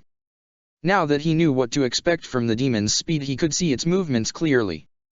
Tightening his grip on his legendary spell, he held off for one more moment before his form shifted back to normal. He almost lost consciousness instantly. Everything felt so weak, every muscle wanted him to just stop and end it all and refused to answer to his commands. He had to move. If he didn't, he was a sitting duck. Just swing his arm forward. That was all he needed to do. He didn't even need to throw the spear, his strength not high enough to perform such an action currently. He just needed it positioned correctly. Dragon Slayer's secret art. Water filled his throat, but he kept forcing his way through the words, despite the danger. He needed focus. Focus to move him forward. If he couldn't fire this spell, he might as well drown. He wouldn't get a second chance here. Thunder. He wasn't going to make it. His arm wasn't moving forward fast enough. Torafusar would reach him too quickly. If he was only a bit faster, a bit stronger, he could resist just a bit more against the water. His desperation gave through to strength as he felt something snap inside him, power running through his veins. It wasn't dragon force, but it was closer once again. The strength itself was barely noticeable too, but in his state it might have been the greatest amount of power he had ever wielded. Piercing. His arm shot forward a bit faster. Torafusar realized that bit too late that he would be the one to be too slow. Lance. That single motion took up the last of his strength, but it was worth it. Torafusar tried to dodge in the water, but the spell's blast still tore forward, slamming into him and tearing through whatever defense it had put up. The dome of water collapsed all around them, Laxus falling to the ground and coughing out the water he had inhaled during his spell. Did that do it? He asked himself weakly, struggling to his feet as he looked towards where the demon had landed. His spell had torn right through it with far more strength than he had anticipated. The spell's damage was odd to his eyes. It seemed stronger. Just like all his Dragon Slayer magic did since that operation. Since he had been told the risks that might become present after the operation. Shaking his head to clear away those thoughts, he glanced back towards the demon's base. He and Torafusar had moved further away than he had thought. He wasn't that far, but he hadn't realized how far they had moved during the fight. Still, he had to get back. Hades was waiting for him to assist him, and, as much as he hated the man, they did need all the help they could get. They couldn't afford to let the man die now. He just hoped he would still be capable of helping Hades. His strength was going to take some time to return from the look of it. Lightning coating his body once again, he took off slowly, beginning the trip back. He just had to hope that it hadn't all ended unfavorably for them yet. Protector of the Fairies. Zanjitsu. That isn't what I think it is, right? Asked Ichigo, his Zanpakuto spirits responding to him from within his mind. Unfortunately it is, replied the Quincy side of Zanjitsu. The feeling of such a weapon has an underlying signature that matches our own and the signature of all others like us. That ring is a Zanpakuto. So he's one of the few Aoyasu made them for, muttered Ichigo in annoyance. Zanpakuto for non-Shinigami. A constant shikai that all can use, and a bankai only one can reach. Just crush it, came the voice of the hollow side of Zanjitsu. It only exists to amplify his magic. I refuse to lose to a Zanpakuto that is incapable of communicating with its wielder. Agreed. Rushing towards Ziref, Ichigo took the opportunity to attack before Ziref could even reveal his Zanpakuto's abilities. With the danger of the death barrier still in the distance for a moment, he settled for physical strikes, slicing down multiple times in quick succession with both blades as he passed before speeding away. Turning round at a safe distance, the danger of the death barrier now a possible threat once again, he eyed Ziref warily as the man began to turn, not a scratch on his clothes or flesh. It was odd. He was cutting the man, he felt the resistance as blade met flesh, and yet there wasn't even a scratch to be seen. Was the man regenerating even his clothes too? His eyes slowly glanced upwards away from the man towards the object forming behind Ziref, steel of black and gold colors coming into existence in an elaborate frame. Doors of similar metal appeared within, engravings of symbols he couldn't even pretend to understand covering every inch of the metal. Only when the gate was complete, however, did the danger truly present itself, the two doors beginning to slowly open on Ziref's command. Death, Ziref called out to him. It's such a simple thing sometimes. People die. It's the end. And yet it is also so closely linked to birth. One is the end, one is the beginning. You should count yourself lucky. I never need to use this unless I truly feel threatened. How long, Mavis? Ichigo whispered quietly, Mavis responding instantly within his mind with the time he had left. A little over 3 minutes. That wasn't good. Not good at all. Right now he needed to continue to buy the others time. With the time he could maintain this form that he had left, he would never manage to last long enough. And if he dropped out of it, that left the prospect of being overwhelmed by Ziref's demons. Unless he fought like this, their numbers would eventually overwhelm him like they almost had before. His attention snapped onto Ziref at the first sign of danger. However, it wasn't Ziref that made the move. It was the odd mist that began to spread out of the gate, expanding outwards and setting him on edge. And then the first hand began to appear from the midst, and then another and another and another. It took only a moment before hundreds of demons were appearing from within the gate, each of them stronger than any of the ones Ziref had summoned before. If the original demons had been between the level of rune knights and mages individually, these were at the level of a weaker fairy tale mage. And each of the demons that appeared before him was a sight to behold too. No longer were they bound by the energy forms that most of the demons had held before. These ones all possessed some kind of physical or elemental form, and for some a hybrid state of the two. He could already tell each had far more care put into their creation than the simple demons of before, but it was the fact they were all different that truly worried him. At least the demons Ziraf had summoned before were all the same, which meant he could learn what they were capable of. But here, he could no longer even count on such methods. It was frightening, how Ziraf could summon so many variants of all his demons through this gate with such unnatural ease. Was this what Ziraf meant by birth and death being related? Was the power of this gate the power to speed up and enhance his demon creation process? If so, it would explain a lot. Which meant he had to get rid of this gate. Now, darting forward, he let the energy build up around his blade as he approached, releasing it all in one wide arc at the enemies and gate before him. While the demons were stronger than before, an attack like this was still more than enough to wipe out whole groups of them. But the gate, the object from which they were being spawned from, showed not a single sign of damage after his attack had hit. It was growing bigger of all things, but damage-wise there was nothing, not even a scratch. "It's useless," called out Ziraf mockingly. "You won't be able to destroy this gate with a single attack like that. This gate is as strong as my will. It shall not break. Not ever." "Is that so?" muttered Ichigo, backing away once more as the gate drastically began to increase in size. From simply standing at twice the height of Ziraf, now it towered over them both, extending up to a size similar to that of the Eclipse Gate. And with its increase in size came an increase in the demons it began to produce, the numbers of demons on the field around them quickly reaching the thousands. Backing away further in a vain attempt to keep the army in his sight, Ichigo gripped his swords tightly in frustration. "This won't work, will it, Mavis? We're losing time," he heard her respond from within his mind. "With the time we have left, I don't think we'll make any headway." "I figured," Ichigo replied in annoyance. "He's showing a trump card, so I guess it's alright if I reveal my hand a bit too." "You reckon?" "It's your choice. Be careful. I'll keep track for you." Leaping backwards into the air, Ichigo flew upwards away from the demons, ignoring Ziraf's laughter at his supposed retreat. "That's it. Run. You see now? You won't be able to break my army, no matter how many times you kill them. Just run. Run." Ichigo called back down. "I'm not running. I just figured I'd want to get a higher position." "Oh? Well, I should thank you. You've made yourself an easier target for my whole army." "Prepare to dash." Ziraf was cut off by the brief pain he felt as something sliced past his face, impacting with a large explosion on the ground behind him.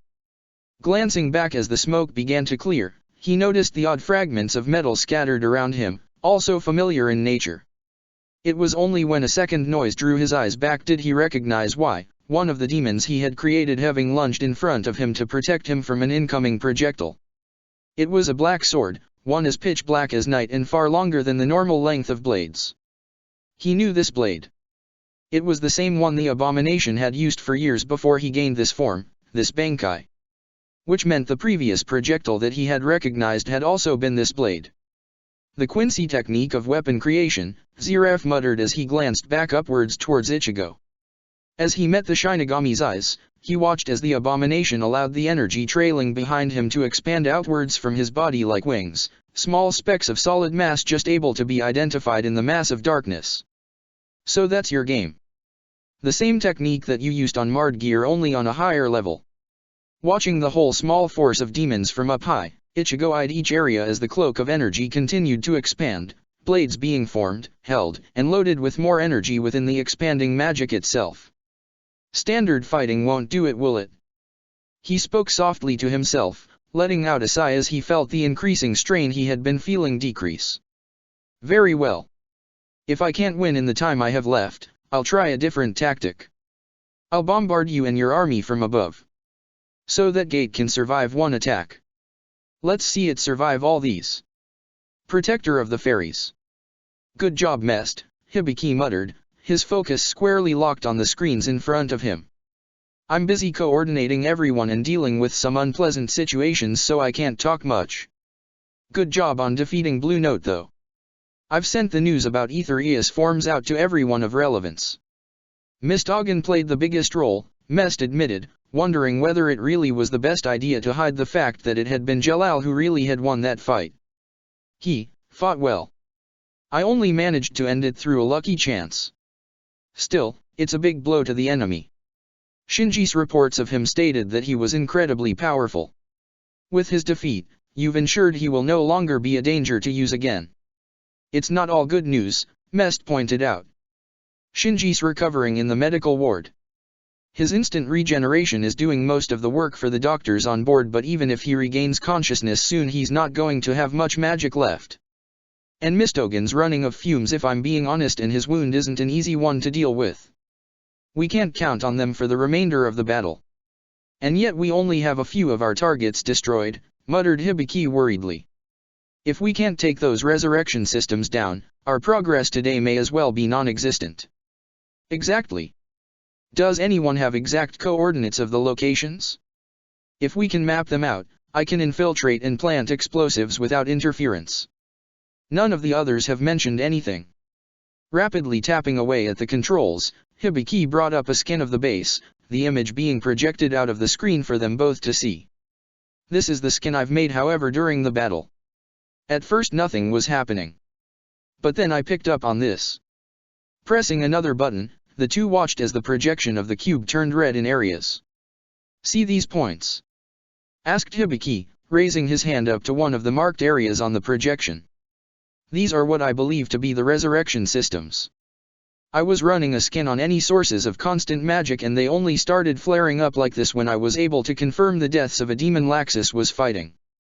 The moment that happened, the sources of magic in these areas increased to higher levels before remaining constant at them. You think these areas are the resurrection system in use, don't you?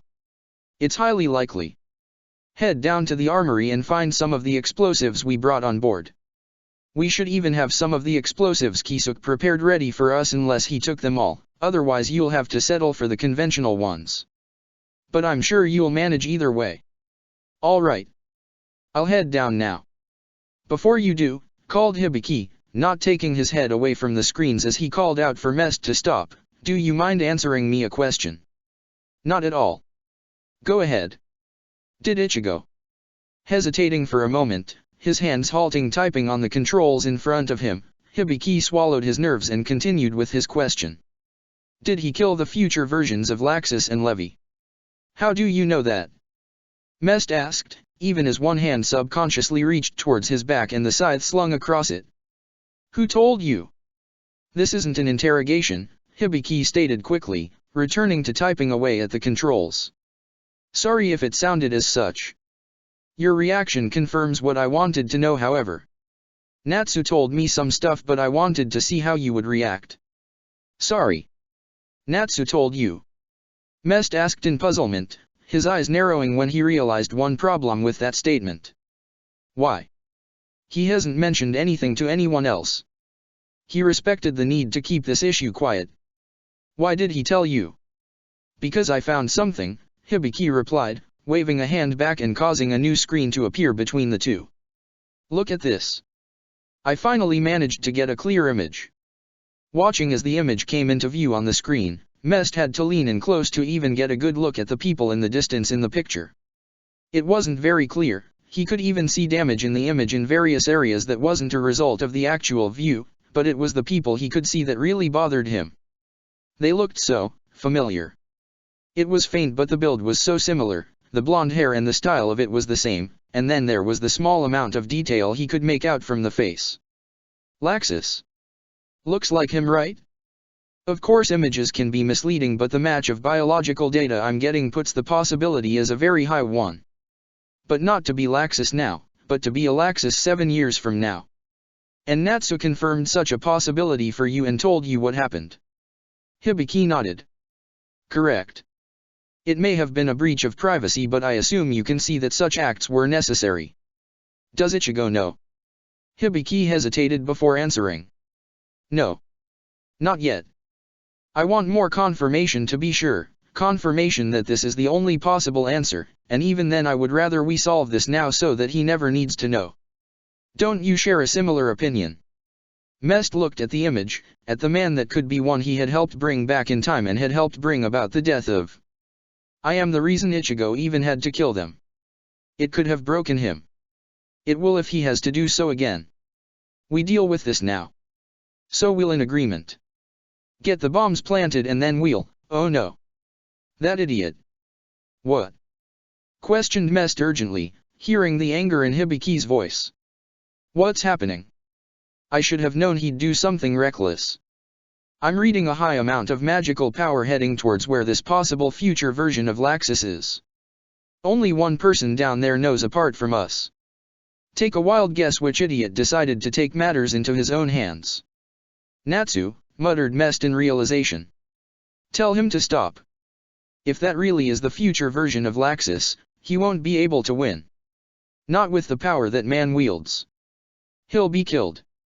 Rapidly typing away at commands, Hibiki's scowl increased before he finally slammed his hand against the desk beside him in fury. I can't make contact. I'm not sure what he's doing, but his magic is running so wild that it seems to be burning away any attempts of connection that I try to make. You go and start on the bombs. I'm sending you coordinates now, so get that done while I try and sort this out. Got it.